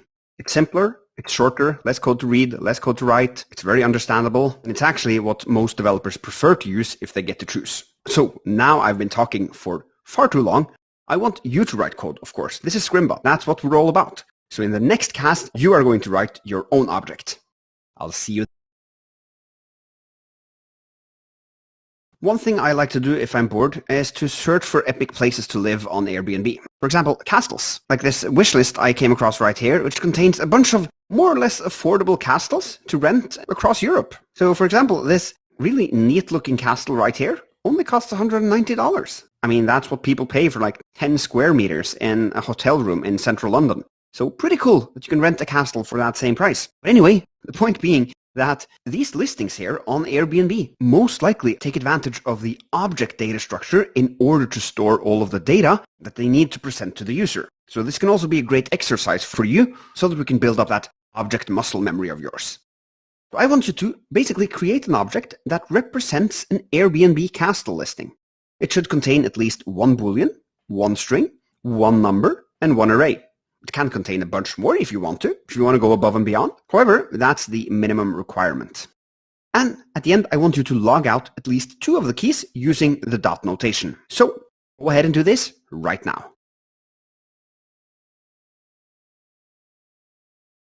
Okay, hopefully that went well. Let's do this together. I'll do let castle equals, open and close brackets. We can use the title. Live like a king in my castle, like that. As for the number, I think the price, it's very natural to use. Price, $190. And what about the Boolean? Which components here naturally lend themselves well to be using a Boolean data type under the hood? Well, I think the fact that 2 of these are superhosts and the third is not points to this being a suitable piece of data for the Boolean data type. Because you're either a superhost or you're not. So is superhost, and this one happened to be true. And then finally there's the array. What kind of data here would it make sense to place inside of an array? Well, it could be that these kind of bullet points here are arrays that are pulled out of the underlying data and are kind of the featured selling points that Airbnb wants to list out. Or actually you can see that there's multiple images here if you see this carousel indicator. So the images is very natural to have inside of an array. And also the reviews, that's definitely a list of many items. So it doesn't matter what you choose, or if you choose something completely different. The point is just that I wanted you to write an array inside of an object. So I'm going to choose images like that, make that an array, and here we probably have URLs to the specific images. So it might be img/castle1.png, img/castle2.png, and so on and so on. And I won't bother writing anymore. Now let's log out 2 of these using the dot notation. Console log castle.price, console log castle.isSuperhost. We'll run this, and indeed we print out 190 and true to the console, meaning we have completed the great job solving this one. Let's move on.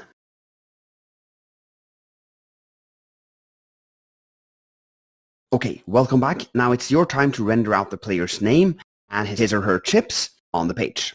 So it's a 4-part challenge. First, you are to create a paragraph with an ID of player L. Then you are to move over to the JavaScript and create the player object here at the very top. And you are to give it 2 keys, name and chips. Then you are to move down to where you are grabbing elements from the DOM, and then grab hold of the player L paragraph and store it in a variable called player L. Then you are to render the player's name and chips inside of player L. So, pretty big challenge, but you've seen me do it before and you've practiced how to work with objects, so I think you're going to nail this one. Give it your best shot and then I will show you how to do it as well afterwards.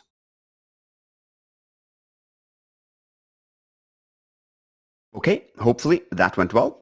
If not, no worries, let's do it together. First, we'll do a paragraph here, and we'll give it the ID of player-L, like that. Nothing happens because it's empty. Moving over to the JavaScript, we are to create the player object. Let player equals, open and close curly brackets. We are to define its name. In my case, pair. Use a comma to separate the items, and then chips. Let's say I have $200 in chips right now. 3, grab a hold of the player L paragraph and store it in a variable called player L. Okay, we know how to do that. Let player L equals document.getElement by ID, passing in the player-L, which is what we created right here. At this point, let's console log out player L. And indeed, we are fetching it from the DOM. Finally, we are to render the player's name and chips inside of player L. We know how to do that as well. Player L.textContent equals, and here we have to concatenate a string and dig into the object to find the correct values. So we'll start with the player.name plus, going to have a colon and a space and then the $sign in front of the chips, and then do plus again, player.chips.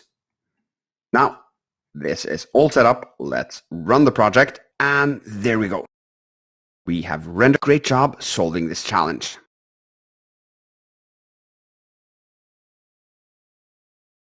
Now that you've learned about objects, I want to tell you about a specific coding pattern that we've actually been using quite a lot here, but that we aren't going to implement from scratch ourselves in this module. But since we still are exposed to it, I want you to understand what's going on under the hood. And that pattern is to create functions inside of objects, something which we also call methods. Because let's say that, for example, we create another key here, which is, say, hello, and then a colon. And then as the value, we'll actually write a function like this. We won't give it a name. It'll just be an anonymous function. And inside, we'll console log aejugs. That's howdy in Norwegian. And now if we want to invoke this function, we'll do player.say hello and then open and close parentheses. If we run the code now, you can see that indeed we are logging aejugs to the console. And now the reason I wanted to show this to you is because don't you think this syntax looks a little bit familiar? Like first a variable, then a dot, and then a function that you are calling with the parentheses at the end. Because actually, that's the exact same thing we're doing here when we're saying document dot get element by ID and the parentheses. And here we're also passing in a value, but it's essentially the same thing. And also here down at math dot random, also the same thing. Math is an object and random is a function on that object, also called a method. And even our good old friend console.log is the exact same thing. Object with a method. So this is not something we are going to implement ourselves in this module, but I just wanted you to be aware of that, so that when I speak about methods, you know that they are simply functions that are attached to objects. So with that, let's move on. So you have built your very first JavaScript game. Congrats with that. This is perhaps the first of many games you're going to build, perhaps the start of a career as a game developer. I don't know. Anyway, give yourself a pat on the back. You have learned a ton. And actually, let's do a little recap so that we remind yourself about all the awesome things you've learned throughout this section. One thing which was key to our app and is key to basically every web app out there is the arrays. We defined a card array, and also you reassigned the array down in the start game function where you defined it with items. And then all the way down at the new card button, you also pushed to the array. So you are starting to get some serious array skills. Also, we worked with objects. Up here, we created our player object, and the object, as you remember, contains key value pairs, and it's also a data type that is used in basically every single web app out there. The third data type you learned was booleans, namely the true and false for the has blackjack and is alive variables. We flipped them around, so we set is alive to true down here and has blackjack set to true down here, and thus creating kind of a state for our game. This brings us to the next important concept you learned, which is the if-else statements that wrapped these booleans and so many other things. This is key. You cannot build apps without these kinds of conditional statements. Both the if, the else if, and the else are absolutely key in any programming language. And in order to make these if-else statements work, we used comparison operators. That's these guys in here, less than or equal to or triple equal. They helped us define the conditions as to when we wanted to render the blocks of code in the if-else statement. Moving on, we also did logical operators. The AND operator, which checked that both this condition and this condition was true in order for us to run this code in the block of the if statement. And something we also learned was the for loops. It was here in the render game function where we used the for loop to loop through our cards array and render out each of the cards. Again, for loop is just one of those foundational things in programming because so much of programming is evolved around looping through data and doing things based upon the data. Whether that's rendering it out, making calculations, sending it off from a server to a client, or just summing it together, for example, it doesn't matter. It's just something you'll do again and again, so I'm really happy that you've learned it as early as now. Another useful tool you've learned is the math object. That allowed us to create this getRandomCard function by using math.random, which gives us a number between 0 and 1, and math.floor, which basically floors the number to the nearest whole number moving downwards. And you built upon your further knowledge of functions and learned how to use return statements in functions, because in this getRandom card, we had to return values, and that's something you didn't know before this section. There's still more things to learn about functions, so we'll definitely continue on with functions in the Chrome extension we're going to build a bit later, but for now, just be proud about the fact that you've at least come to the point where you can return values in functions. That's a big, important step. So, with all of these things learned, I completely understand if you feel that you're a little bit on shaky ground here and that all of these names basically just confuse you even more. I don't think you should worry about that. I would have never remembered the difference between comparison operators and logical operators when I learned JavaScript. What they are called doesn't really matter. The important thing is that you know how to compare two variables, for example, or that you know how to create a true or false variable. Whether that you call them booleans or true false isn't something you should be too worried about right now. So even though this might look scary, try to not let it scare you. Just focus on coding as much as you can, because over time, these concepts will mature in your mind and become second nature.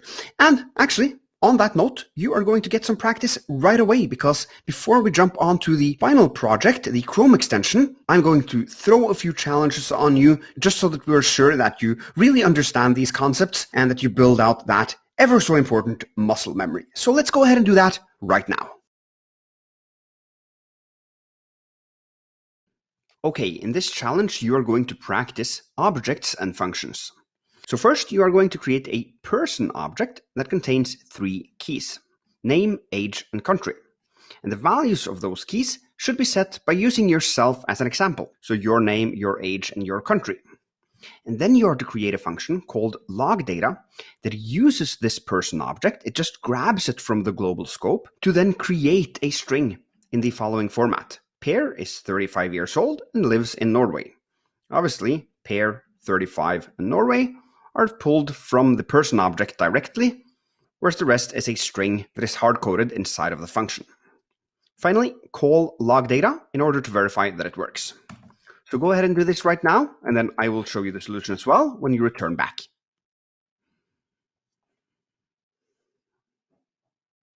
Okay, let's do this. We'll do let person equals, open and close curly brackets. Name should be Per, age 35, and country Norway, like that. And then the function log data, like that. Here we will console.log this string, and you can see the first value is actually pulled directly from person.name. So we'll do person.name plus, and then s, and then plus person.age, then plus again, years old, and lives in, plus person.country, like that. Now the final step is to call the function logData and run the code. And yes, we can see Per is 35 years old and lives in Norway. Great job. Okay, now you are going to practice conditional statements.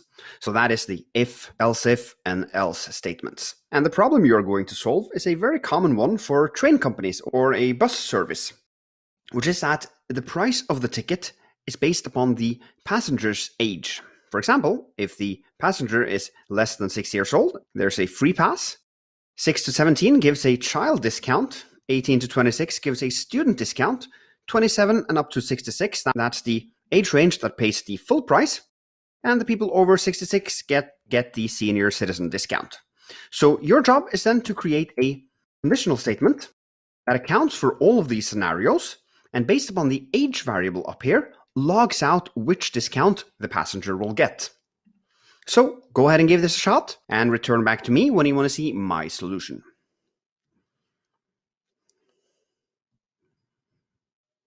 Okay, let's do this. I'll start with the if, and if age is less than 6, well then console log 3. Else if the next condition, that is that age is less than 18, because that will in practice mean from 6 to 17 here, because it's less than 18, yeah, that's 17 and below. However, we've already accounted for up until 5, so the code here will be triggered from 6 to 17. Console.log, child discount. Okay, next one, else if. Here we'll do age is less than 27. Console log student discount, because this one kind of starts at 18, since this one stopped right before 18. And it should be up until including 26. That is, in other words, less than 27. Then we have the full price, which is for people now left in the group who are less than 67, or in other words, up to 66. Console log full price. And finally, then we have the else. We don't need to specify an if, because in all other cases, the passenger should get the senior citizen discount. Like that. Let's run the code. At 15, yes, we're getting the child discount. Correct. At 55, we're getting the full price. Very good. 75, we are getting the senior citizen discount. So it seems to be working for at least these 3 scenarios, and I hope it works for the rest. So let's move on. Okay, it's time to practice your for loop skills and your geography skills, because I've created this large countries array here, which contains the 5 largest countries in the world by population size. So it's China, India, USA, Indonesia, and Pakistan. And what you are to do is to use a for loop to log out the following to the world. First, a sentence, the 5 largest countries in the world, and then each of the countries on a new line with a dash and a space in front of the country name. So you are to use a for loop and loop through this array here. You can't simply hard code out all of the console logs. That wouldn't serve any purpose. So try to remember how to use a for loop. If you can't remember it, you can look back at previous casts, as we surely have gone through it. Or, of course, I will also show you the solution afterwards as well. Okay, let's do this. I'll start with the for loop, because that's the meat of this challenge. For let I equals 0, we'll start at 0, because as you remember, arrays are 0 indexed, and we want to use the index in order to fetch out each of the items. So starting there and stopping before I reaches large countries dot length. The length of this is 5, so before it reaches 5, that is 4, and indeed Pakistan is the 4th index, so that should be right. And we want to increment upwards, like that. Here, we'll do console log, and then first the dash and the space, like that. Concatenating this with large countries, passing in the square brackets the iterator variable I. And now let's run this code and bring up the console, and indeed, it looks to be working. Now, we only need to console log out the 5 largest countries in the world, like this, running the code, and yes, it works. Great job. Okay, now I need your help, because I have messed up our large countries array. As you can see, in first place I have Tuvalu, and in 5th place I have Monaco. However, neither of those countries are large enough to deserve a spot in this large countries array. Actually, Tuvalu is a tiny island state far out in the Pacific Ocean with just over 10,000 inhabitants. And Monaco is a tiny state in Europe that's smaller than Central Park in New York. So surely it does not belong in this array. The 1st and 5th place belongs to China and Pakistan. So I need you to help me fix up this large countries array so that China and Pakistan are added back into their respective places. And to solve this, you are going to use the 4 following tools. First, push and pop, which you've learned earlier in this course, and then their counterparts, unshift and shift, which I haven't taught you about. But this is intentional, because I want you to Google how to use unshift and shift. And what I will disclose to you is that they are kind of a mirror image of push and pop, because whereas push and pop will work with the end of the array, unshift and shift works with the beginning of the array. So pop will remove an item at the end, like this, whereas push will push an item into the end, like that. And likewise, shift will remove an item from the beginning of the array, like this, and unshift will shove an item into the array at the start, like that. So with that short explanation and Google, you should be able to, I want you to try to solve this challenge. And of course, I will show you the solution when you return back to this screencast. Good luck.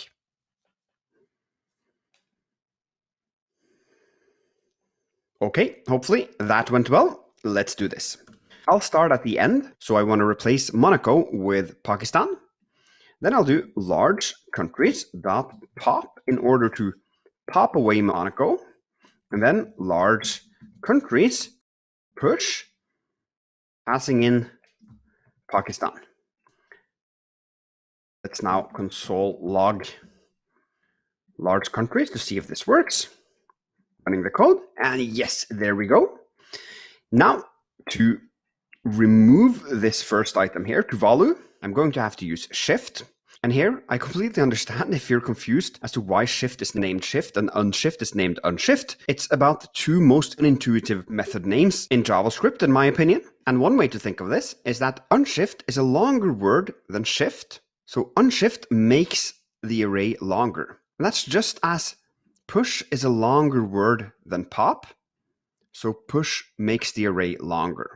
Anyway, let's just do this. Large countries dot shift. Let's see if we've removed Tuvalu by running the code now. Yes, Tuvalu is gone. That means I need to do large countries dot unshift and pass in China, like that. Running the code, yes, we have fixed up the large countries array. Great job. Now it's time for a scary challenge, because you are going to check if it is Friday the 13th. And if so, you are going to log out this spooky face, because as you might know, Friday the 13th is kind of a scary date if you've seen the Friday the 13th horror movies. So you have two variables, day of month, which is meant to be from either 1 to 31, depending on which day of the month it is, and then a weekday variable, which is meant to be Friday or Tuesday or Wednesday or any of the days in the week. And if it is both Friday and the 13th, and only if both of those conditions are satisfied, you are to log out the spooky face. So just to remind you, you have to use the logical AND operator, which we learned is symbolized with these two ampersands. So go ahead and give this a shot right now.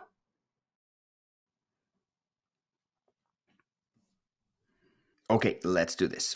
We'll do if, open and close parentheses, and here we'll do day of month, triple equals 13, if it is the 13th day, and if it is the weekday of triple equals Friday. Then we are going to log out the spooky emoji like that. Running the code, nothing happens because it's Friday the 31st. Flipping this around, Friday the 13th.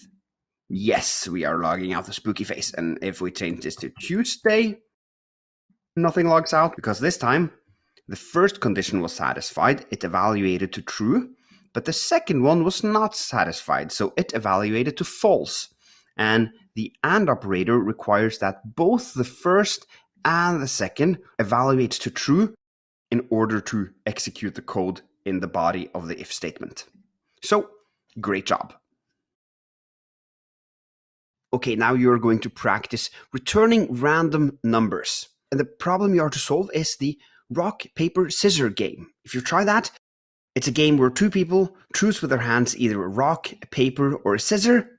And the way it works is that the rock will beat the scissor, but the paper will wrap itself around the rock so that the rock loses.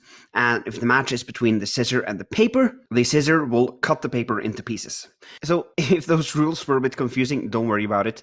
That's not the point here. Your only job is actually to create a function that returns one of the random items in this array when it's called. So you need to work with math.random in order to achieve this. go back and watch previous casts if you've forgotten about that, or search for it on Google. That's even better. And finally, when you have coded up your solution and want to see mine, just revert back to this screencast and I will of course show you how to do it as well.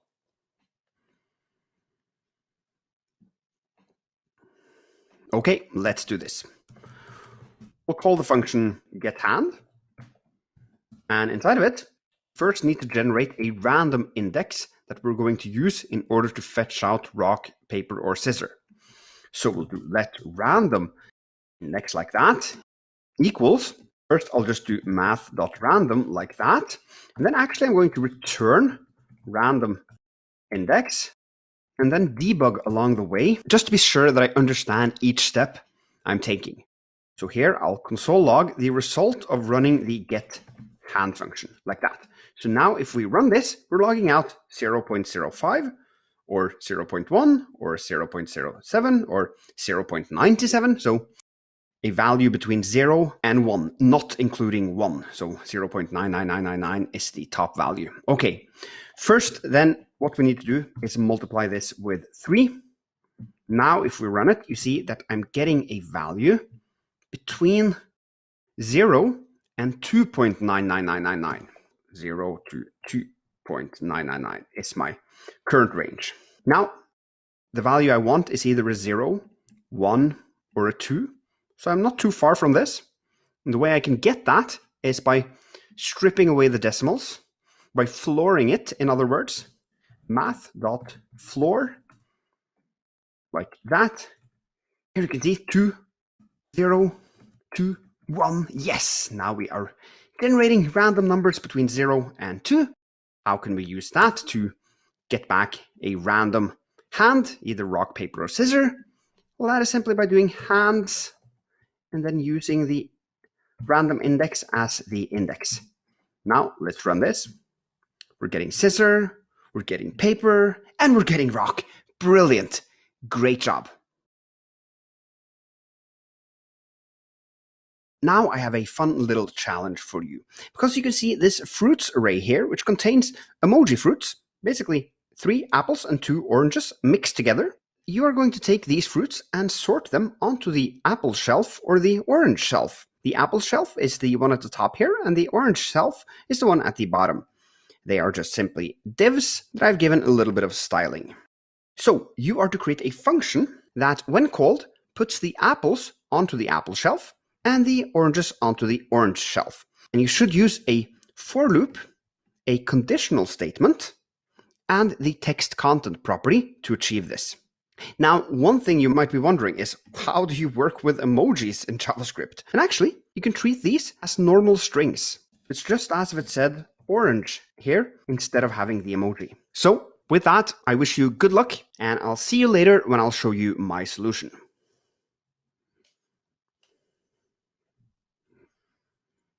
Okay, hopefully that went well. Let's do this. We'll do a function. I'm going to call it sort fruit, like that.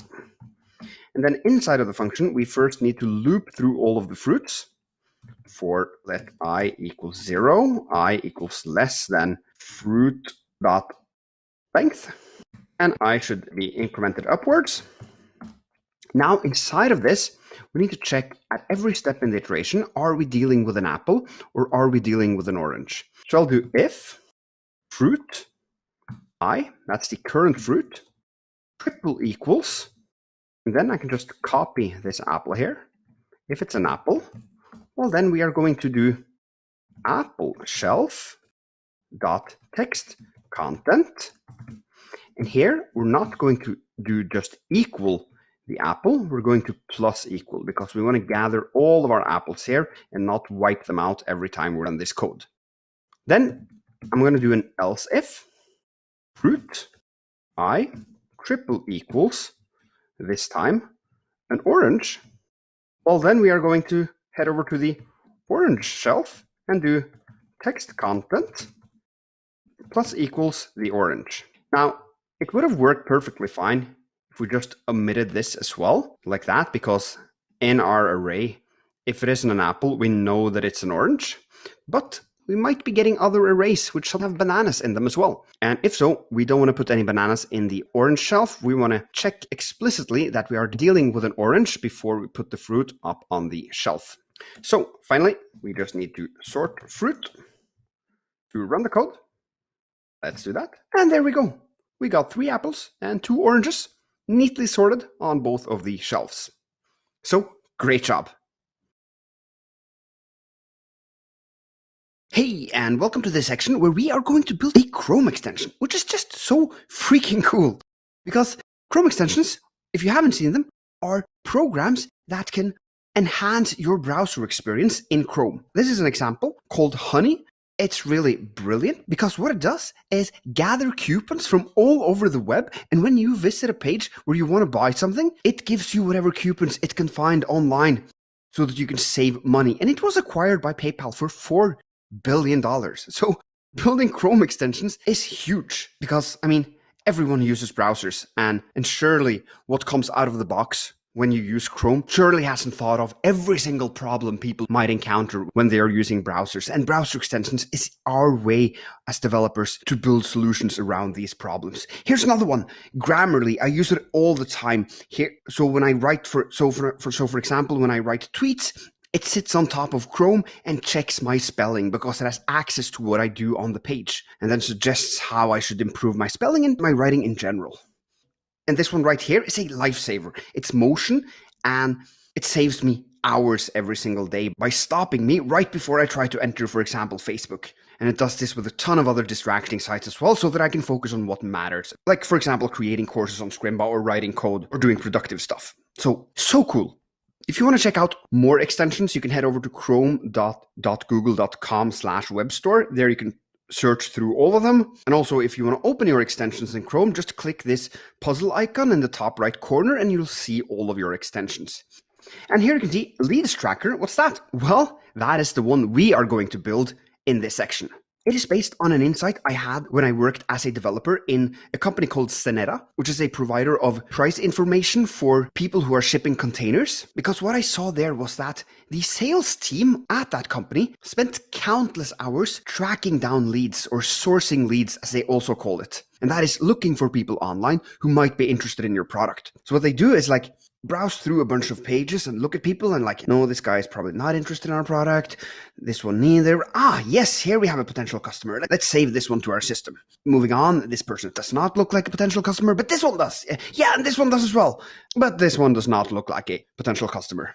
So what they then had to do is take these 3 potential customers and store them somewhere so that they could reach out to them in the next phase. And this is something that basically every single sales representative does, because you need people to sell to, so you need to find them somewhere. So our Leads Tracker will be a tool for these kinds of people. The way it works is that you visit a website, for example, a profile on LinkedIn, and then you open up the extensions, click on the Leads Tracker, and there you can see you get the ability to save input. That is any URL that you pass into this input field, or hit Save Tab. If you hit Save Tab, our extension heads over to this tab, grabs the URL, and saves it in a list. And then you can move on to another page, for example, my LinkedIn page, and then hit Save Tab again, and boom, there we have the URL to my profile. And then moving on, this is Sindre, our CTO in Scrimba. Yet again, we click Save Tab, and his profile URL is saved. And this data is persisted, so you can close down the app or Chrome, turn off your computer, and when you come back, it's still there. So that you as a sales representative can then grab these leads and do something else with it. So this is actually a pretty useful tool for sales representatives. And it's actually deployed in the browser so that you can use it in the real world. And the point with this is to give you the powers to do this, to actually create a Chrome extension that has value, and also give you the skills you need to deploy it to someone's browser. So once you've learned this, I would really recommend you to look for opportunities, look for problems you see out in the world. Maybe there's a problem you have, or someone you study with, or someone you work with, or just a problem someone tells you about. When you come across problems people have, I want you to think, can I build a Chrome extension to help solve this problem? Because if you can do that, you truly have a superpower. That'll manifest itself in opportunities that you will get throughout your career if you're just willing to use that superpower, which JavaScript and web development is. So this was a long introduction. I hope you are as excited as me. let's just move on and build your very first Chrome extension. Okay, in this challenge, you are going to create the basic markup we need in order to start building our app. So you are to create an input element, which is of type text and has the ID of input-L. And then you're going to create a save input button. That is the one the user will click in order to save the input. And it should have the ID of input-btn. And here, save input should be the text inside the button. So go ahead and do this right now.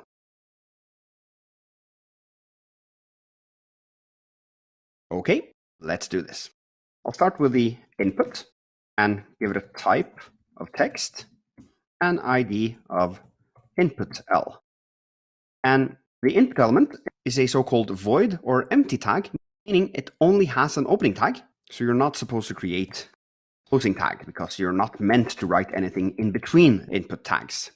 It is the user that is meant to add the input. So this is how you create an input tag, which, as mentioned, are often called void or empty tags, or you'll also hear them referred to as self-closing tags.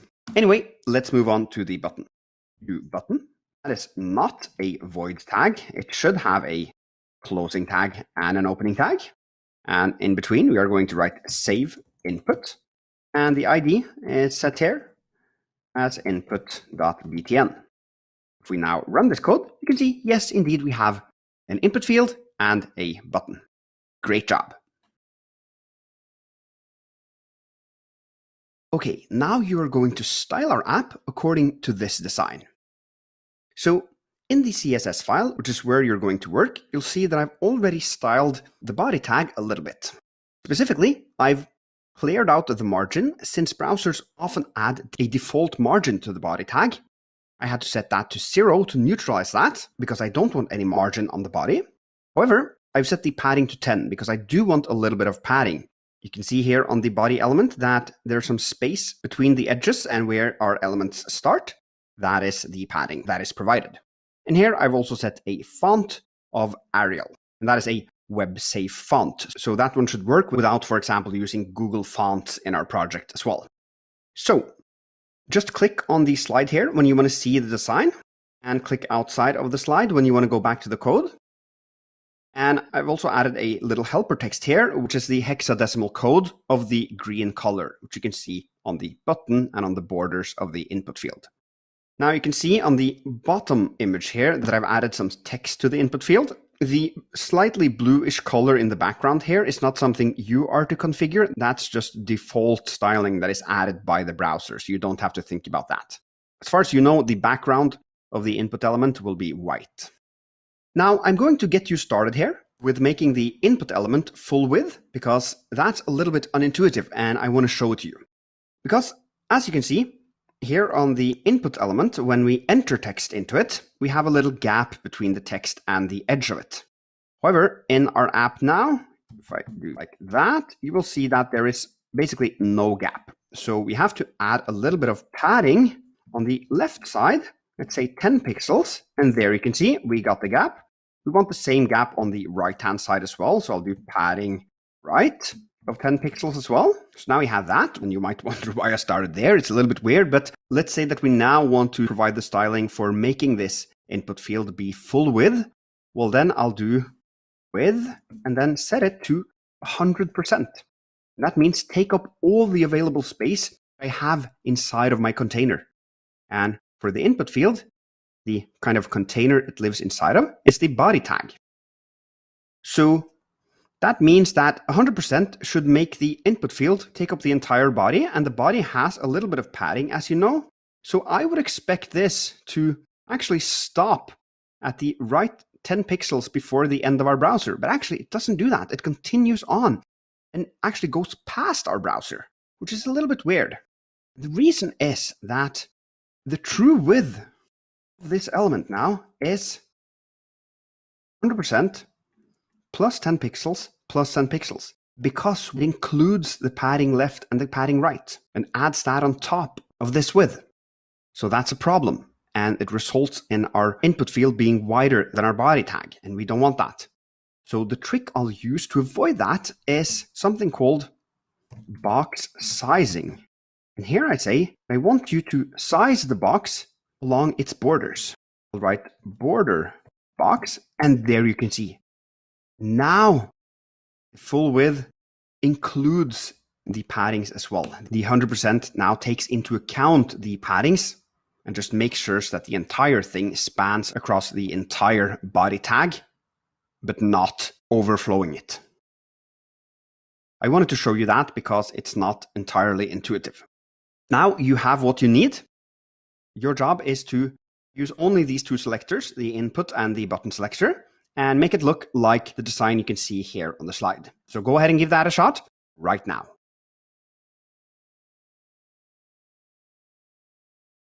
Okay, hopefully that went well. Now let's do this together. I'm going to continue with our input element, because here we'll see that it's very crammed above and below the text we have written in the input field. So what I can do is padding bottom, also of 10 pixels, and padding top, also of 10 pixels. Now we have something that looks much more like what we have here. Next up, we also need the color on the border. So we'll do border, 1 pixel, solid, and then use this green color here, like that. Starting to look good. Now we can actually continue with the button. The first thing is the background color, which is green. We'll do background and use this green color again, like that. Okay. Also, the text is white. Color white, like that. You can see there's also padding here as well, which we need to add. There's a little bit more padding on the left and right hand side. Let's try padding top of 10 pixels and padding bottom of 10 pixels. And then padding left of 20 pixels. Yeah, starting to look good. Padding right of 20 pixels. And now I actually want to clean up our code a little bit, because you can see we're using this very verbose way of writing paddings both here and here. Whereas in the body, as you have learned previously in this career path, you can use the shorthand. And if all of the top, bottom, left, right are of the same value, we can just use padding. So I can remove all of these and do padding 10 pixels. Here, it's a little bit more complex, but the top and bottom are identical and the left and right are identical. What we then can use is padding and then 10 pixels for the top and bottom, and then 20 pixels for the left and right. So the first value kind of becomes the y-axis, above and below, and the second value becomes the x-axis, to the left and to the right. If I remove this, you can now see that it looks identical as how we had it previously, but we've removed a ton of lines, which is good. Now, another thing on the button is that it has these default borders. We don't want that according to our design. So we'll do border none, like that. Now it's really starting to look similar, but there's two things. We want to bold the text, and we need a little gap between the input field and the button. So font weight, set it to bold, yes. And the gap between the button and the input can be added to either of the elements. I'm going to add it to the input field. You can use a margin button and set it to, for example, 4 pixels. There we go. Now we have something that looks pretty much like what we have, and it's also responsive. So we are ready to move on. Okay, now we are going to move from the CSS over to the JavaScript, because we have to make our input button work. And while you won't make it useful in this cast, you will at least have it log out button clicked when the user clicks it. So you know how to do this. You're going to have to modify both some HTML and write a function in the JavaScript file. So go ahead and do it so that when I click the Save Input button, the console will log out button clicked. And once you are done, return back to the screencast and I will show you the solution as well. Good luck.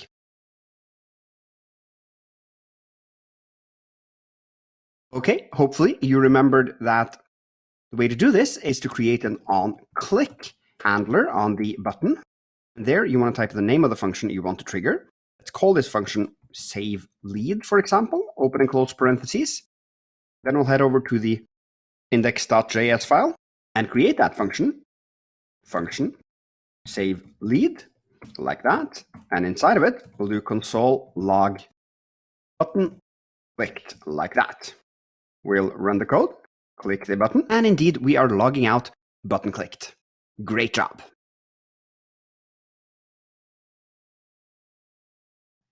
So while this way of writing event listeners, where we define a function and trigger it via the onClick attribute in the HTML, works perfectly fine, out in the wild, you'll most likely see professional developers use a slightly different technique. So it's important that you learn that one as well. And the way we do that is by first grabbing a hold of the ID of the element we want to hook an event listener onto. So I'll do let input btn equals document dot get element by ID, passing in the input dash btn. And then what I'll do is input btn dot add event listener, like that. And inside of the add event listener function or method, which it's also called, I'll first specify what kind of event I want to listen for. And here it is the click event. And then I'll write a comma and do something which might look a little bit weird, because now we are going to define what are we going to do when someone clicks on this input button. Well, we are going to invoke a function. And in order to invoke that function, we first have to write it. So I'll do function, open and close parentheses, and then the curly brackets, and break it onto a new line. And inside of this function, we can write whatever code we want to be executed when the user clicks on this input button. So here we'll do console.log button clicked from add event listener, like that. And let's change this to button clicked from onClick attribute. Now, if we run this code, hit the button, you can see both this line and this line is executed. However, now we can actually remove this onClick event listener from our HTML. And some would say that this results in a cleaner separation of concerns, where the HTML doesn't worry about any event listeners, as that's all gathered in the JavaScript. So, of course, then we should also remove the save lead function. And we're left with this. Running the code, clicking the button, and only this line triggers. So, in the next cast, you are going to get some practice writing this type of event listeners. So let's dive into it.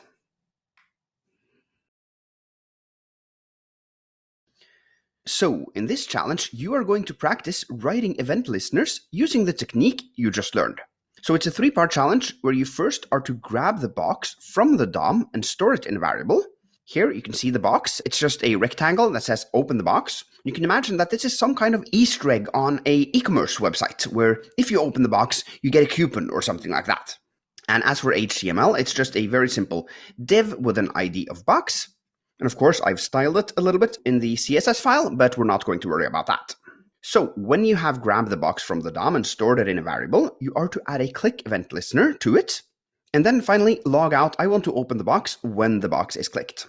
So if you struggle to remember how to add an event listener using JavaScript, you can go back and rewatch how I explained that, or even better, Google it out, and you should find the solution as well. With that, go ahead and solve this challenge right now.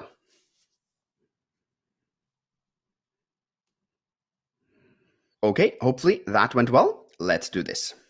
So we'll do let box equals document.get element by ID, passing in box.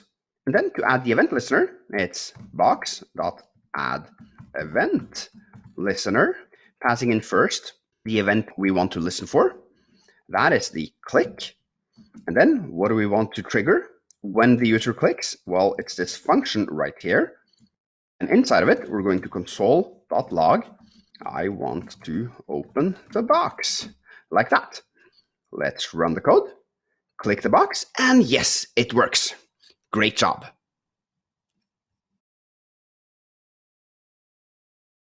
Okay, we are back at our lead tracking app.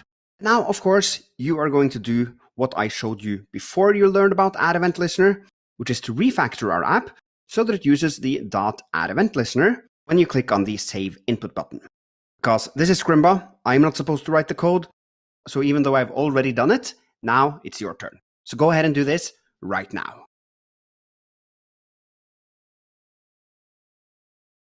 Okay, hopefully that went well. Now I will quickly do it as well. First, we need to grab a hold of the button. I'm going to grab the ID here and do let input btn equals document.getElement by ID, passing in the ID. Now that we have that, we can do input btn dot add event listener. We're going to listen for clicks, and the code we want to run when users click the button is inside of the body of this function right here. So I'm going to copy this console log, paste it in there. Now I can remove the save lead function, and I can also remove the onClick attribute in the HTML, like that. I'll rerun the code, click save input, and indeed it works. Great job. Let's move on. Now we need to set up the infrastructure for being able to actually save the leads that we enter into our input field. And for that, we need two variables. First, a myLeads variable, which should be assigned to an empty array. Secondly, the inputL variable, which should be assigned to the text input field. With that, I mean the input field right here. So go ahead and create these two variables right now.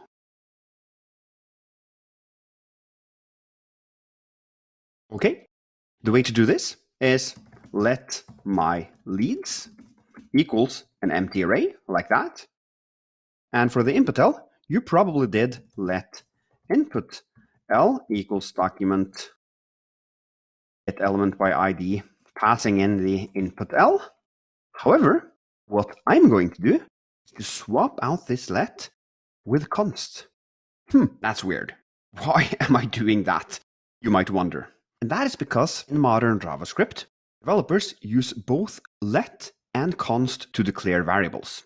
And now I think it's about time that you learn both of these methods. So we're going to set the inputL as a const and also the input btn. Now, the main difference between const and let is that const cannot be reassigned. And the name kind of hints to that. It says const, which is short for constant. So whatever you assign it to should be constant, meaning you can't reassign it. And if you don't remember what reassignment is, it's when you do input L, for example, equals hello. This won't work. If I run this code, you can actually see assignment to constant variable. I tried to assign the inputL, however, it's a constant. So JavaScript is saying, not allowed. Now, you might ask, why do we need this? This seems to be something that just makes it more difficult for us to code because it gives us less freedom. Well, that is a very good question. So in the next cast, we'll dig into exactly that so that you properly understand why you want to use both let and const and actually get some practice using both of these variable types. Okay, let's say that we are back at our blackjack game and we have two variables, player name and credits. The first one is a const, whereas the second one is a let. Now, immediately upon seeing these two variables, a developer will understand that player name is not to be reassigned. However, this developer wouldn't only think that credits can be reassigned, it would actually assume that credits are to be reassigned further down in the code. So the developer would expect something like credits equals credits minus 10, for example. And the reason for that is that developers often use the following to decide whether or not they should use const or let. So if possible, default to using const. If not, use let. If these two lines follow this methodology, it would mean that it simply wasn't possible to write credits as a const, because it is going to be reassigned later down in the code. And thus, we skipped the default of const and used let instead. And this is actually the biggest benefit with const. It gives us a way to quickly signalize to anyone who are reading the code what we want to do with the variables. So in addition to expecting that something like this here would happen, the developer would also be very suspicious if she saw something like player name equals something else down here, because that would mean that the person writing this code mixed up their let and consts, or perhaps didn't even understand it. And as we know, this will give us an error. So with all of this knowledge and following this methodology, I want you to do a challenge. Which of the variables below should be changed from let to const? Here, the situation is an e-commerce shop where you have a base price, a discount, a shipping cost, and shipping time. At some point though, the details of the shipping changes, and then you calculate the full price, and finally notify the customer. So go ahead and change some of these variables to const, and then I will show you the solution afterwards as well. Okay, let's do this. I'm going to start down here on where things are reassigned. It's easy to see that these are reassignments since we're starting a new line with just the variable name, not let, in front of it. So here we are reassigning shipping cost and shipping time, meaning these two can be let. And this is a new variable, so actually here's the end of our code, and base price and discount, they haven't changed. So they could be consts. And it says here, if possible, use consts. So default to consts. So then I'll do const and const like that. Run the code. Works perfectly fine. I haven't broken anything. Is there anything else we can do? Yep, actually it is. Here at full price, we see that this variable is only assigned once. It's not reassigned further down, just used here in the console log, meaning that this one also should be a const. So hopefully you now understand why we want to use const and let. And if it's still a bit confusing, don't worry about it. We're going to continue using these variables throughout this course. So eventually it'll be completely natural for you to switch between these two variable types. With that, let's return back to our lead tracker app.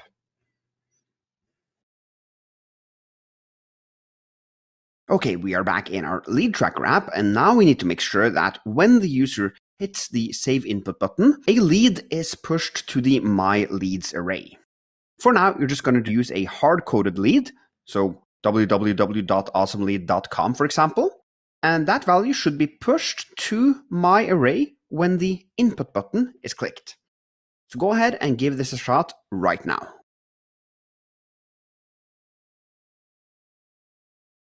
Okay, hopefully what you did was to here inside of the body of this function, write my leads.push.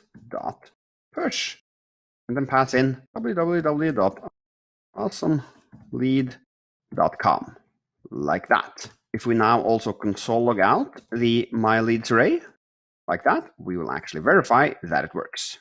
I'll hit the save input button, and there you can see, we now have one lead in the my leads array. If I hit it again, we have 2, and 3, and 4. However, it's pretty useless because we're just pushing the exact same thing to the array, so let's fix up that in the next cast. Okay, so now we are going to take whatever the user enters into the input field right here and push that value into the myLeads array when the save input button is clicked. So push the value from the input-tel into the myLeads array instead of the hard-coded www.awesomeleads.com value right here. However, I haven't taught you how to actually get the value from the input-tel. That is, for example, this www.example value right here. So you need to Google that. And that's great practice because Googling is, as you know, something professional developers do every single day. So here is what I recommend you to Google. Try to find, for example, a Stack Overflow question and see if you can figure it out on your own. If you don't, no worries, I will solve this for you when you return back to this cast.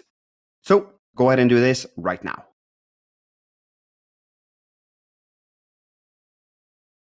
Okay, hopefully this went well. Let's take a look at how we can find the answer to this by Googling. So we'll take the get value from input field JavaScript, which was my suggested string, and just paste it into Google. There you can see we are getting a ton of results.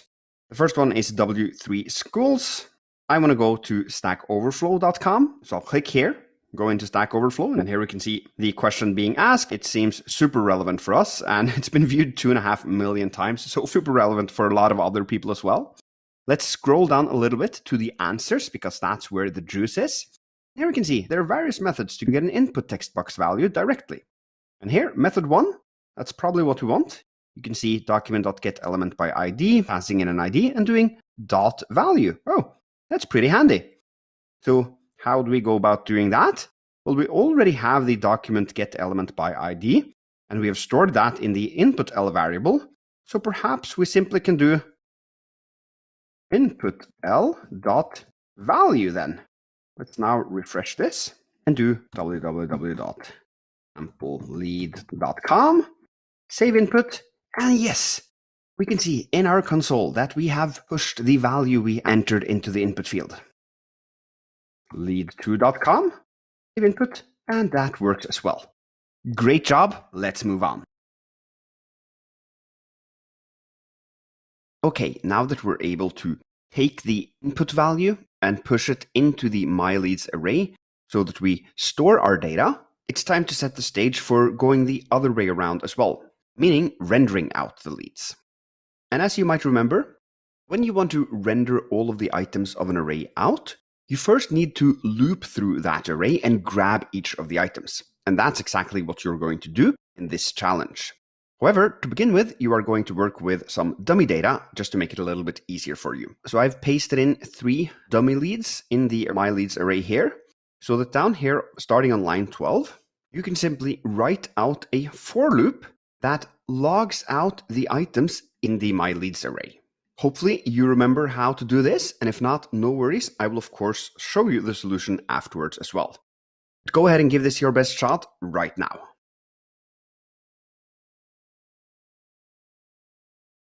Okay, hopefully this went well. Let's do this. We'll do for let I equal 0, because we want to start at the 0th index of the myLeads array. I should be less than the length of the array. So that's myLeads.length. And we want to increment I upwards with 1 for each step.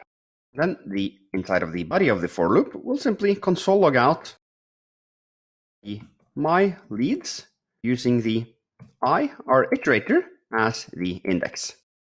Now we run this code, you can see in the console, yes, we are indeed logging out all 3 of our dummy leads. Great job. Next up, we are going to transform this for loop from simply logging out the leads to actually rendering them out on the page. However, in order to do that, we have to actually create that unordered list where we are to render the leads out. So you are going to do that through a 2-part challenge. The first part is to create the unordered list element, the UL, with an ID of UL-L, that's for unordered list element. And then after you've done that, return back to the JavaScript and grab this unordered list and store it in a const variable that's called UL. A little bit of a weird name there, but of course also short for unordered list element with the camel case convention we're using in JavaScript.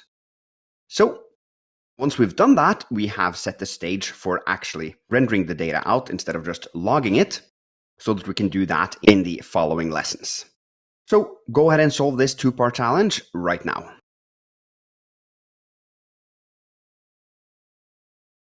Okay, hopefully that went well. Let's do this together.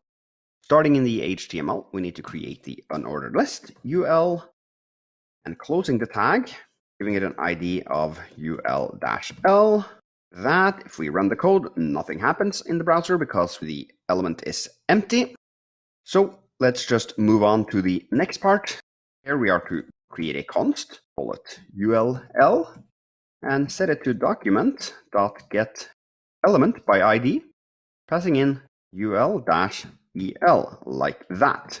Now, just to make sure that we've done everything correctly, let's console log out this element. Run the code, and there we can see it is being logged to the console. Good job solving this one. Let's move on. Now you are going to render the leads out in the unordered list we just created using the .textContent property, which we've used in previous sections. So you are to replace the console log here with the rendering of each item into the unordered list. Now, what will happen here is that you'll simply render out plain text inside of an unordered list, for example, www.awesomelead.com. If we run this, this is how it'll look.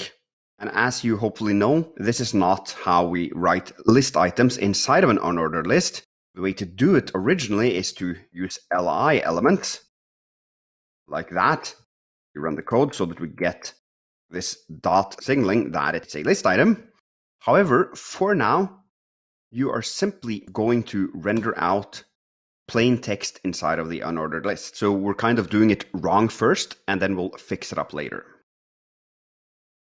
So just go ahead and render all the leads as plain text inside of the unordered list using .textContent, even though that's not the correct way to do it. But I wanted to do that first because the most important thing is to make it work, and then we make it better.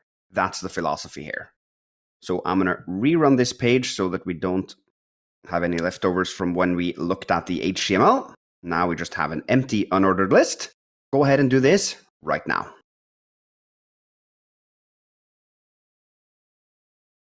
Okay, hopefully this went well.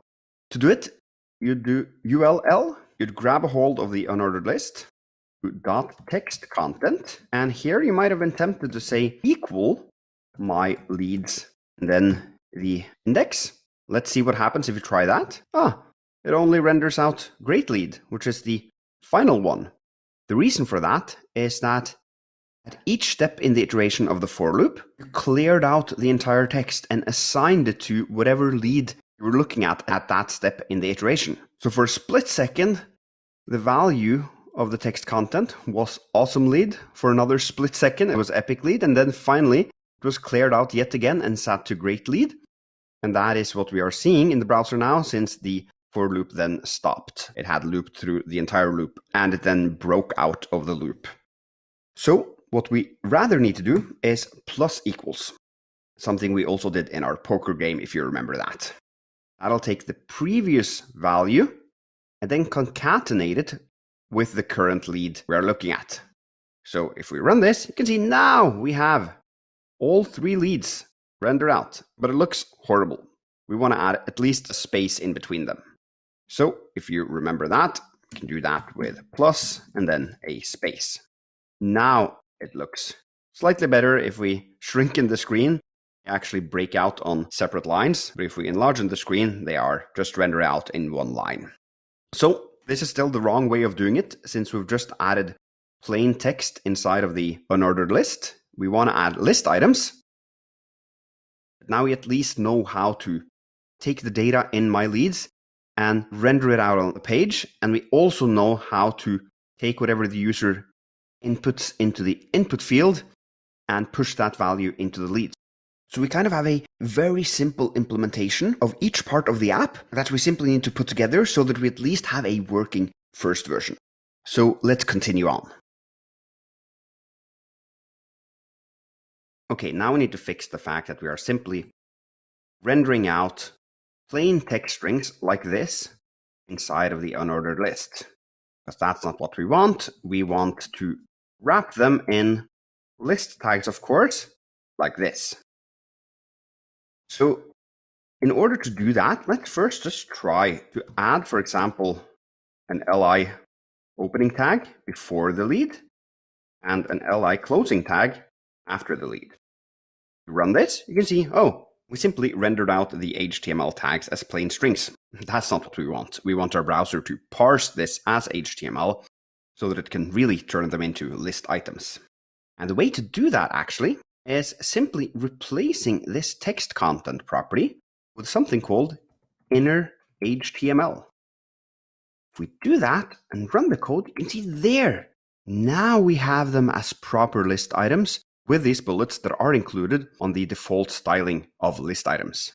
So this means that the browser actually looked at this string right here and understood, okay, this is actually the starting of a list element. I'm going to avoid rendering that out as a plain string and instead convert this entire thing to a list item. So this opens up a whole new world of manipulating the DOM. Suddenly you can create HTML elements with JavaScript. So let's take a closer look at inner HTML and give you some practice on how to use it. So to help you learn inner HTML, I have a really silly example for you here. Because let's say that you are working on an e-commerce website. Somehow your colleague, the HTML developer, has forgotten to add the buy button inside of the div container. That is a crisis because your customers now can't buy your products. So you as the JavaScript developer have to do that instead. So you're going to use the .innerHTML property to render out a buy button inside of the div container. You have to grab a hold of the div container first and then use the inner HTML. And the text inside of the button should be buy with an exclamation mark. So go ahead and give this your best shot right now.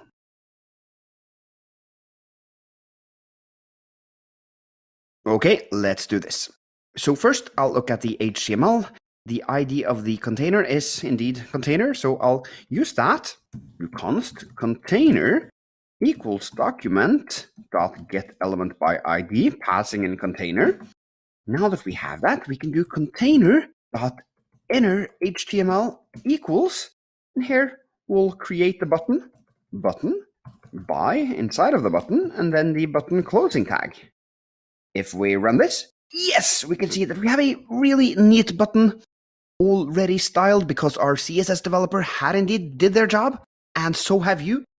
So give yourself a pat on the back for doing this, and let's move on.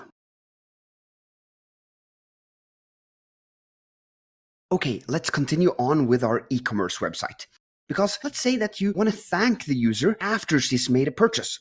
That's a nice thing to do. So what we want to do is that when the user has clicked the button, we are to render a paragraph under the button, but still inside of the same container. So this container right here in which the button is rendered inside of. And the paragraph should say, thank you for buying. So I'm going to help you a little bit on the way here by creating an on-click event listener inside of the button that will try to invoke a function called buy when the button is clicked.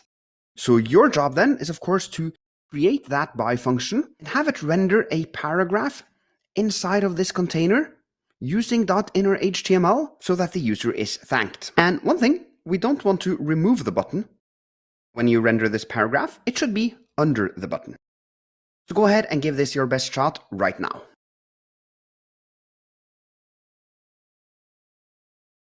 Okay, let's do this.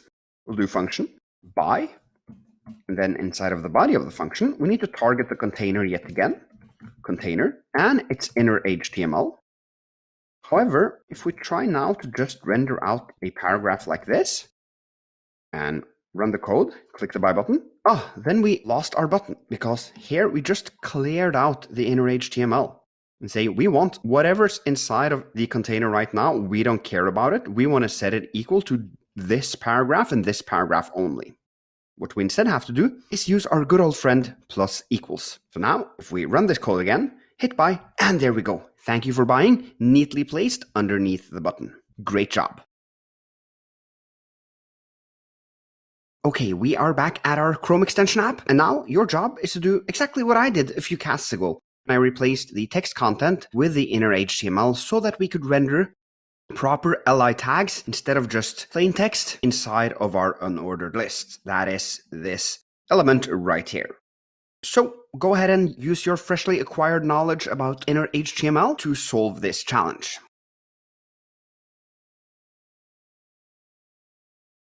Okay, hopefully that went well. The way to do it would be to first add a opening tag before our leads is rendered out. We'll do that with a double quote and li, and then of course a plus. Now we already had this empty space previously. We don't need that anymore, but we do need a closing li tag. If we now run this, you can see, oh, it doesn't work. Well, that is because we're still using .text content. We have to change it to inner HTML, like that. Running the code, there we go. 3 list tags rendered out exactly how we want them. Let's move on. Now that you've finally managed to work with inner HTML, I'm going to be a little bit annoying and teach you an alternative way of solving this that doesn't use inner HTML. Because while I prefer to make a lot of the choices for you as to which technologies you should use to build apps, especially as a beginner, in this case, it makes sense that you learn it in 2 different ways, even though we're only going to proceed with one way in this app, and that is the .innerHTML. But you will see this other method being used both in Scrimba's front-end developer career path and out in the world. So I'm going to teach it to you. The way to understand it is to break this line of code into 3 steps, because let's have a look at what's actually happening here. So first, we are kind of creating the li element. So create element, and then we are setting the text content of that element. Finally, we are taking that expression and kind of appending it to the unordered list, because appending means to add something at the end of a document. So append to unordered list. So with this, we have the pseudocode for our solution. Let's now comment out the original way of doing it, and then write out the new way. So the first thing we need to do, create the element. That is done by document.create element. It looks almost like these document.getElement by ID here. However, now we are creating something, not fetching. And what are we creating? Well, whatever we place inside of the parentheses. Naturally, in our case, this would be an li element. And this is how we specify it. We don't need to wrap it in these HTML tag symbols. Now we have created the list element, so we need to store it in a variable. I'm going to use const li. And next up, we got to set the text content. So we'll do li.textContent equals my leads I. Okay, final step, appending it to the UL element. Well, then we'll do ULL.append. And what do you think will append? Well, the li, of course. So we'll take this and pass it in there. Now, if I run this code, you can see it works. However, in my opinion, this is easier to understand intuitively than these 3 lines. Because here we get to see at least the HTML element in a more humanly readable way. But you will come across this method as well. So now what I want you to do is basically do the same thing as I did. Try to make this work with the new method and with this line of code, comment it out. And if you need help, you can use this pseudocode to Google your way to the solution, or you can of course go back and watch how I did it. But after you've done it, I'm not going to go through it again because I've already done exactly that. This is just a little digression for you to get this practice of doing it another way. And then when you're done, we are going to return back to this .innerHTML method here from the next cast and work a little bit on the performance of our solution. So give this a shot right now, and then I'll see you in the next cast. Now it's time to improve the performance of our rendering by first creating a variable list items to hold all of the HTML, then concatenating the HTML elements onto that variable so that you, after the loop has finished, can render all of them in one go. So just to go through this is a 3-part challenge where you first create the empty variable, which you should call list items, and that should eventually hold all of the HTML for the list items. But to begin with, you are going to assign it to an empty string. Then inside of the for loop, instead of manipulating the DOM every single time the loop runs, in every iteration of the loop, you're going to rather add the item, this one right here, to the list items variable, instead of using the inner HTML on the unordered list itself. And then finally, after the for loop has completed, then you can take the list items, which now contain all of the HTML you need, then render it inside the unordered list using inner HTML. So this way, we'll make our code more performant and faster. So go ahead and give this a shot right now.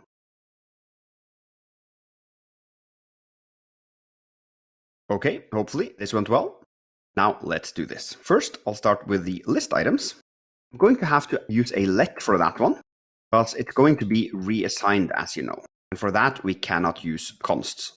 So to begin with, it should be an empty string like that. Then here, we are going to add the items, these guys, to the list items variable instead of setting the inner HTML directly. So this is simply replacing this here with list items. And now, after this code has been running 3 times, 1 for each lead in our array, this list items variable should contain all of the HTML we need. So then we can render it out by doing ull.innerHTML equals list items, like that. Let's try this, run the code. And as you can see, we get the exact same result. meaning that it works. If you're still a little bit confused of what's going on here, I would recommend you to, for example, console log out the value of list items so that you get to see what the value of that string is in every iteration throughout the loop.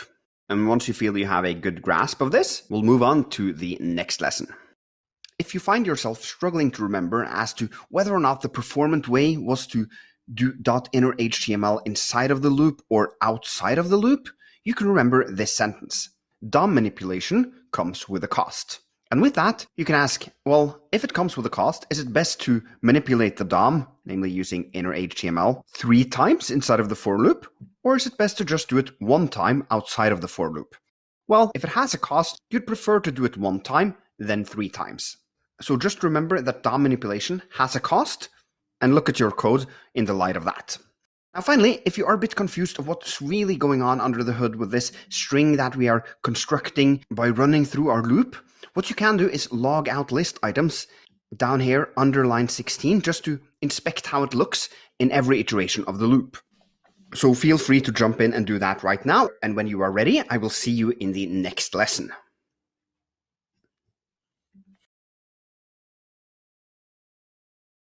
Okay, now that we have many of the pieces of our app working, let's stitch them together so that when a user enters a lead and hits the save input button, it'll actually be rendered out, as opposed to us having to actually add the dummy data from the get-go, hard coding it here on line 1. So I'm going to remove these lines, and your job is split into 2. First, you are to wrap the code below, that is from line 13 to 17, in a render leads function. And then you are to call render leads function inside of the event handler for the button clicks. And I'm going to remove this console log right here to make it a bit cleaner. So just to talk through the logic here, what will happen is that when the user adds something into the input field and hits the save input, this epic lead, as you know, will be pushed to the myLeads array. And then if we call the render leads and have this wrapped inside of that render leads function, it should, according to our plan, render out whatever items there are inside of the myLeads array, which would be much better than what we have now, where simply I can hit the save input as much as I want, but nothing happens. My lead just stays in the input field. Not good.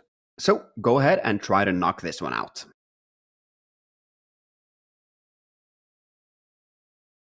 Okay, hopefully that went well. Now let's do this. I'll write function, render leads, and then the body of the function. Inside of that, I will copy this code and also tab it out so that it's easier to read, like this, looking good. And then we are to call the render leads function. We do that by doing render leads and adding the open and close parentheses. Now, if we run the code, www.epiclead.com, save input, yes, it works. I do www.awesomelead.com. Woohoo! It actually works. Really good job. Now we have stitched together the various pieces of our app, and we have what looks like a functional prototype. You should be really proud of yourself reaching this far. So give yourself a pat on the back, and when you are ready, let's move on. So while our app now works, it has a little bit of a usability issue, because if I now try to add a lead here, and hit save, you can see it is indeed saved, but it still persists in the input field as well. Most likely, we'd want to clear out this input field. So that is what I now want you to do here on line 8, clear out the input field, though I haven't told you how to do that. And that is intentional, because now I want you to Google it. And even better, I want you to try to figure out on your own what you want to write into Google to try to solve this issue. So I'm not going to give you the text you are to paste into Google this time. You just have to try and figure that out on your own and see if you can find the answer, because that's a critical skill as a developer. You'll come across problems out in the wild every single day, and you won't have me there to tell you what to Google. So you obviously have to learn how to think of a phrase to Google yourself. So go ahead and do that. Try to figure out how you can clear the input field. Write the code you think works, test it out, and then, of course, return back to this screencast when you want to see my solution.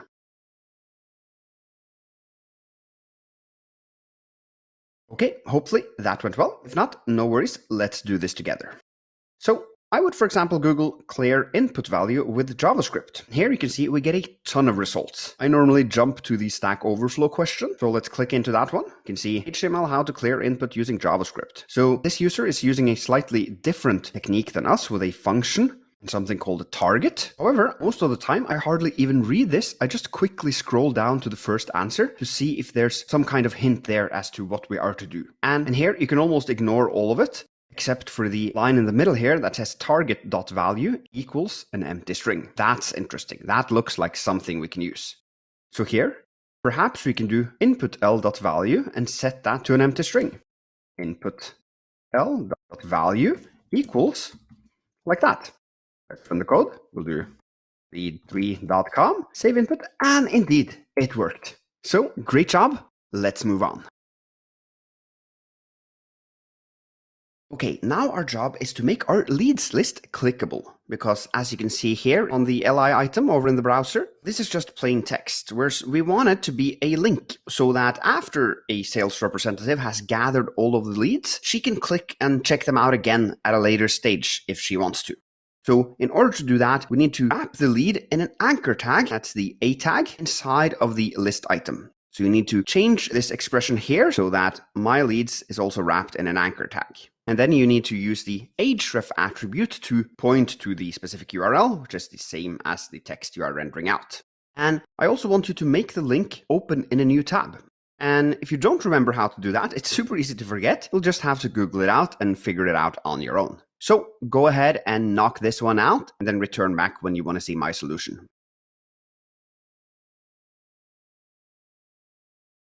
Okay, hopefully that went well. If not, no worries, let's do this together. So we want the anchor tag on the inside of the li tag. So I'm going to add in the same strings as we are creating the li elements, an anchor element as well. So like that. And I'm going to set the href now just to this hashtag symbol right here. And then I'm going to close the anchor tag on this side.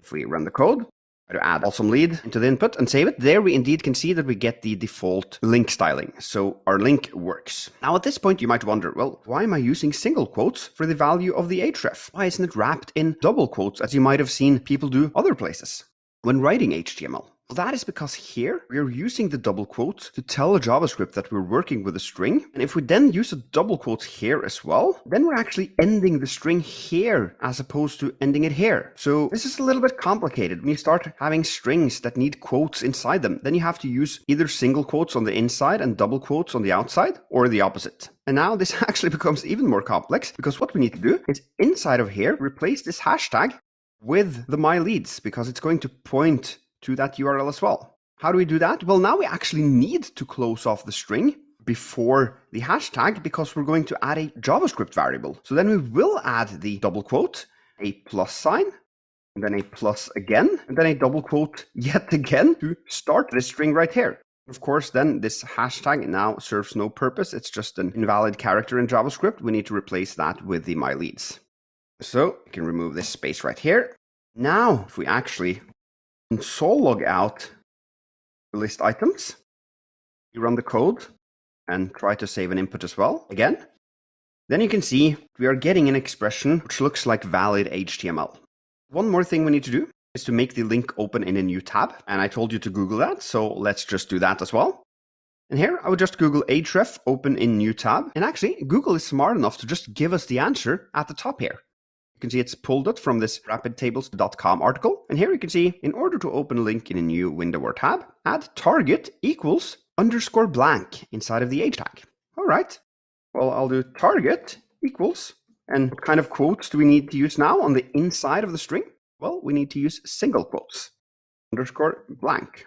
Otherwise, we would have escaped out of the string again and into JavaScript land. And we don't want to do that. This is just a string, and we don't need any JavaScript variables to express it. Now, one thing is that when you try to click these links in the Scrimba browser, even though you're using target blank, it won't work properly. It'll open up a new tab which just has a super weird URL. That's just a Scrimba quirk, so don't worry about that. If you run this code from your local computer, this anchor tag will indeed work. Anyway, now we have all of this, and it works. However, this string is really long and ugly in my opinion. It's a complicated expression. And I would like us to simplify it and avoid using these mix of single and double quotes and all of these plus signs. And maybe we also want to write this expression on multiple lines as you normally do in HTML. However, that won't work. As you can see, it breaks our entire code in syntax highlighting, seen by the fact that the syntax highlighting is completely off at this point. So in the next cast, I'm going to teach you about template strings, which will solve exactly that. So just stay tuned and I'll see you there.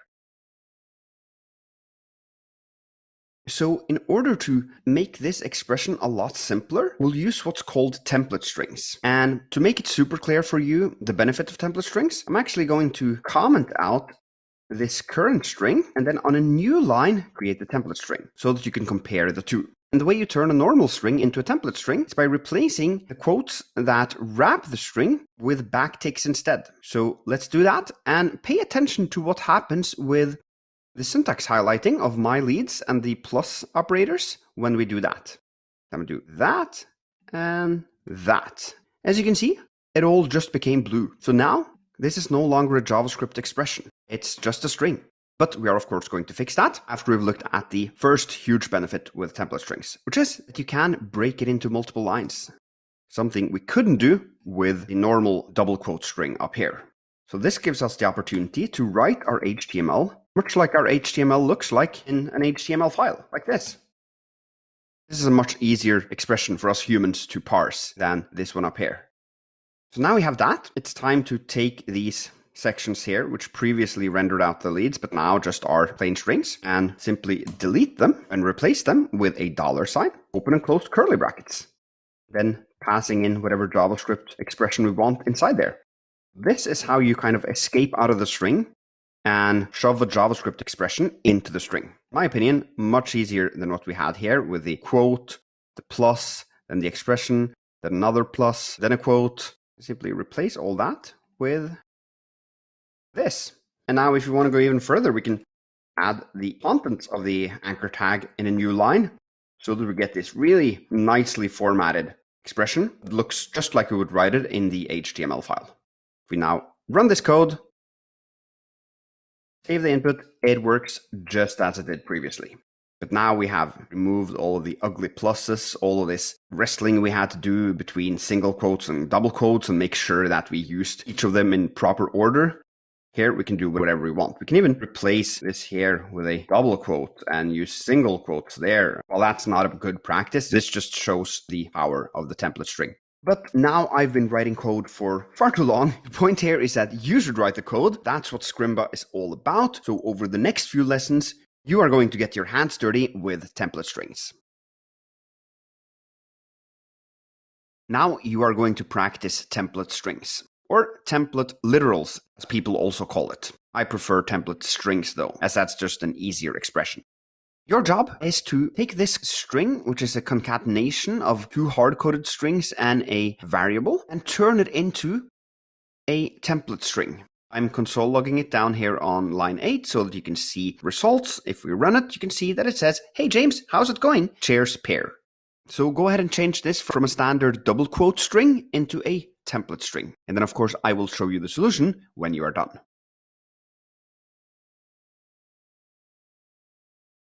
Okay, hopefully this went well. Let's do this. I'll start by simply replacing the first double quote with a backtick and the last double quote with a backtick. Then the entire thing is a string. So now if we run this, it'll say, "Hey, plus recipient, how's it going?"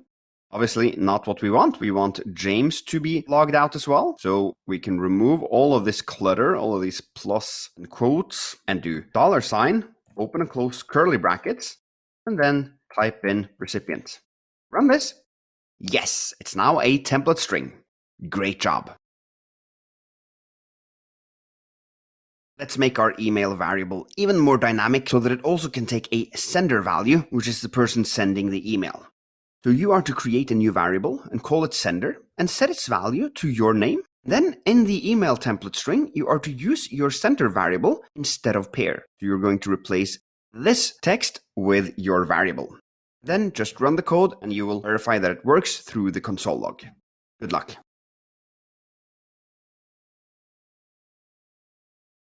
Okay, let's do this. We'll create a const, call it sender, and I'll actually set it to my entire name here, Harold.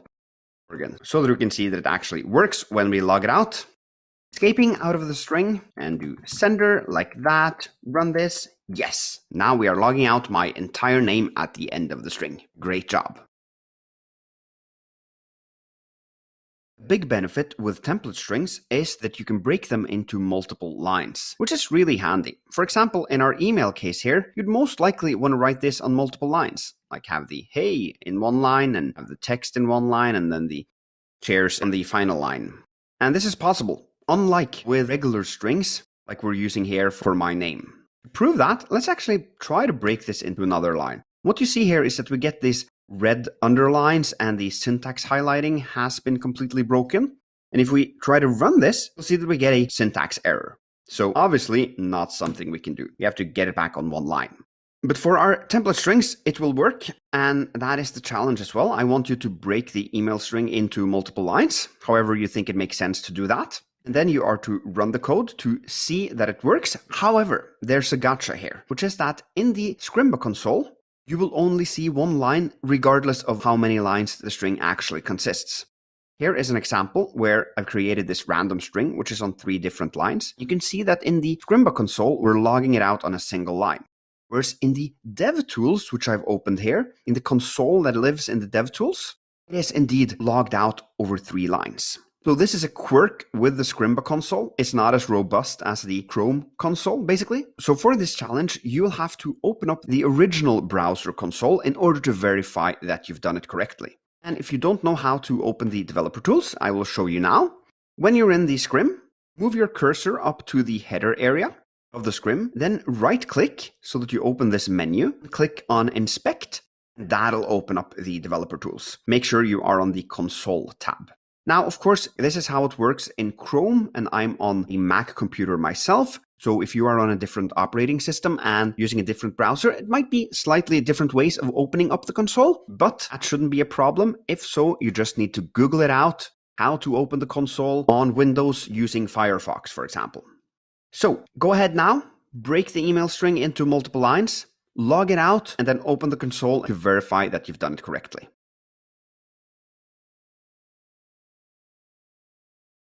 Okay, hopefully that went well. The way to do this is super simple. You can just break this into a new line, this into a new line, and actually we can even do this. And sometimes I even like to format this as we're writing a function body or HTML so that I tab it out so that we see it like this. But you could do it like this if you wanted, or you could do it like this. I mean, the point here wasn't exactly formatted the way I would do it. The point was just to break it into new lines, run the code, see that in the Scrimba console it's still just one line. Hopefully you saw that when you logged it out in the original console, it became multiple lines. Great job. Okay, we are back at our Chrome extension app, and now you are going to do the same thing I did before we went on our little tangent about template strings, which is to take this list items and turn the string here into a template string, so that you can get rid of all of these pluses, all of these double quotes, and also break it into multiple lines if you want. So go ahead and do that right now.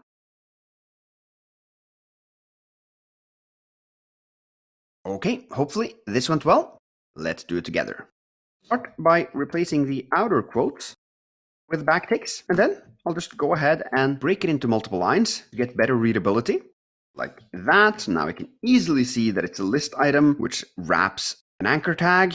I'm going to put this on a new line. And here we still have these clunky plus signs. I'll remove all of those and wrap the JavaScript expression here in a $sign and the bracket like that.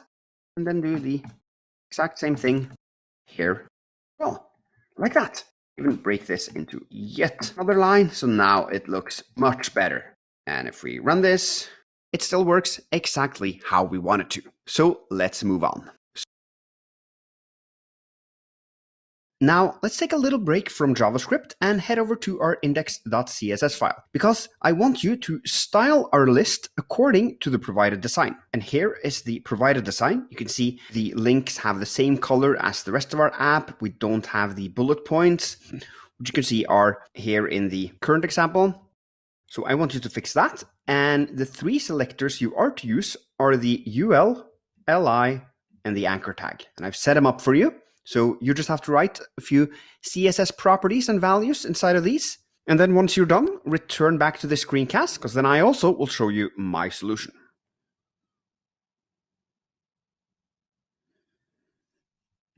Okay, let's do this. The first obvious thing is that our list in the design doesn't have these bullets. And the way to remove those are to do list style and then none. As you can see, they are gone. Now, it is the space on the left-hand side, namely the padding, which we have here, which you also want to eradicate. So we'll do padding left and set that to 0. All right. Next up, the most obvious thing is the color of the anchor tags. It should be the green one we have already in our app. So let's fix that. We'll do this one right here and select the anchor tag. Color should be that. Yes, pretty good. Let's compare the two now. What I think is that we have some more spacing here. There's more spacing between the list items and also a little bit more spacing above the unordered list. So starting with the unordered list, I think we can give it a margin top of like 20 pixels, slightly down. And for the li elements, I think we can give them also a margin top, maybe then 5 pixels. Yeah, now they have a little bit more space in between them. So I think this looks pretty good. So this challenge is done. But before we move on, there's one thing I want to point out, and that is that we are using very broad selectors for our CSS. We're basically selecting any unordered list or any list item or any anchor tag on the page. And this comes with the consequence that if we, for example, want to add other anchor tags in our app that are outside of this list of leads, for example, let's say we added an anchor tag in the very top of our app, kind of like a navigation. If we run this, you can see it says home, and we add awesome lead. It's in the same styling as awesome lead. This might not be what we want. Oftentimes, anchor tags and links will look slightly different depending on the context they were shown in. What we could do to solve this problem would be to, down here, when we are flipping the color, specify that we only want to do that if the anchor tag lives inside of a list item. And we'd solve that by doing li and then a space and then the a. Now you can see the home link has the standard styling, whereas the anchor tag in our list has our green styling. So this is a way of saying only target anchor tags that lives inside of list items. However, in this case, we can get away by just targeting our anchor tags, as we're not planning to add any other anchor tags across the page. So we can remove our home tag and then just target this list item in the easiest possible way, which is what we have here, as that's perfectly fine to do as long as we're understanding the future possible consequences of doing that. And now I think we do that. So let's just move on. So even though we haven't completed our app yet, there's still many features left to build. I want to go ahead and deploy it right away, because I just think it's so much fun to actually see your app out in the wild, and that gives me a ton of motivation to continue on, which is why I often like to deploy my projects as early as possible. So in this cast, we're going to prepare our first deployment so that we in the next cast actually can do the deployment and try our app out in the Chrome browser. As you can see on the left-hand side here, I've added a couple of new files, namely the icon.png. That's just a PNG image, which looks like this little icon right here. Pretty suitable for our app with this $sign as our sales representatives are to be reminded that this app will bring in more dollars for their commissions. Also, you'll see a manifest.json file at the bottom here. And you might wonder, well, what is JSON? I've never seen that before. And you're right, we haven't talked about that earlier, but don't worry, it's nothing dangerous. JSON is short for JavaScript Object Notation, and it's a way for us developers to store and send data. And it's often used when you, for example, want to send a piece of data from a server to a client, that is, to a browser. And in our case, we are using this manifest.json file to configure our app and to provide metadata about it. So Google Chrome will read through this and look at the name. Oh, it's called Leads Tracker. Well, then Google Chrome will give our app the name Leads Tracker. It'll also see that the version is 1.0, so that the next time we deploy and we change this to, for example, 1.1, it'll know that, oh, we have updated our version. And that's information that's definitely useful to know for Google Chrome. One thing you might wonder here is why these key value pairs, as you can see, which you hopefully recognize from JavaScript objects, have keys that are wrapped in quotes. Because if you remember from when we worked with JavaScript objects previously, we didn't use quotes around our keys, but that's something you have to do when writing JSON. So don't be tempted to think that this actually is a JavaScript object right now. It's not, it's just plain text, but it's using the JavaScript object notation. So it's mimicking a JavaScript object, and you later learn how to turn a JSON object into a JavaScript object. If this is a little bit confusing, don't worry about it. It'll sort itself out as we look more into this. Let's just move on and look at the two final key value pairs here. We have manifest version. That's just telling Chrome which version of this JSON file we are using. There used to be a version number 1 that people used, and then there was a version number 2, but now we have a version number 3. So that's version number 3. And finally, there's the action. And that's kind of the meat of our application. It configures what happens when the user clicks on our application from the Google Chrome extensions toolbar. Let me show you that. Here we have Twitter. And if I click on the extensions button up here in the top right corner, this little puzzle piece, you can see it opens up all of my extensions. And when I click at, for example, Grammarly for Chrome, it opens up the Grammarly extension. And as you can see, it uses a little icon here as well. So in the action, the default icon that you provide, this icon PNG here, which points to this image file we've provided, will pop up here besides this puzzle piece button. And also the default pop-up, the index.html that we provide inside of our action, well, it's our pop-up. And in our case, it'll simply be the HTML we have been building all along. Now, there's one thing we need to fix, which is that a Chrome extension will only be as wide as it needs to be. And strictly speaking, our app doesn't need to be any wider than this, because that's the width our button needs. So we need to set a min width on the index.css. And I'm just going to go ahead and do that. Min width of 400 pixels, for example. Now you can see if we go below 400 pixels, our input field is now outside of the app. So Google Chrome will understand that we don't want that. We want our app to be like this. This is the minimum size. So now we finally have everything in place. Your next step is to download this code. You do that by clicking on the settings icon in the bottom right corner and download as zip. That'll download a zipped folder. You can then open that zipped folder, for example, in your dev directory, and call it whatever you want. Here you can see all of the files that you recognize, along with a README file, which you can safely ignore or delete. That's up to you.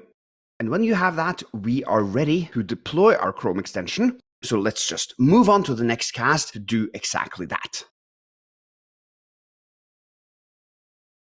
Okay, it is time to deploy our application. And I'm so excited about this because I just love seeing products move out into the world and start solving problems for people. So let's just jump into this.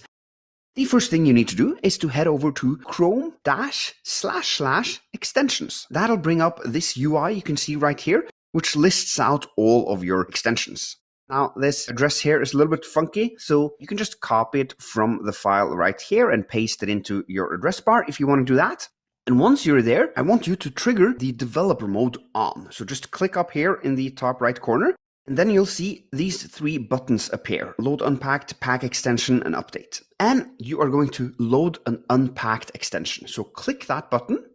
That'll bring up the file chooser menu. There you are to navigate to the lead tracker folder that we downloaded from Scrimba in the previous cast. Choose that folder and hit select. And once you've done that, boom, your lead tracker is now in the extensions interface. And actually, that's it. Now, if we open up another tab, for example, I'll open up the LinkedIn profile of Frode, one of the co-founders of Scrimba, and then I can click on the puzzle icon here in the top right corner. That'll bring up all my extensions, and there we can see our lead tracker. That is just so cool. You can see the little icon here, and if we click it, it brings up the user interface for our app. So that is amazing. Now I can, for example, write in the URL we're at the moment and hit save input, and there it is saved. So actually now we have something that you can take with you on every website you visit and save information.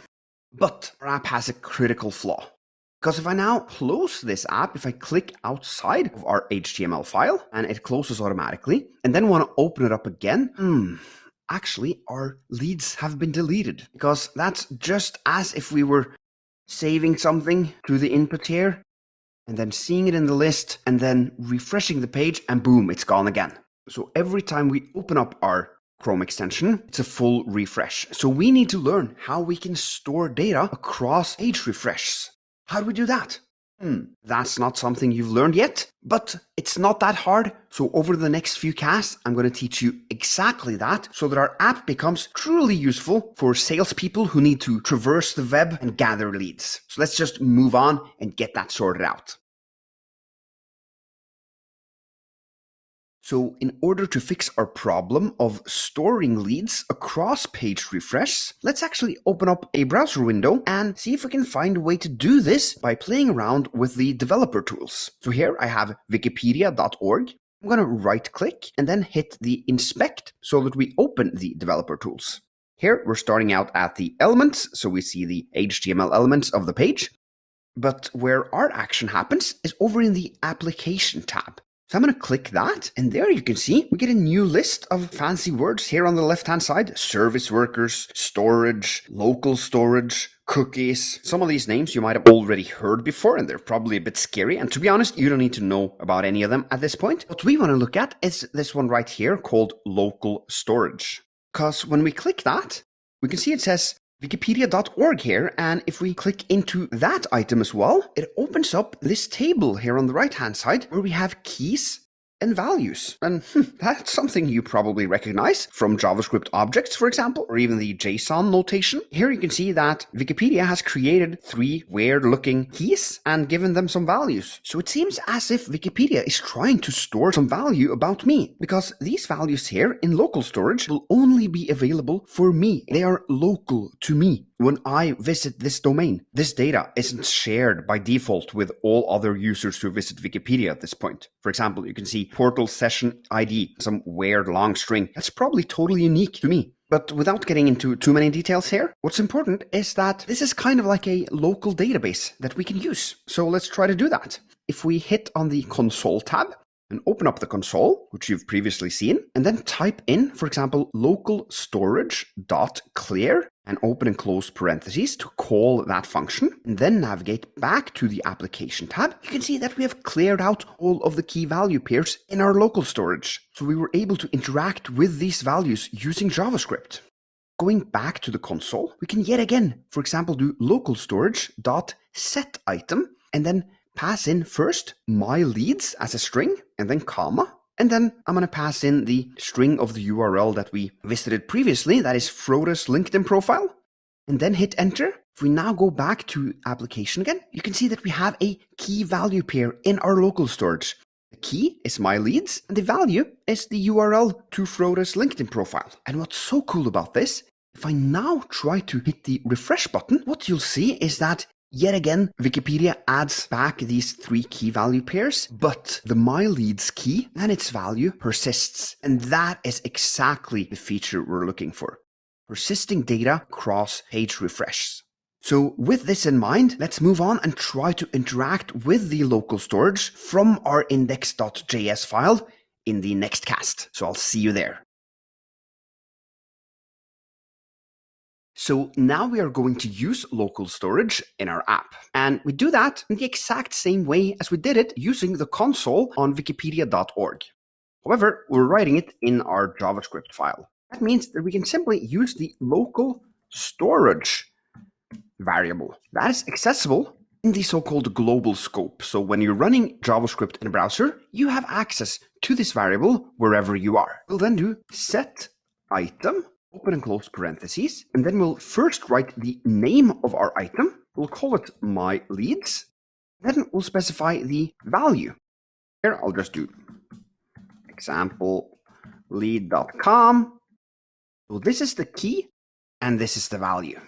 If I now run this code, nothing seems to have happened, but If we actually delete this entire line and even rerun the browser again so that we know that the only way to get a hold of that data would be if it is persisted in local storage, and then try to do exactly that by doing local storage.getItem, passing in the name of our item, the key, and that was my leads, and then we console log that out. Running the code, there we go. Examplelead.com is logged to the console because our browser remembers that we previously saved a lead under this name, and now we can get it. That is pretty cool. It opens up so many possibilities. Now I want you to try this. You're going to solve a 3-part challenge. First, you are to save a key value pair in local storage in the exact same way as I did, and then you are to refresh the page, and then get the value and log it out to the console. Finally, I want you to clear out the local storage as well. And as a little hint, I have added the 3 methods you are to use down here. Local storage.setItem, passing in key and value, getItem, passing in key, and clear, which clears out the entire local storage. So you need to use all of these 3. And one little gotcha before you take a stab at this.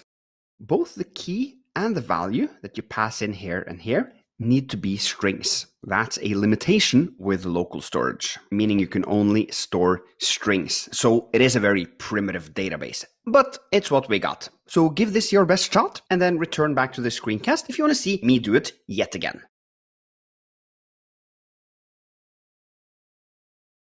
Okay, let's do this. First, we do local storage.setItem. I'm going to call this one my name and set it to Per Harold Organ, like that. I'm going to run the code so that now, hopefully, this has been saved, meaning I can actually comment it out because we don't need it anymore. Now I can do local storage.getItem and then pass in my name like that. Actually, I'm going to store this in a variable called name, just as a little bonus here, and then console log out the name instead of just console logging out this expression. When we run this, you can see, yes, we are logging out my name. Good stuff. Let's move on to the final part of the challenge. I'm going to comment this out, and then I'm going to do local storage.clear. Now, if I run the code, apparently nothing has happened, but if we now comment these 2 lines again and run it, null. So my name no longer exists. Well, that's great, because that's exactly what we try to do by clearing out local storage here on line 11. So as far as I can see, local storage really seems to do the job. Let's move on and learn how to use this properly with our myLeads array so that it's implemented into our app and gives us that ever so important persistence feature for our leads. Now, there is one issue with storing our leads in local storage as an array. And that's something we'd be aware about if we, for example, were to head over to Mozilla Developer Docs to read a little bit about local storage. Here you can see the window.localstorage page. The reason it says window here is because local storage actually exists on this window object. But you can also use the local storage variable directly. And when writing code in general, I would say that less is more. So that if I can write less code, I will do that. That's why I'm omitting the window dot syntax. Anyway, here we can read that the local storage read-only property of the window interface allows you to access a storage object for the document's origin. Oh my god, that's just really complicated in my view, especially for a beginner. So let's scroll a bit down and read about what it actually does down in the description. The keys and the values stored with local storage are always in the UTF-16 DOM string format. What the hell does that mean? I mean, UTF-16 DOM string? That is some hardcore stuff, but we are not going to worry about all that. The only thing that matters is string. We at least know what that is. And as you can see here, as with objects, integer keys are automatically converted to strings. Okay, so it seems like actually everything that is stored inside of local storage has to be strings. Well, that's a problem because we were expecting to store this array here. So how do we do this? Well, to get someone to explain this to us in an easier way, I would just Google out our problem, store array in local storage, and look for the first Stack Overflow question. How do I store an array in local storage? Okay, that's our problem as well. And instead of fine reading the question, I just jump to the answer immediately because I'm impatient. And there you can see a very straightforward explanation. Local storage only supports strings. Use JSON.stringify and JSON.parse. Okay, here we can see some code. And we recognize this local storage.set item and then passing in the key. And then instead of just passing in the value, which here should be the names array, they are doing json.stringify and passing in the names array in that. So it seems as if this json.stringify takes the array and turns it into a string. And likewise, on the other side, when they are to fetch data from local storage, they use local storage.getItemNames, but then wrapping that entire expression into json.parse. So that seems to go the other way around, from string to array. Okay, so actually, let's just try this.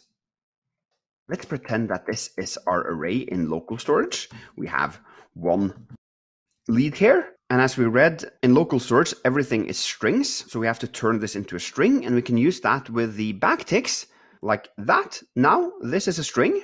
And the problem here would be that, let's say that we fetch this from local storage and we want to push another lead to the array. And we try to do that with myleads.push epiclead.com. Run this. We get an error. myleads.push is not a function. That is because the push method doesn't exist on strings. It only exists as a method you can use on arrays. So what we then have to do first, here we've gotten the data from local storage. Now we need to do what our friend over at Stack Overflow did, which was to parse the entire thing.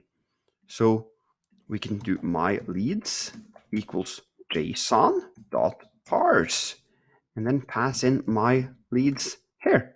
Now, after the push, log out my leads, run it. Yes, now we can see, now it worked. How about if we wanted to go the other way around? This here, where we're actually stringifying the array so that we can save it in local storage. Well, this will be this situation here.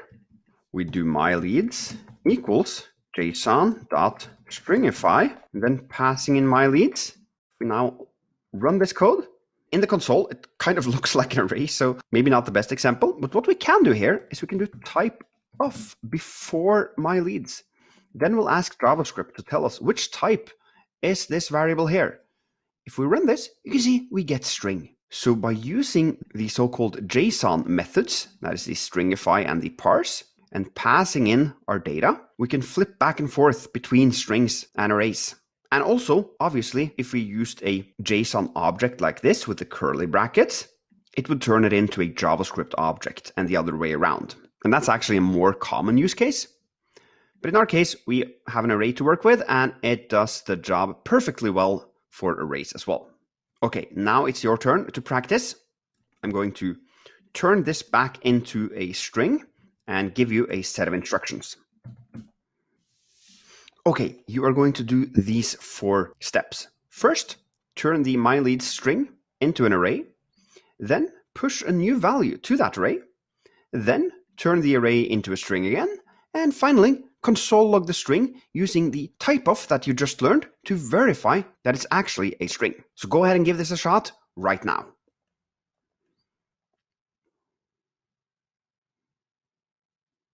Okay, hopefully this went well. Let's do this.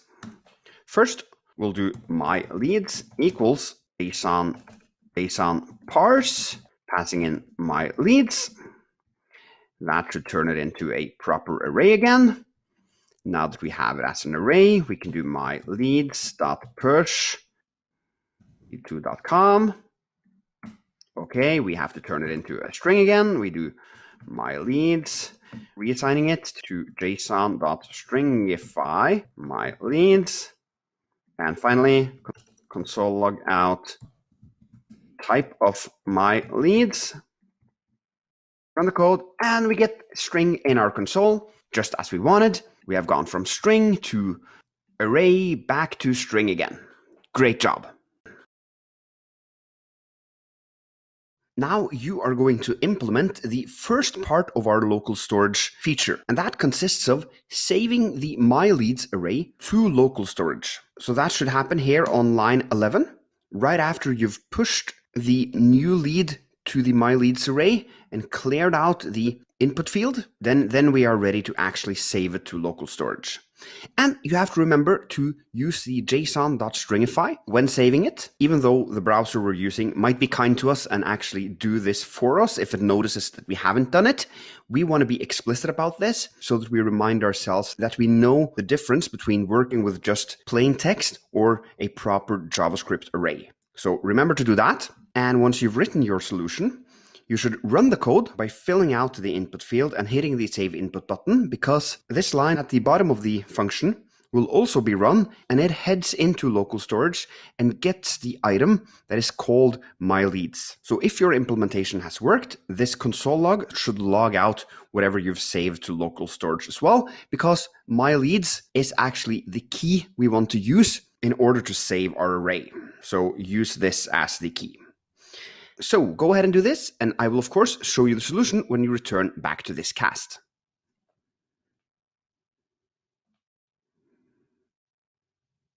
Okay, let's do this.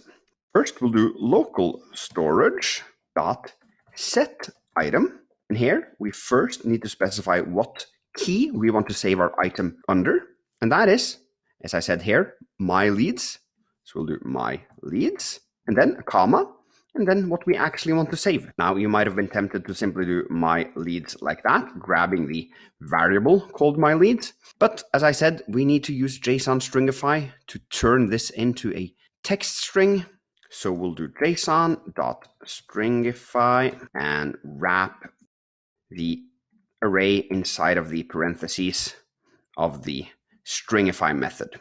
There we have it. Let's run the code. Try to add a lead, hit save input, and there we go. As you can see in the console, we are indeed logging out something that looks very much like an array with one item of awesome lead, which is exactly what we wanted. Great job, let's move on. So now we are able to set items in local storage, aka we are saving leads to local storage, so that we can, for example, do awesome lead and epic lead, and then see that yes, they are indeed logged out because we have fetched the item from local storage here. And actually, you can even open up the developer tools here on Scrimba and click down to cw0.scrimba.com, and there you will see myLeads as the key and the values as well. And the reason it's cw0.scrimba.com is because that's actually the domain for this mini browser under the hood. However, that's Scrimba magic. Don't worry about that right now. Just know that you can access it by choosing that domain. Now, there's one big problem here though, which is that if we now refresh this page again, boom, our leads are gone. Or actually, they're not gone. They still exist down in local storage. However, we haven't written the code for heading into local storage, fetching out the leads, and then displaying them when we are refreshing the entire page. We're actually not doing anything. We're just setting the myLeads array to an empty array, and we're not even triggering the render leads. So there's multiple things we need to fix up here. But we're going to start small as usual. You are going to basically just try to get the leads from local storage, and then store that in a variable, which I would call leads from local storage, and then log out this variable. So now I'm going to close the console. And before you go, I want to remind you about the json.parse method that you learned earlier, because you want to use that to parse the string you get from local storage so that you turn it back into an array. This might be a little bit difficult, but just give it your best shot, and then I will show you how to do it as well.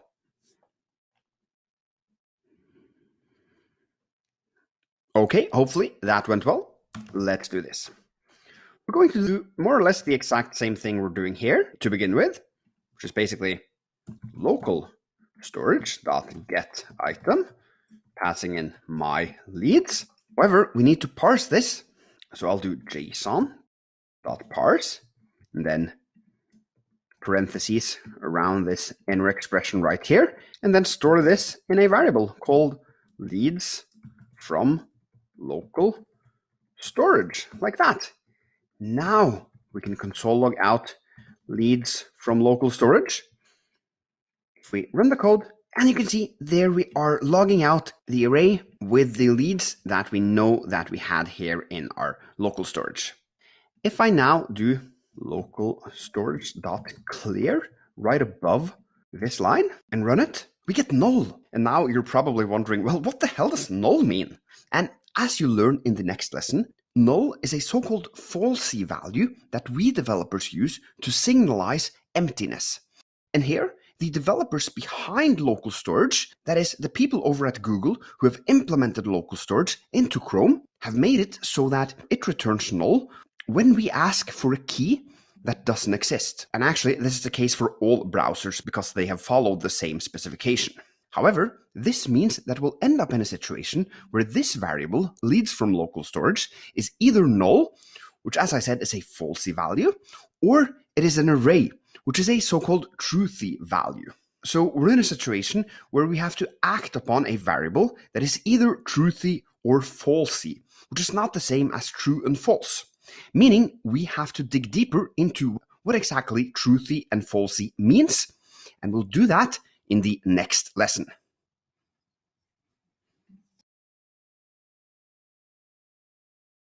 Okay, so let's learn about truthy and falsy values. So let's say that we, for example, have a slot machine app.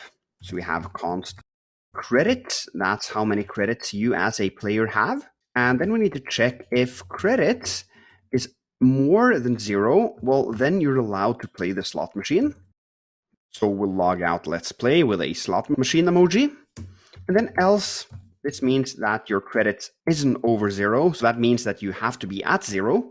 Then we'll console log out. Sorry, you have no credits. Like that.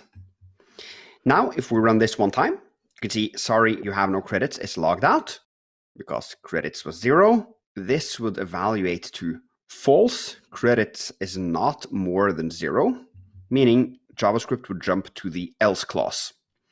However, if we change this to 12, then this expression, 12 greater than 0, would evaluate to true, and this block of code would be run.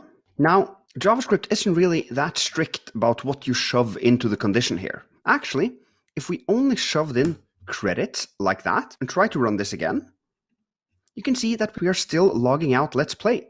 So even though this would be evaluated to 12, when it's shoved into a conditional statement as this, JavaScript will then again translate 12 to true.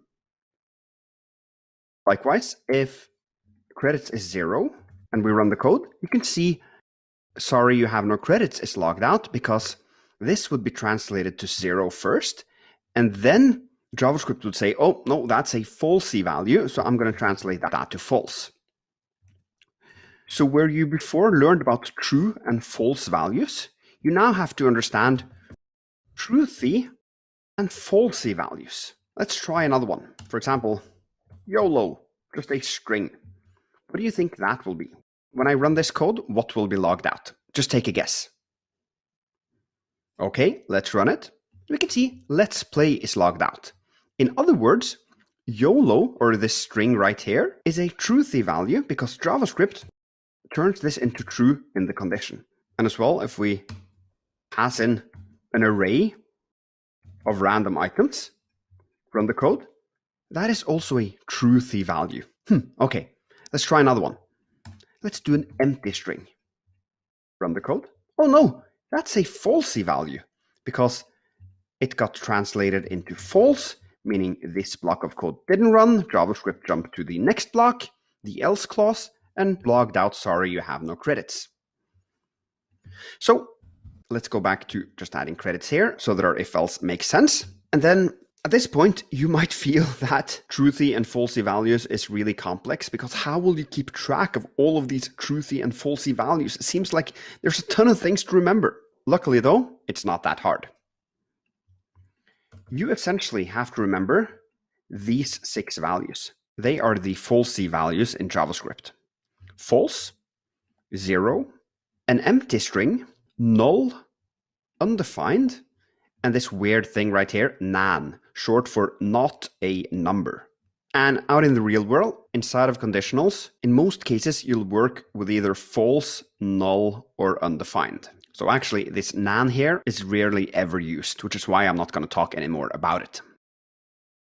Null and undefined, though, deserves a little bit of time, because a lot of developers are confused about these two, and they mix them together. Now, let's look at the similarities first. They are both primitive data types, just like strings, numbers, and booleans. And they're also both ways to signalize emptiness. However, on a high level, the core difference is that null is how you as a developer signalize emptiness, whereas undefined is how JavaScript signalizes emptiness. So you will use null as a developer. It's a useful tool, whereas undefined is something you'll be exposed to because JavaScript will tell you from time to time that what you're looking for is undefined. Now, let's see this through the lens of an example, as that'll help us see the difference between the two. Like, you'll sometimes see developers declare variables and assign them as null. Let's say you are creating a live streaming app and you have current viewers, and that's set to null, meaning that no people are watching the live streams at the moment. However, a bit later, a few viewers might pop up and you might want to do current viewers equals, and then an array of Jane and Nick, like that. The reason this can be a useful way of describing the situation in terms of how many people who are watching the stream is because you might want to act upon whether or not there are people in the stream. So if current viewers, then you might want to do something. For example, notify the live streamers that people are watching. So go ahead and turn on your live stream. Console log, we have viewers, like that. Now, this block of code will only fire if current viewers has been set to an array. So now you can see it'll be logged out. And let's say you a bit later lose all the viewers and you set it to null. We run the code, nothing happens, because null is a falsy value, meaning that this will be false, whereas the array here is a truthy value. So when current viewers equals that array, it's set to true, and this block of code is run. Now, here you can see that null is a useful way of signalizing emptiness, because an empty array wouldn't do the trick. If we run this code, you can see we are indeed logging this code because current viewers is an empty array, which then again evaluates to true. So it's better to use null here. That was how you as a developer can signalize emptiness and act upon whether or not a variable is empty. Let's now look at undefined and see how JavaScript uses that to signalize emptiness as well. And we can do that by simply removing everything except let current viewers. If we now try to console log current viewers, which has been declared but not assigned to a value, when we run this, we'll get undefined. So JavaScript tells us that this variable is undefined, or kind of like empty. Likewise, if this, for example, was an object and you try to log out a key that doesn't exist, random key using the dot syntax, you'd also get undefined. JavaScript tried to look for this, but it was completely empty. Here, if it is an array with one item, and you try to look for the item at index 5, run this, again, JavaScript says undefined. So this way, when you see either null or undefined in your codebase, it should provide you with a hint as to whether this is JavaScript trying to signalize emptiness, or if there's a developer who's written that code and has tried to signalize emptiness. So that was a long walkthrough of the differences between null and undefined. There's more to it also, but I don't think we need to dig deeper than this. Let's wrap up this cast, and in the next one, I'm going to teach you a neat little trick to check if a value is truthy or falsy, which you can use whenever you are in doubt. Then I'm going to stress test your truthy and falsy skills. So let's move on.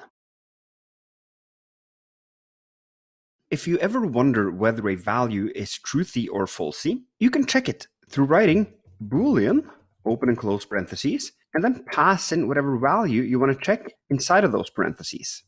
So here we'll do hello. Let's store this in a variable called true or false. Now console log true or false. From the code, you can see that we get true, meaning that hello evaluates to true. Removing the content of the string, running it again, we get false, because as you hopefully remember, an empty string is a falsy value. Now, with this in mind, you are going to do a set of challenges, which I said in the previous cast. Here they are. It's 6 console logs, and inside of them, we are checking a bunch of values for their Boolean value. So each of these lines will log out either true or false. And your job is to here, after these 2 slashes, write either true or false, depending on what you think will be logged out. So go ahead and give this a shot right now.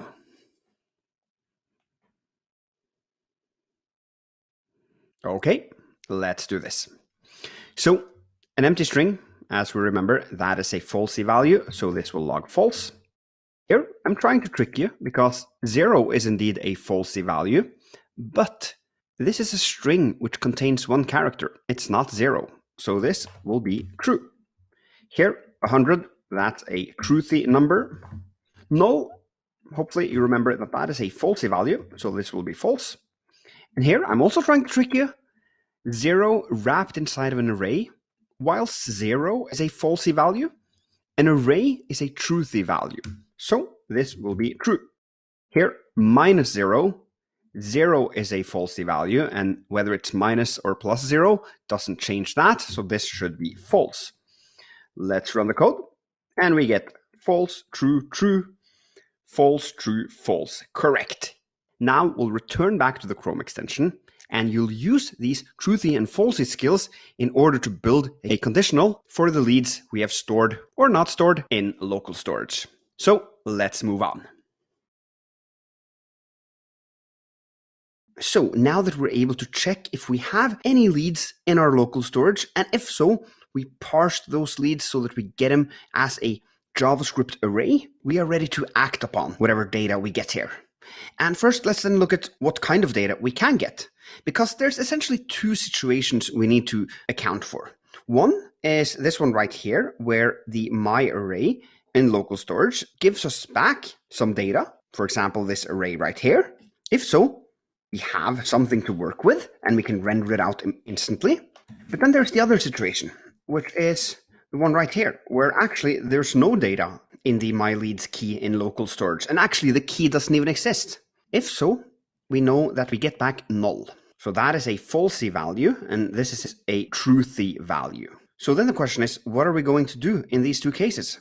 Well, if the value is null, meaning that there's no leads stored in local storage, well, we're not going to do anything, because there's no point trying to render out any leads if there's no leads that are saved there initially. So then we're just going to ignore it, not do anything. But if we find a couple of leads, if we get an array back from this expression right here, then we need to first set myLeads to whatever leads we are returning back, and then call the renderLeads function, because the renderLeads function takes the leads in the myLeads array and renders them out. Because of course, that's what we want to do. We want to show the user whatever we found in local storage. So here is the challenge formulated. First, check if leads from local storage is truthy. That's this variable right here. If so, set the myLeads variable, this one up here, to its value. And by that, I mean the value of this variable right here, the leads we have fetched out from local storage. And then call renderLeads. So this might be a little bit of a difficult challenge, but give it your best shot, and then I will show you the solution as well when you return back to this screencast.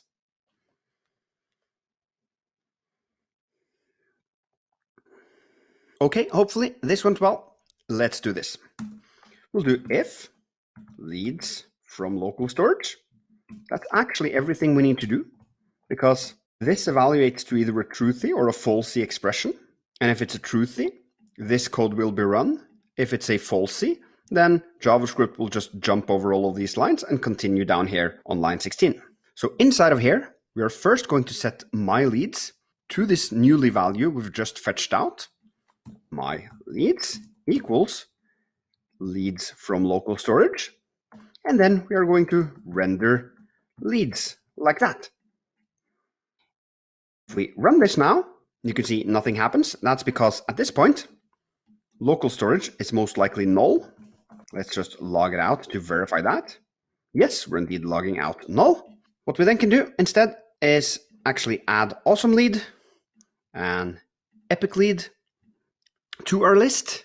And now both of these should be saved in local storage. We should be in this situation right now. So if I refresh, yes, Now we have persisted our leads across refresh. That is so cool. So give yourself a pat on the back. You should be so proud of yourself reaching this far. You're now working with a small database, basically. And that's a huge step towards becoming a professional developer. Now we need to fix the fact that we can't delete our leads, because obviously that's a feature we need. Let's say that I'm a sales development representative and I'm gathering leads like this. I have 4 leads at this point, and now I want to go ahead and contact these people, or maybe move this data over into a spreadsheet, for example, so that I again can go out to the World Wide Web and churn through leads on LinkedIn and save them to my Chrome extension. Well, then I obviously need to get rid of these existing leads so that I get a clean slate to start with. But now that's not possible. I can refresh this as many times as I want. It'll just continue to store my leads. So we need a delete button. We need something that looks like this. And that is what you are going to do. In this challenge, you are going to style this delete button. And then later on, we're going to write the code for its functionality as well. But first, we have to create the button in the HTML. And I'm just going to do that for you. So like that. Delete all. And as you can see, if we render this out, you can see that it's actually looking pretty good already. It has the default button styling that we have added in our CSS here, but we want it to be kind of the inverse of the save input button so that you properly see that it's something different. And in order to target that button, we need to give it an ID of delete-btn, like that. Now, before you start writing your code inside of the delete btn selector right here, I am going to do one change on the button as a whole. Because actually, this button, which you can see in the slide, has slightly different styling than this one here. And that is that the border is actually not none. It's actually 1 pixel, solid, and then this green color, like here. Now you can see both buttons got 1 pixel added to its border. If I remove this, you'll see that the buttons become slightly smaller. They shrink in slightly, like that, with 0. And they become a bit larger if I do 1. And let's just try a different color here. Do red. There you'll clearly see it with 1 pixel and with 0 pixels. We want 1 pixels of the green color, because that's needed to get this green border around this delete all button. So now we are ready. You are to style the button according to the provided design, and you're only going to apply the styles inside of this delete btn ID selector. So go ahead and do this, and then of course I will show you the solution as well when you return back to this screencast. Okay, hopefully that went well. Let's start. The first obvious thing is the background. It should be white, not green. So I'll do background white, like that. Okay, now we also seemingly lost the text, but that's not the case. It's just white, so it blends in with the background. So we need to change the color as well. And for that, we're going to use this green color up here and paste it in. And there we go. As easy as that. With that, let's move on. Now we are going to make our delete all button actually work. So you'll do that through a 3-part challenge, pretty big one actually. But first, I'm going to give you a little mini challenge. And that is this leads from local storage here. Should that be defined as a let, or do you think we should change it to a const? Just look at what we're doing with it down here on line 8 and line 9, where we are using it, and take your best guess as to whether we should change it or not. And the answer is that, yeah, actually we do want to change this to a const, because we're not reassigning it here. And if you remember from previously, it's a good practice to, if you can use const, then use const, because it enforces strictness throughout your code base. When another developer comes in here, or you in 2 months, and looks at this leads from local storage and see, oh, it's a const, then I know that this will not be reassigned further down in the code. So that was just a little digression so that we got to clean up this little variable inconsistency here. Now let's move on to the major challenge. As I said, it's 3-part.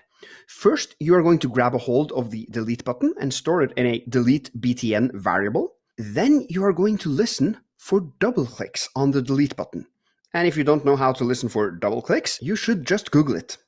Finally, when the button has been clicked, that is double-clicked, you should clear the local storage, you should clear out the myLeads variable, that is this one up here, and you should also clear out the DOM so that the user doesn't see any more leads on this unordered list. So, a pretty big one, but give this one a shot and return back to me when you want to see my solution. Okay, let's do this. I'll start up here. We'll define a const, delete btn like that. We'll do document dot get element by ID, passing in delete btn. So that is indeed what we had right here. Then let's move on. We are going to listen for double clicks on the delete button. And how do we do that? Well, let's Google it. I think it's a good idea to Google add event listener and then just double click, because as you know, it's the add event listener we are using. By doing this, we get the Mozilla developer docs as the first result. Clicking into that, and I always scroll as fast as I can to the example. I think it's a lot easier to learn from that rather from textual explanations. Here we can see card.addEventListener DBL click. Pretty nice. So simply delete btn, add event listener, and dbl click, like that. Let's then also do the function. And now let's just console log, double clicked, like that. We'll run the code, double click on delete all, and yes, it worked. If I try a single click, nothing happens. But double click, yes. Okay, good. 3, when clicked, clear local storage, the myLeads variable, and the DOM. Okay, let's do this one by one. Local storage, if you remember, the way to clear that was local storage dot clear.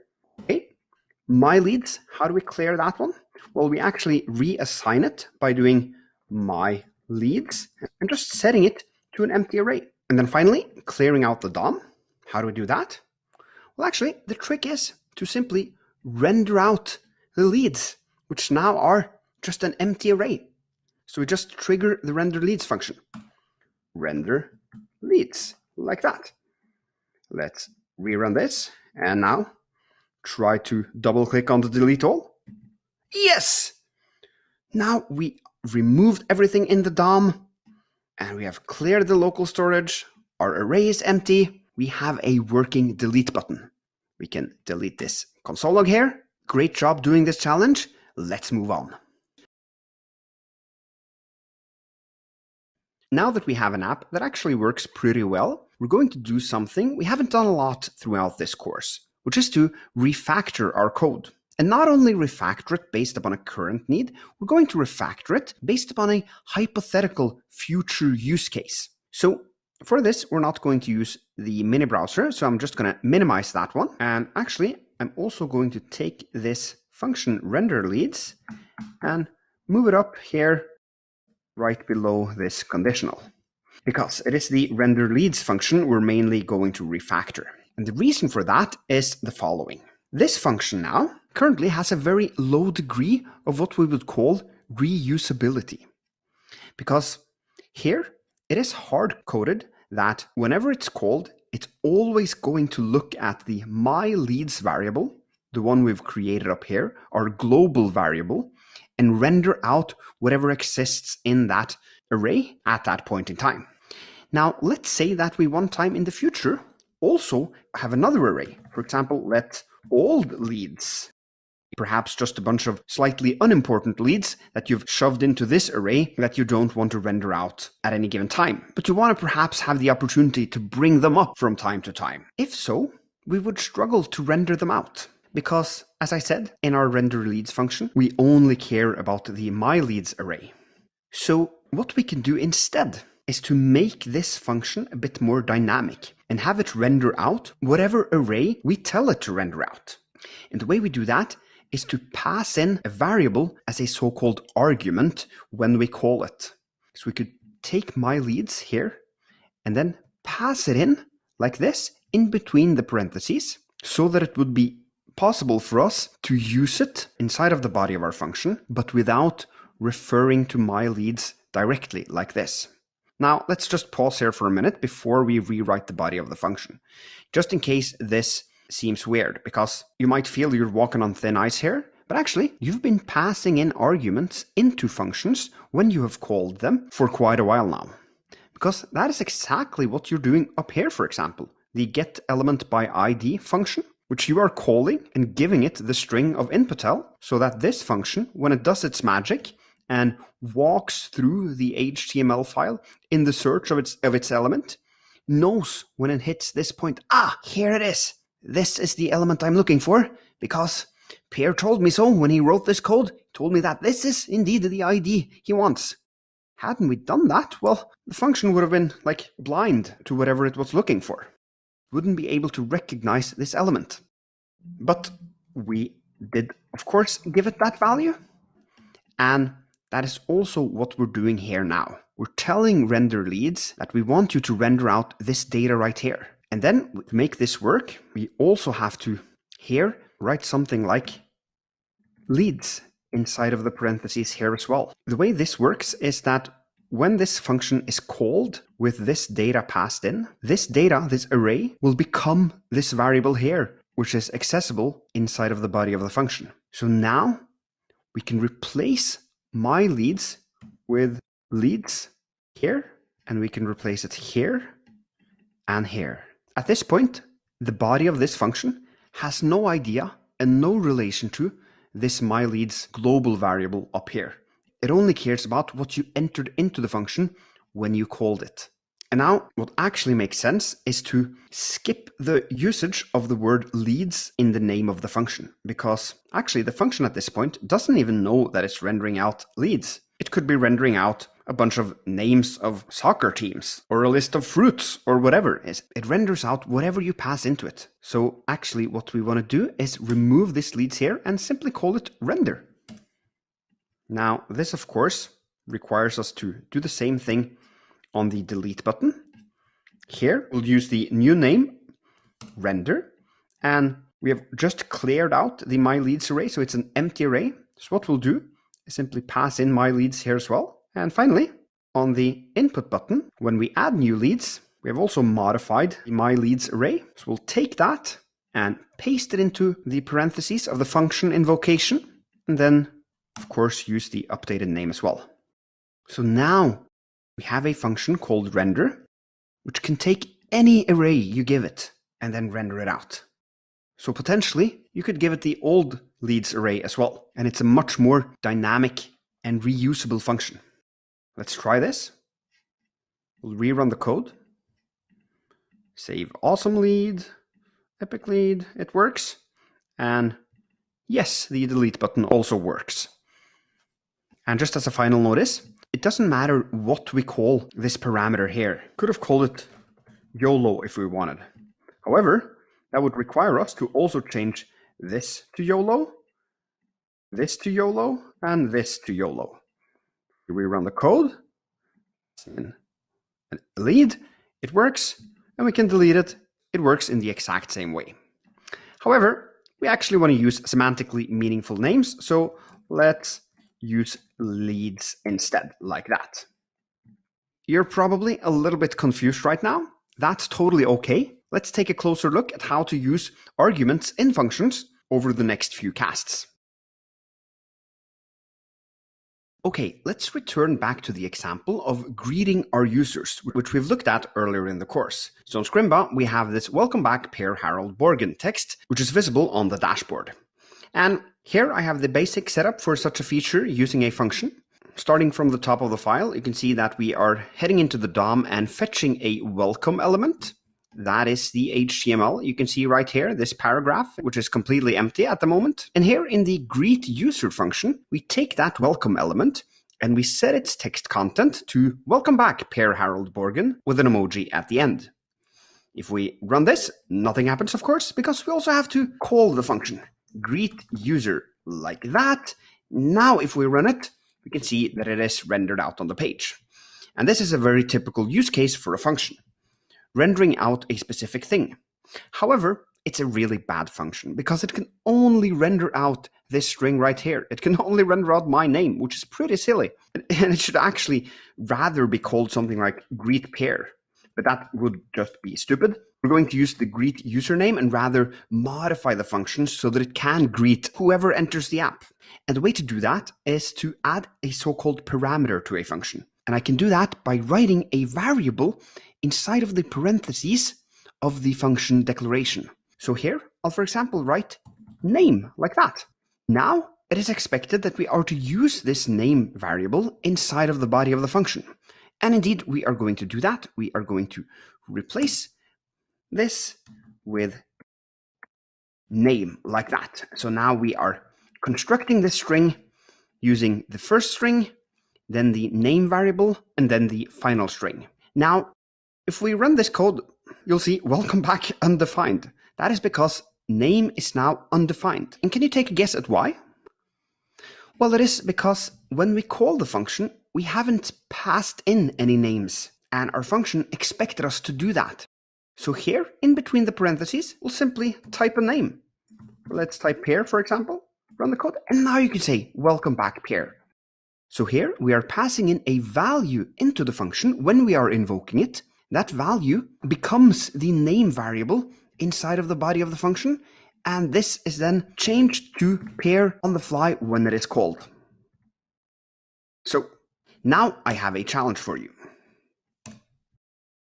You are to give the function a parameter, which you are to call greeting, that replaces the welcome back. So it'll always greet me, but the greeting itself can be howdy or hello or nice to see you or basically whatever, because you will define it as a parameter in the function, and then you of course will call it with a value so that you verify for yourself that it actually works.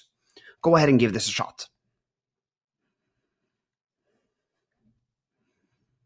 Okay, hopefully that went well. The way to do this is by doing greeting here and then removing this, but rather writing greeting here and then a plus. And here, when we call it, we can do howdy and run the code. And there you can see howdy pair Harold Borgen.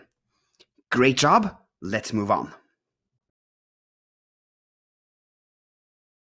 Okay, so our function is now pretty dynamic since it can use whatever greeting value you want. So you can kind of set the tone however you want when calling the function. But we need to get back the same type of feature for the name as well. So the way we can do that is by adding a second parameter, because you can have as many parameters as you want. So actually here I can do name and then replace this with a name like that. Now, if we run this, you'll see howdy undefined again, because we have only given this function one argument when we called it, but actually it expects two, both the greeting and the name. So here we have to do comma and then James, for example. If we run the code now, you can see howdy James. So now we have a really dynamic function here. So it's a pretty good function in my opinion, but there's one issue which is not related to parameters, but related to the code quality of the function body. Because as you can see, while it made sense to use double quotes for strings when we started out, at this point, the expression has become a little bit clunky. We have 3 plus signs here, and we might even get more of them as we continue on improving this function. So at this point, it's time to refactor this expression into using template literals. So I want you to do that now, and then we are ready to add a third parameter to our function. So go ahead and change this into template literals right now. Okay, hopefully that went well. The way to do it would be to add a template literal to begin with, and then one to end the string.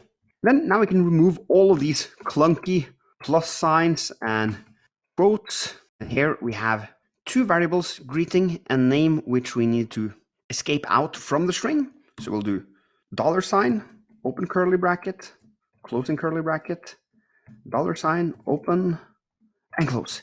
Yes, this looks better, much more readable. If we run it again, you see we get the exact same result. Great job. And your job now is to add the ability to choose the emoji as well. meaning you should be able to run the function and pass in a third parameter, which decides what kind of emoji that will be rendered to the page. So go ahead and try that right now.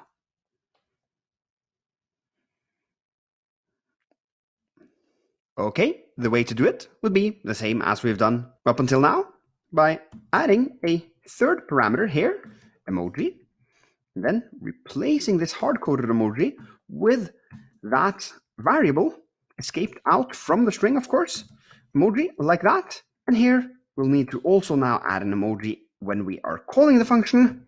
Let's try the fire one, run the code, and nice!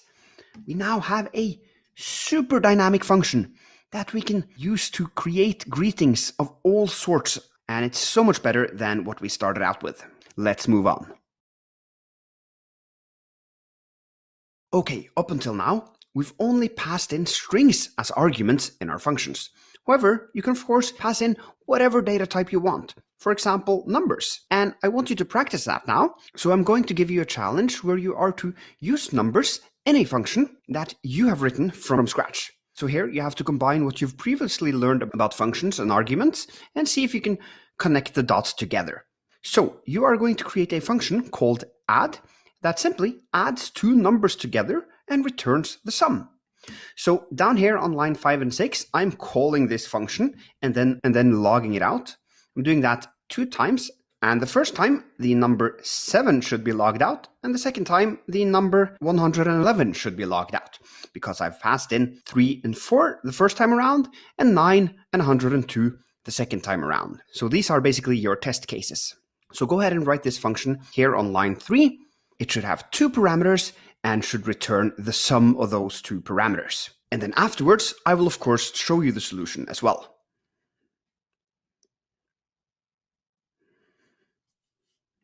Okay, hopefully that went well.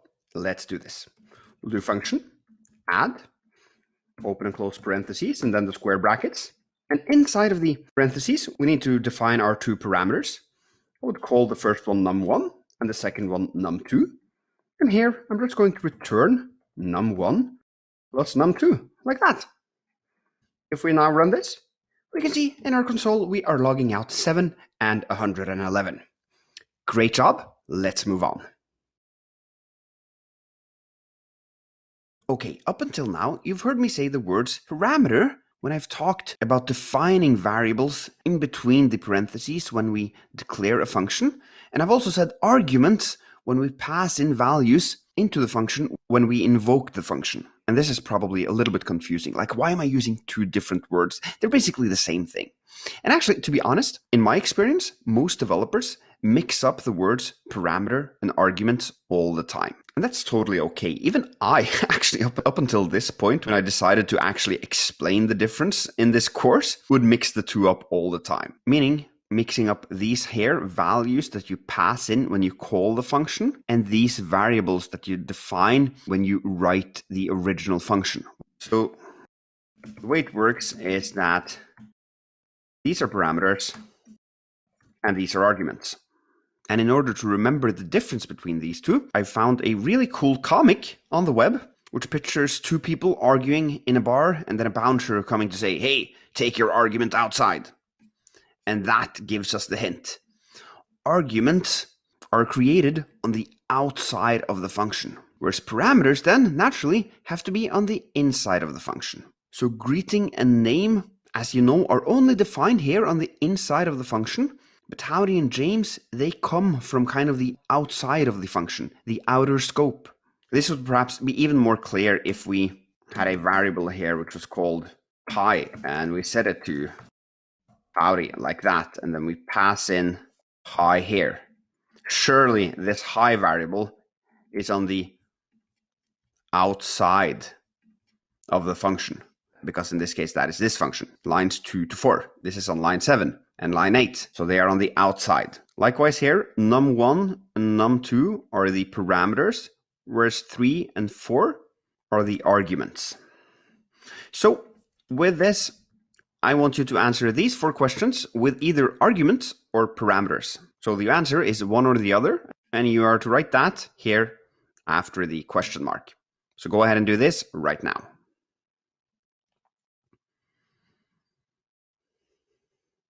Okay, hopefully that went well.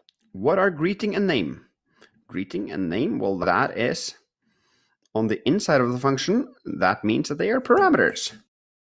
About Howdy and James? Well, as we've talked about, these live on the outside. When you're outside of the function, you are an argument. So they are arguments. How about num1 and num2? Okay, these are defined in the function declaration and live in the inside of the function, meaning they are parameters. 3 and 4 are on the outside of this function here, so they are arguments, like that. So from now on, whenever you wonder whether you should say parameter or argument, just think about this epic cartoon created by Type Alias and actually consider clicking on this link so that you get to check out the blog post, which is really good. And then, to be honest, you will probably meet a lot of professional developers who can't even remember this difference, but you will. So far, we've only passed in numbers and strings into functions that we've practiced with in this little mini section on function parameters. However, you can pass whatever variable you want, actually, into a function as its parameter. So now I want you to create a function which is called getFirst, and it takes an array as its only parameter. That's why I'm writing it as ARR. And this function, when called, should return the first item in the array. So I want you to create this function and make it return the first item. And then I want you to call it, passing in an array as an argument so that you verify that it works. And you can do that by using, for example, console log to verify it. I'm not going to give you any starter code here. You got to write the entire thing because that helps you get the muscle memory. So go ahead and give this a shot right now.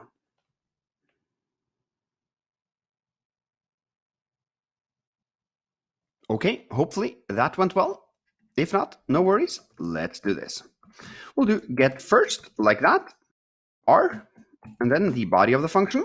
Then we need to take this r variable and return the first item. We do return r, open and close square brackets, and 0 inside of it. Now we can do get first, open parentheses, and pass in an array. Let's say this was a blackjack game, so we're passing in the values of my cards, like that. If we run this, nothing seemingly will happen since we've only returned this value. We haven't logged it out. Let's actually return it and store that value in a first card variable and then console log out first card. If we run this, first card is console logged as 10, and that is indeed correct. Great job. We are back at our Leads Tracker app, and now you are going to do what I did previously, which was to refactor the render leads function so that it takes a parameter, which I suggest you should call leads, that it uses instead of the global myLeads variable, this one right here. So hopefully you remember how I did this or are able to wing it on your own. Anyway, please also remember to update all of the function invocations across the file as well. It is a good idea to update the name as well, but it's not strictly needed, so I'll leave it up to you to decide whether or not you want to do that. Just go ahead and give this a shot right now.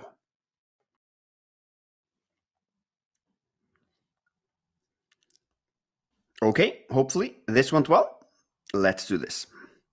So we are going to create this function so that it rather takes in a parameter here, which we are calling leads, instead of referring to the global myLeads variable. So then we simply need to replace myLeads with what we've called our parameter, like this in these 3 places. And that's it. I also want to remove leads from the name and then go up here, change the name, and also pass in the myLeads variable. Do the same thing here.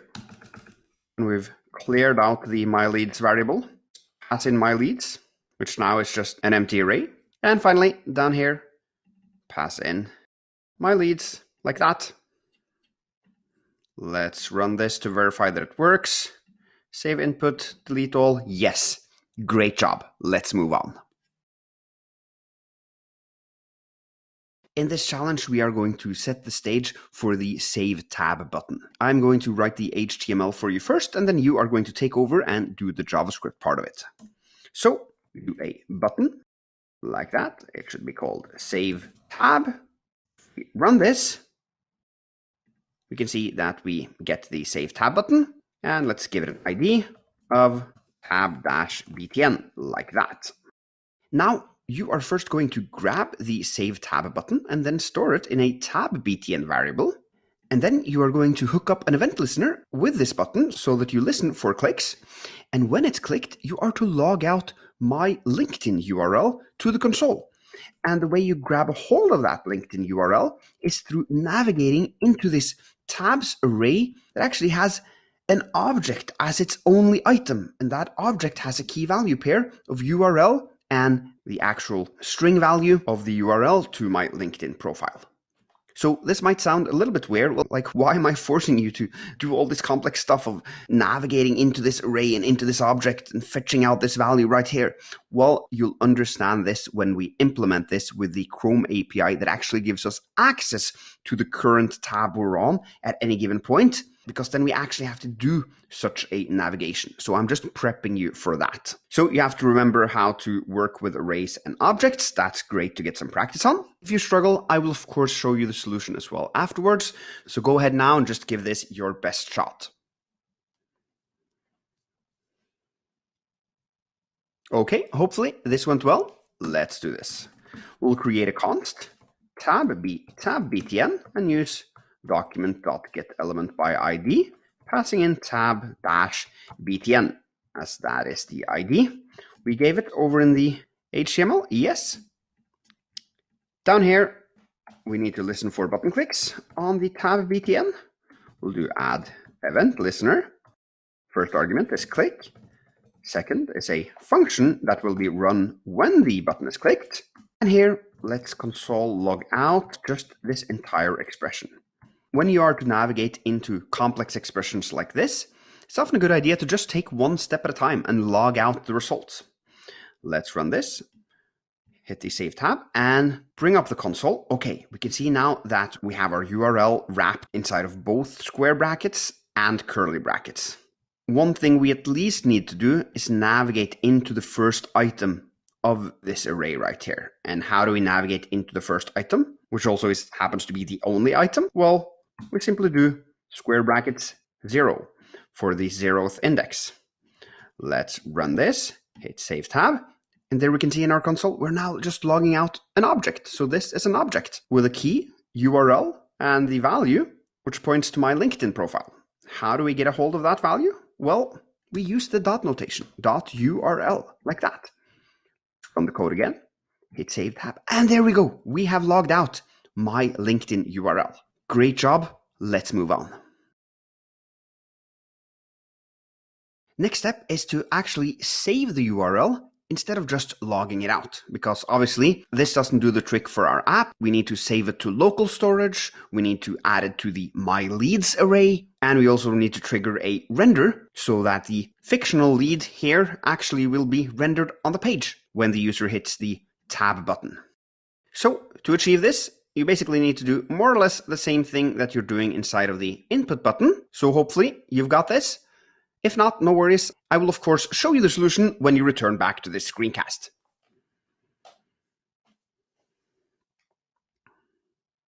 Okay, let's do this. So the first thing I want to do is push it to the My Leads array. So we'll do my leads.push and then pass in this expression right here, like that. Let's comment out this one for now. Next up, we need to save the My Leads array to local storage. Luckily though, we know how to do this. That's the exact same line as we have down here. Local storage.set item. The My Leads, which is the key, should be set to the stringified version of the My Leads array. So let's just remember how this looks and rewrite it up here. I want to rewrite it because it's a little bit of a complex expression, so it's good to get that practice. Local storage set item. Which item? Well, it's the My Leads key, which is what it's called. And here we are going to set it to the My Leads value. However, we need to stringify this value first. So we'll do json.stringify, open parentheses, close parentheses, and a lot of spaces here so that you understand what happens. This is the array And this is the stringified version of that array. So the array turned into a string. We can do it like this, I think. Okay, looking pretty good. Now, final thing we need to do is actually trigger a re-render. Because we have pushed something to the myLeads array, now we want to render it out with the render function and pass in myLeads as the argument so that we actually get to see it on our page. I'll run this code, bring up the mini browser and hit the Save tab, and there you go. We got our URL rendered to the page. Let's combine it with a lead as well. Awesome lead. Yeah, there we go. And delete all. Ooh, nice. It works. Really good job. So we now have a working dummy version of our tab button. However, it's kind of useless because if I hit the Save tab here once, twice, 3 times, you can see we're just rendering out our hard-coded tab URL, which we have here. So what we of course rather want to do is the following. We want to be able to open up our Chrome extension on any URL, and then when we hit the Save tab button, the extension should head over to the address bar here, grab a hold of this URL, and then boom, save it in our list of leads. So my question for you here is, where in our code, that is on which line, should we go ahead and try to talk with the Chrome API to ask it for the current tab URL? Just take a guess at where in this file we need to do that. Well, the place we want to do it is right here. When the user has clicked on the tab button and this function has been triggered, here on line 20, we want to grab the URL of the current tab.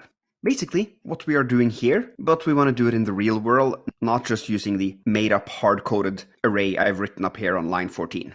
So then the question is, well, how do we ask the Chrome browser for this URL? And yet again, we will resort to Google. We'll simply write Chrome extension get current tab. That gives us a bunch of results.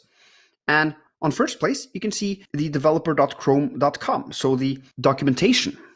If we head into that, you will see chrome.tabs. Okay, description. Use the chrome.tabs API to interact with the browser's tab system. Sounds about right. If we scroll a bit down, we'll see manifest. So it turns out that we have to do some changes on our manifest file. Namely, we have to add this permissions and then fill in tabs. Okay, that's fine, but not really what we're looking for. We're looking for the JavaScript code in order to actually grab a hold of the tab URL itself. If we continue scrolling down, we get to this really discouraging list of a bunch of methods of this API. And this is so typical. When you're searching through documentation, it's very often difficult to find the answer as a beginner.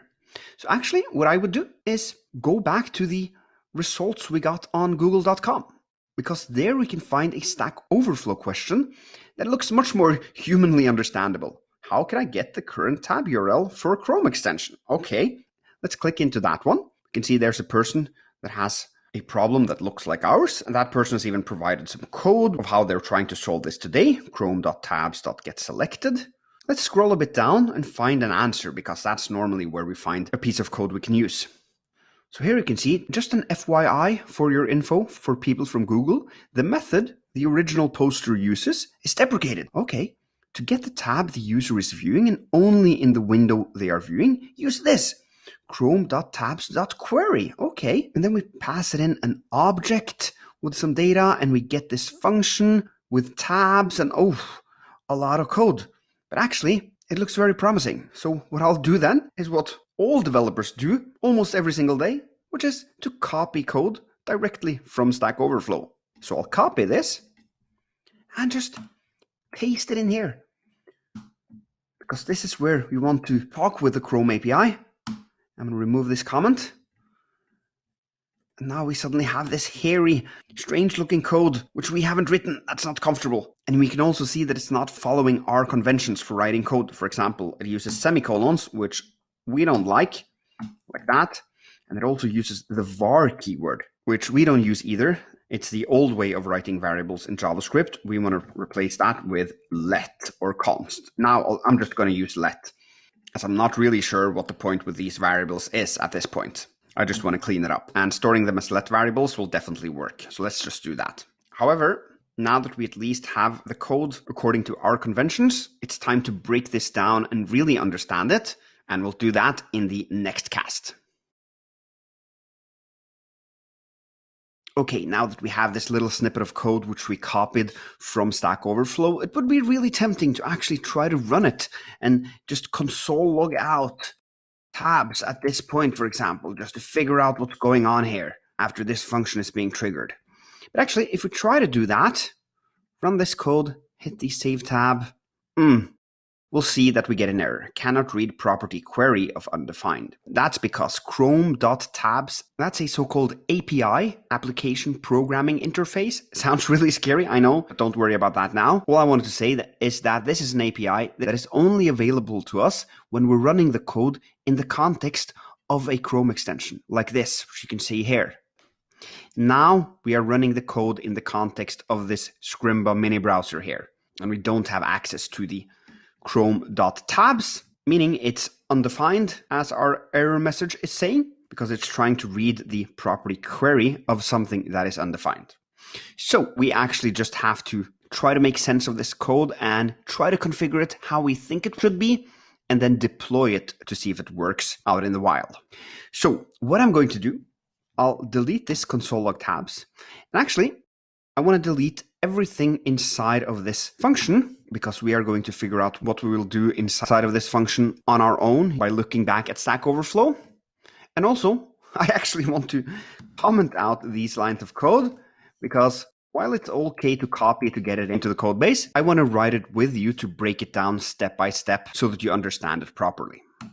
So with this in the background, let's rewrite it and see if we can make sense of it. So the first thing we write is Chrome, which is a variable that we'll have access to when we are running the Chrome extension. And that is an object, and it has a tabs key. And the tabs, that is an object as well. And that object has a query method like that. So here we're kind of saying, hey, Chrome, I want to grab a hold of your tabs. Or more specifically, I want to query you for some of the tabs. Well, then which tabs is the next question, and we'll specify that inside of the query using an object. To begin with, I'm going to say, well, I want the active tab. As I'm specifying, active has to be true. And which tab is that? Well, if we look back at our slide here, you can see that in this situation, we have one browser window that has 3 tabs, but it's the LinkedIn tab that is the active one. So it will give us this tab. However, here we can also say that we ought to specify current window to be true as well, which is a little bit weird. What does that mean? Well, imagine this case. If you actually had another browser window in the background, well, the Chrome API would know about this. So naturally, you'd have to specify, well, which one of the 2 windows are you looking for? And in this case, the active window is the one in the front right here, and that is where the LinkedIn tab is located, where we have our Chrome extension open. Also, we have to specify, well, current window. So we need that to be true as well. So here we are calling the query method and passing in an object that describes which of the tabs we want. And then, as we did up here, where we start with a specification and then write a function as the second argument, we'll do the exact same thing in the query function as well. We'll write function like that. And this function will be triggered when Chrome has found the tab we have told Chrome to look for. And when Chrome triggers this function, it'll give us a tabs variable like this. It's a parameter in this function.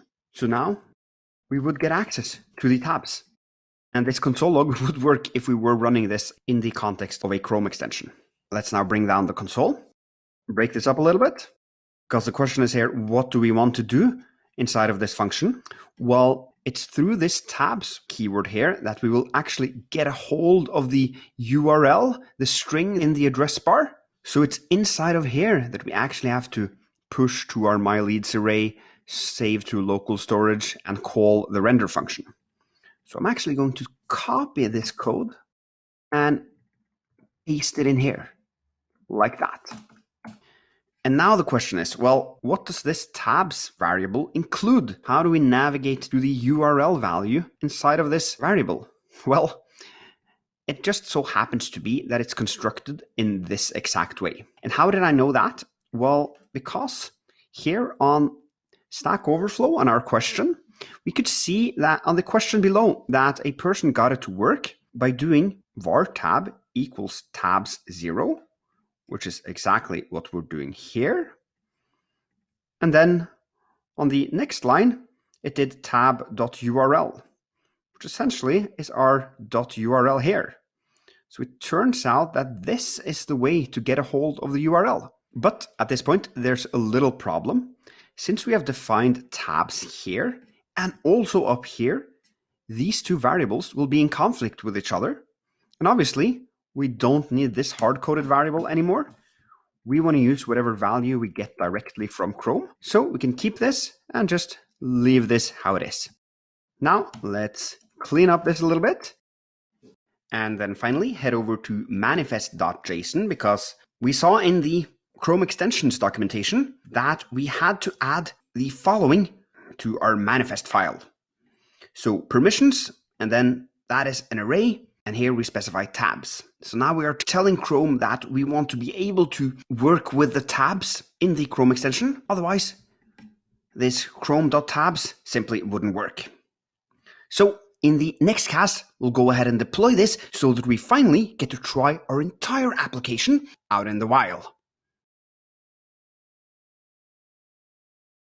So let's deploy the final version of our app. First, you of course have to download the zip from this scrim, and you can do that by clicking on the settings icon in the bottom right corner and then download as zip, which we did the last time around as well. And then make sure that you take these files and update the lead tracker folder that we also created in a previous cast. Or if you have been working locally alongside me, you of course can skip this step. But what's important is that the same folder gets the new updated files. Because then we head over to the Chrome/extensions page. There we can see our lead tracker from previously. I'm going to hit details so that we open up the page for our extension. And there you can hit update. By doing that, Chrome will grab a hold of the new files and update your extension.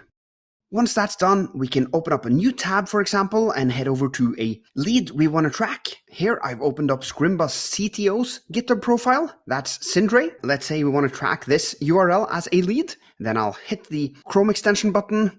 I'll choose my leads tracker. And here I can try Save Tab, and boom, our Chrome extension headed over to a tab, grabbed the URL, and displayed it for us. That's awesome. We can also try our input field by just passing in a random lead, hit the save input, and there we go. It was placed here below the URL to Syndra's GitHub profile. So far, so good. Let's open up a whole new tab now. For example, Leanne's LinkedIn profile. You probably recognize Leanne from the Scrimba community, as she is our community manager. Let's open up the Chrome extension again and try the Save Tab button. Yes, it worked. Really good. Now, the final button to try is the Delete All, and I'll hit that, and there you go. We have deleted all of our leads. This is so cool. We've now created a real-world product that can give value to sales development representatives, or basically any person collecting leads online, which is an activity that people in almost all companies do. So we have really created something of value that you can share with the world. So your JavaScript skills are starting to become dangerous. Congratulations, you have reached the end of this section and actually built your own browser extension. How cool is that? And you should be goddamn proud of yourself for achieving that. And just enjoy the fact that you've learned all of these awesome concepts that we now are going to recap. So, what did we learn? Well, we started out with the const variable. That is a critical part of JavaScript, and as you can see, once we learned it, we started using it much more than we used let. For all of these DOM elements that we stored in variables, we used const, as we were not going to reassign these. And speaking of DOM, we learned a lot of new things about the document object model. First and foremost, the add event listener. Down here at line 14, we hooked up an event listener with the tab button, for example. This gave us the benefit of not having to write the event listeners in our HTML. We controlled everything in the JavaScript file. And then also we learned about inner HTML. Down here at line 33, we had to use this because the .text content property just didn't do the trick when we want to render out list items like this. And finally, we also learned input value, which is another part of working with the DOM. And that was down here when we fetched out the value which the user had entered into the input field. Another thing we did is take one more step into the world of functions, namely we learned about parameters, which is what we defined here. We defined a leads parameter in the render function, and that gave us the ability to use this variable inside the body of the function. And also it required us to pass in the argument of myLeads when we invoked this function. This is a crucial concept to understand if you are to make functions really reusable. So I'm really happy that we went through this. Next up, a super cool thing we also learned was template strings, because that gave us the ability to write strings on multiple lines, which looks much better. It's easier for humans to parse. And also we could use this $sign and square brackets in order to escape out of the string instead of having to use these plus signs, which quickly became unmaintainable and confusing to work with. And then a super cool thing we learned was local storage. Here we saved things in local storage so that we could work across page refresh. This is kind of your first exposure to a database. A very simple database, of course, but still very much the same concept. And that forced us also to learn about JSON, which is a very common way of storing data in web development. You were forced to deal with this since you had to turn our array into a JSON array using json.stringify, and also we had to use json.parse to go the other way around. When we fetched a string from local storage, and that string just happened to be a JSON array, and we could parse it and turn it into a JavaScript array using the json.parse. Don't worry if you are confused about JSON parse and JSON stringify. It's totally okay to search for which one does what every single time you do it. I've done it again and again and again. But JSON is core. And one testament of that is the fact that you were exposed to JSON also in another way, namely with the manifest.json file. Here we had to configure our app, and I'm actually glad that the Chrome extension required this, because you will see JSON in many different scenarios as you work as a web developer. Finally, one of the last things we looked into was objects in arrays. Namely, this tabs array here, where you actually had an array where its first and only item was an object. So you had to first fetch out the 0th index and then do .url to fetch out the URL value of that object. And this is very common. Objects shoved inside of arrays. So it hopefully shouldn't scare you that much the next time you come across that.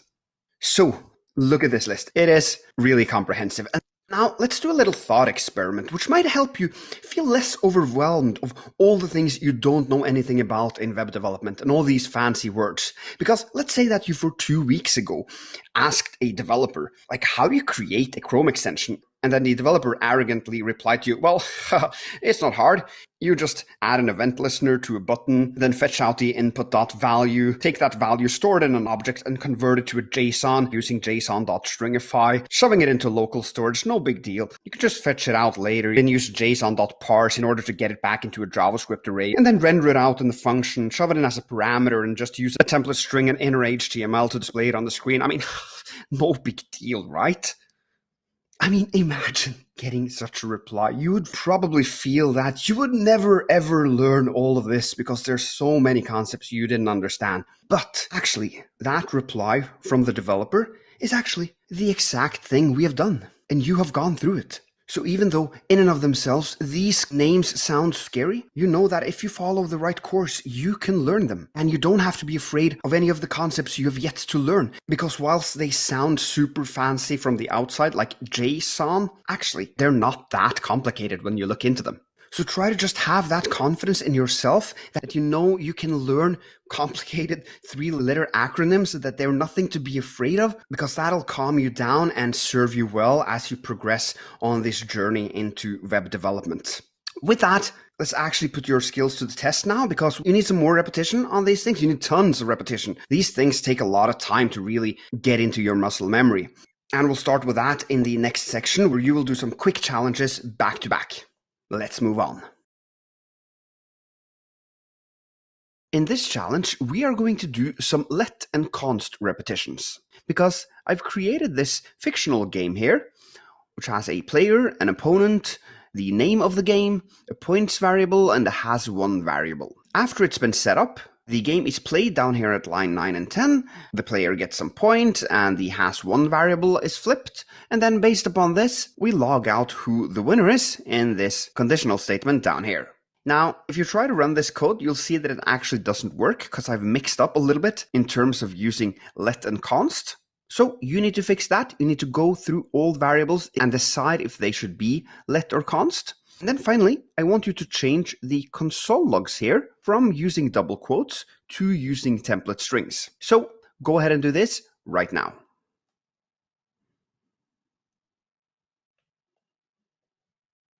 Okay, hopefully this went well. Let's go through this. Now, what I want to start with is actually by looking at which variables that are reassigned. And that is actually just the two ones down here, points and has1. There's no reassignment below and neither above. So that's just the initial assignments. So that means that the points and has1 are the ones that must be let variables. Because remember, let variables can be reassigned, consts cannot.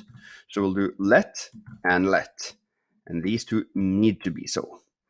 That means that these three variables point to the same value throughout our entire program. It'll work perfectly fine with using let, and if you prefer that, that's also okay. But it is a good practice to use const when you can, to enforce a bit more strictness in the code and to hint to people who are potentially reading your code down the line that these variables won't be reassigned. So actually, I'm going to do that and use const for these three variables.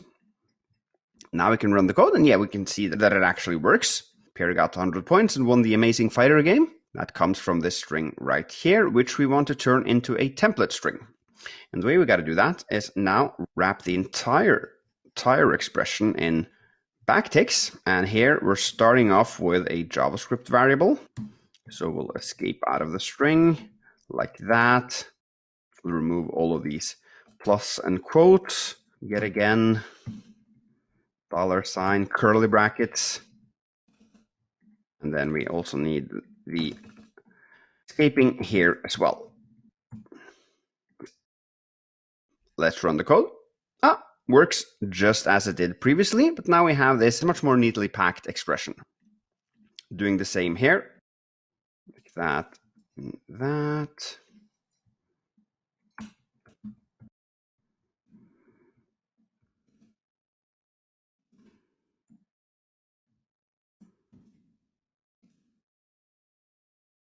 Like that. And that's it. Great job doing this challenge. Let's move on.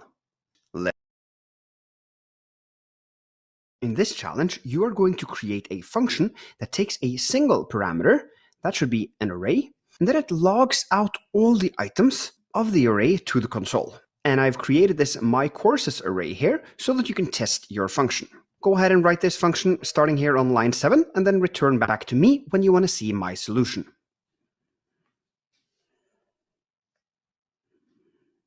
Okay, let's do this.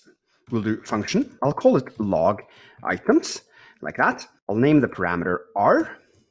And then inside of the function, I need to write my for loop for let I equals 0. I is less than r dot length and I plus plus. And in the body of the for loop, we'll simply do console.log ri, like that. Let's try to run the code. Log items, passing in myCourses. And we get Learn CSS Animations, UI Design Fundamentals, and Intro to Clean Code logged to the console. And these are all courses that you can take in the future when your web development skills are a little bit further down the line and you're ready to truly level up your design skills and your software craftsmanship. But enough about that for now, let's just move on. Okay, now we are going to verify that you actually know how to use local storage. So you're going to do three things. First, save a value to local storage. It could be any value, a simple string, an array, that doesn't matter. Just choose whatever you want and give it whatever key you want as well. Then I want you to delete that code and refresh the page so that you start with a clean slate again, because this highlights the power of local storage, the fact that you can come back, fetch values from local storage in a context which is completely unrelated to the time when you saved to local storage. So your third step is to fetch the value from local storage and log it out. So go ahead and give this a shot right now.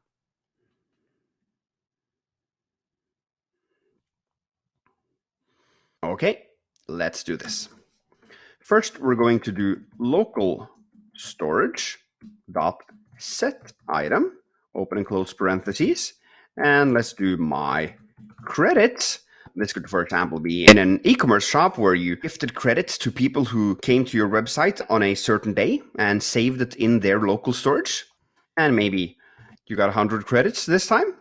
I'll run the code. Seemingly, nothing happens, but let's hope it works, because now I'm going to delete this and also rerun the code again. I'm coming back on a later day, and now I want to do local storage dot get item my credits, like that. Let's store that in a variable, my credits equals local storage, and then console log out my credits as well.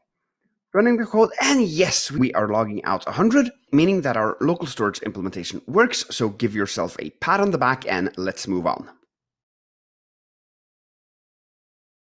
In this challenge, we are going to repeat add event listener and how to fetch out values from objects that live inside of arrays.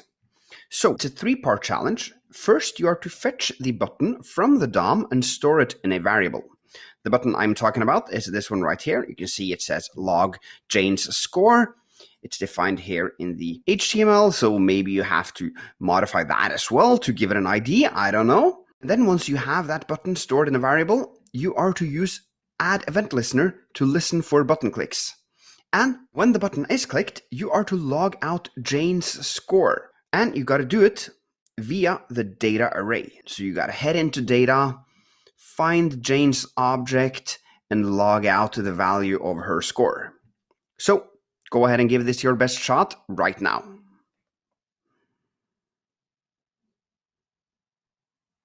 Okay, let's do this. So first we are to fetch the button, and as we saw, the button didn't have any IDs, so it'll be hard to grab it. So I'll give it an ID, call it Jane-BTN, like that.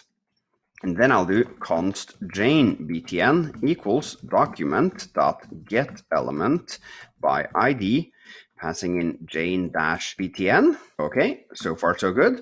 Now we need to use the Jane button to add an event listener onto it. What kind of events are we listening for? Well, it's click events. So that's the first argument. The second one is the function we want to trigger when the button is clicked. So let's verify that this works. Button clicked. I'll run the code, click the button, and yes, indeed it works. Now we have to head into data, and data is an array. So let's actually log it out first. Okay, so we got an array with two objects. How do we get the first object of those two? Well, we know that we can use the square bracket syntax and put in the index of the item we're looking for. So I'll put in 0, run the code, click the button. Yes, we're only logging out Jane's object. How do we get the value of 52? Well, we need to use the dot notation and use dot key or dot score in our case. We run the code, log, and boom, we are logging out Jane's score. So great job getting this far. Let's move on. Okay, now I have a really cool challenge for you because you're going to create a sentence generator. So it's this function right here. It's called a generate sentence, and it takes two parameters, desc and r. What's that?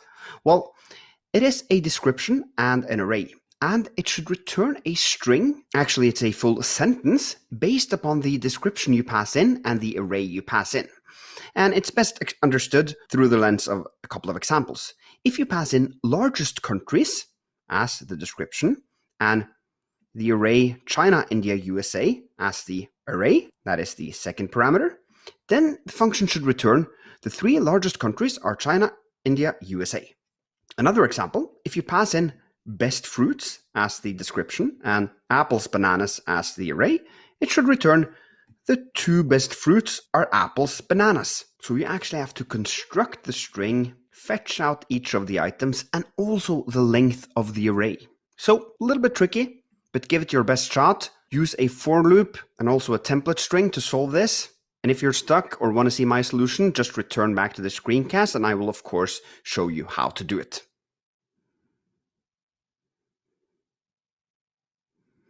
Okay, then let's do this. I'm going to first start by creating this string right here. So let base string, that's what I'm going to call it. Use a template string and do the, and then here we can't hard code the number as it's dynamic based upon how big the array is, because we're going to do r dot length. And then there's a space and then a new $sign and curly brackets. And here we are to fill in the description, and then r and a space. Now we have the base string. What remains is simply adding each of the items to the end of this. So we'll do for let I equals 0. I is less than r dot length, incrementing upwards. And then we'll do base string plus equals r, then using our iterator value. So that'll fetch out the specific item, but also remembering to add a comma after each of the items. Now let's try this. Generate sentence. Let's do highest mountains and do Mount Everest and K2. We'll store the result of this in a sentence. And of course, then we also need to return the base string like that. And then finally console log out the sentence. Okay, not bad. We got the two highest mountains are Mount Everest, comma, K2, comma. Okay, two things to fix here. First, we need a space after the comma, like that. Good. Secondly, we don't want a comma after the final item in the array. How do we fix that? What we need to do is inside of the for loop, check if we are at the last item in the array. And what is the index of the last item in the array? Well, it is 1 less than r dot length. Let's do outside of the for loop, const last index equals r dot length minus 1. And here we'll do if I equals last index, then we are going to do like that. Or if else, we are going to do like that. So what are we doing here? In this situation where I am passing in highest mountains and these two mountains, the first time of the iteration, I equals 0 and last index equals 1. So going through this for loop, it checks is I equals last index is 0 equals 1? No.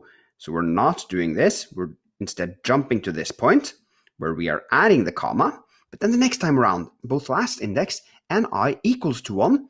So JavaScript will run this piece of code instead. Let's try it to verify that it works. Yes, we've got it. So this was a challenging one and required you to think a little bit out of the box, but that's how it is as a developer. So I hope it didn't scare you too much. If it did, just watch it over again, try it again now that you've seen the solution, and then I will see you in the next cast. In this challenge, you are going to imagine that you are working for about the hippest company I've ever seen. This one right here, the Brooklyn Agency, who currently consists of these super hip people right here. Your job for this agency is to make their code a little bit more dynamic, because now you can see that they have simply hard-coded out the 3 team images inside of this container.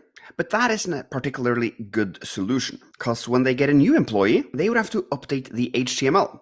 So it's actually much better to do this using JavaScript and create a function that renders out the 3 team images, because that sets the stage for easily connecting this data with a database so that you can just update the database in order to change the team if new people join or someone quits. So that is your challenge, creating a function that renders the 3 team images. And this function should be using a for loop, template strings, plus equals and .inner HTML in order to solve the problem.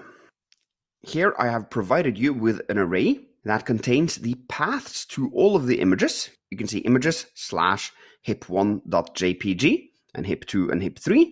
And they are located over here in the images folder. And this is actually a very common situation where you get an array of paths which point to the data you need.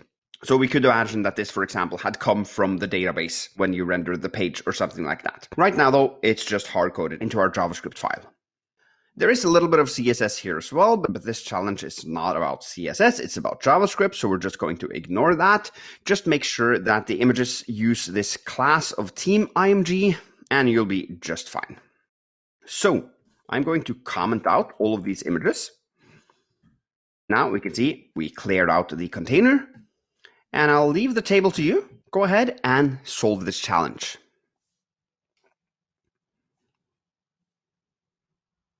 Okay, hopefully this went well. Now let's do it together. I'll start by grabbing the div with the ID of container because we know we need that one.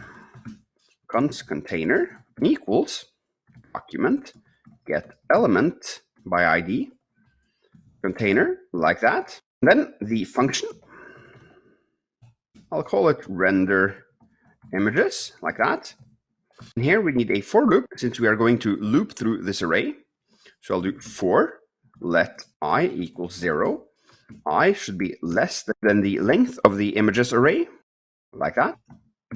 And we'll increment upwards. In here, we can use .inner HTML directly. Let's do that first and then refactor it a little bit after we've gotten it to work. So I'll do container .inner HTML plus equals. At each step in the iteration, we need to add to the current inner HTML, not just clear it out using equals. Here we'll do mg class of, see what the class was, team-img. Okay, we'll do team-img. And the source should be each of these items right here. We'll use $ curly brackets to escape out of the string and use imgs. Passing in the current index, which starts at 0 and ends at 2, meaning 0, 1, 2, perfectly suitable to use in order to fetch out items from this array. Closing the tag. Now the final step is to make sure that we run the function, which we'll do by render images like that. We'll run the code, and boom, there we go. We have rendered the images out. Brilliant. Now let's refactor this code a little bit because there are two things I would fix up here. The first thing we're going to fix is the .inner HTML in the inside of the for loop, because here we are interacting with the DOM 3 times, one per each iteration of the loop, and that has a cost. Manipulating the DOM has a performance cost. It takes a little bit of time that we'd like to avoid if possible. Now, it doesn't really matter when we're only rendering out 3 items, so we as humans won't be able to notice the difference anyway. However, it's a good practice to do it the most performant way, just to know how it's done, because it comes a day when you need to render out tons of things and manipulate the DOM quite a lot. And then it actually might matter. So let's fix this. What we'll do is we'll simply create a variable up here, for example, images DOM, and set that to an empty string. Then instead of manipulating the DOM 3 times down here, we'll simply concatenate this string onto this string. So we'll replace this entire thing with imgs DOM plus equals this expression right here. And now after this for loop has completed, this variable contains all the 3 images, and it's time to do container.inner HTML and set that equal to imgs DOM like that. If we'll run the code, we can see that it works in the exact same way, just as we expected. So no visible change for us as humans, but we know that the performance under the hood is better since we're not doing DOM manipulations again and again. We're only doing it once. Okay, the final thing we should add is an alt attribute, because that is important for accessibility purposes, so that people with, for example, screen readers can understand what the images contain. And here we can do employee in the company, like that. Now we have solved this challenge and we've made it even better than the previous solution, since we now also use an alt tag for accessibility purposes. So, great job.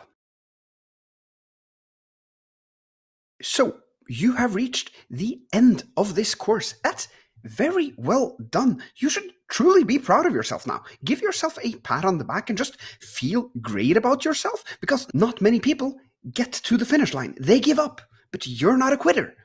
And even though this course is finished, you should by no means stop learning. So the real question is, what now? What should you learn next? And the most important thing is that you continue building more stuff. That's how you learn. If you just build enough stuff, everything else will fall in place.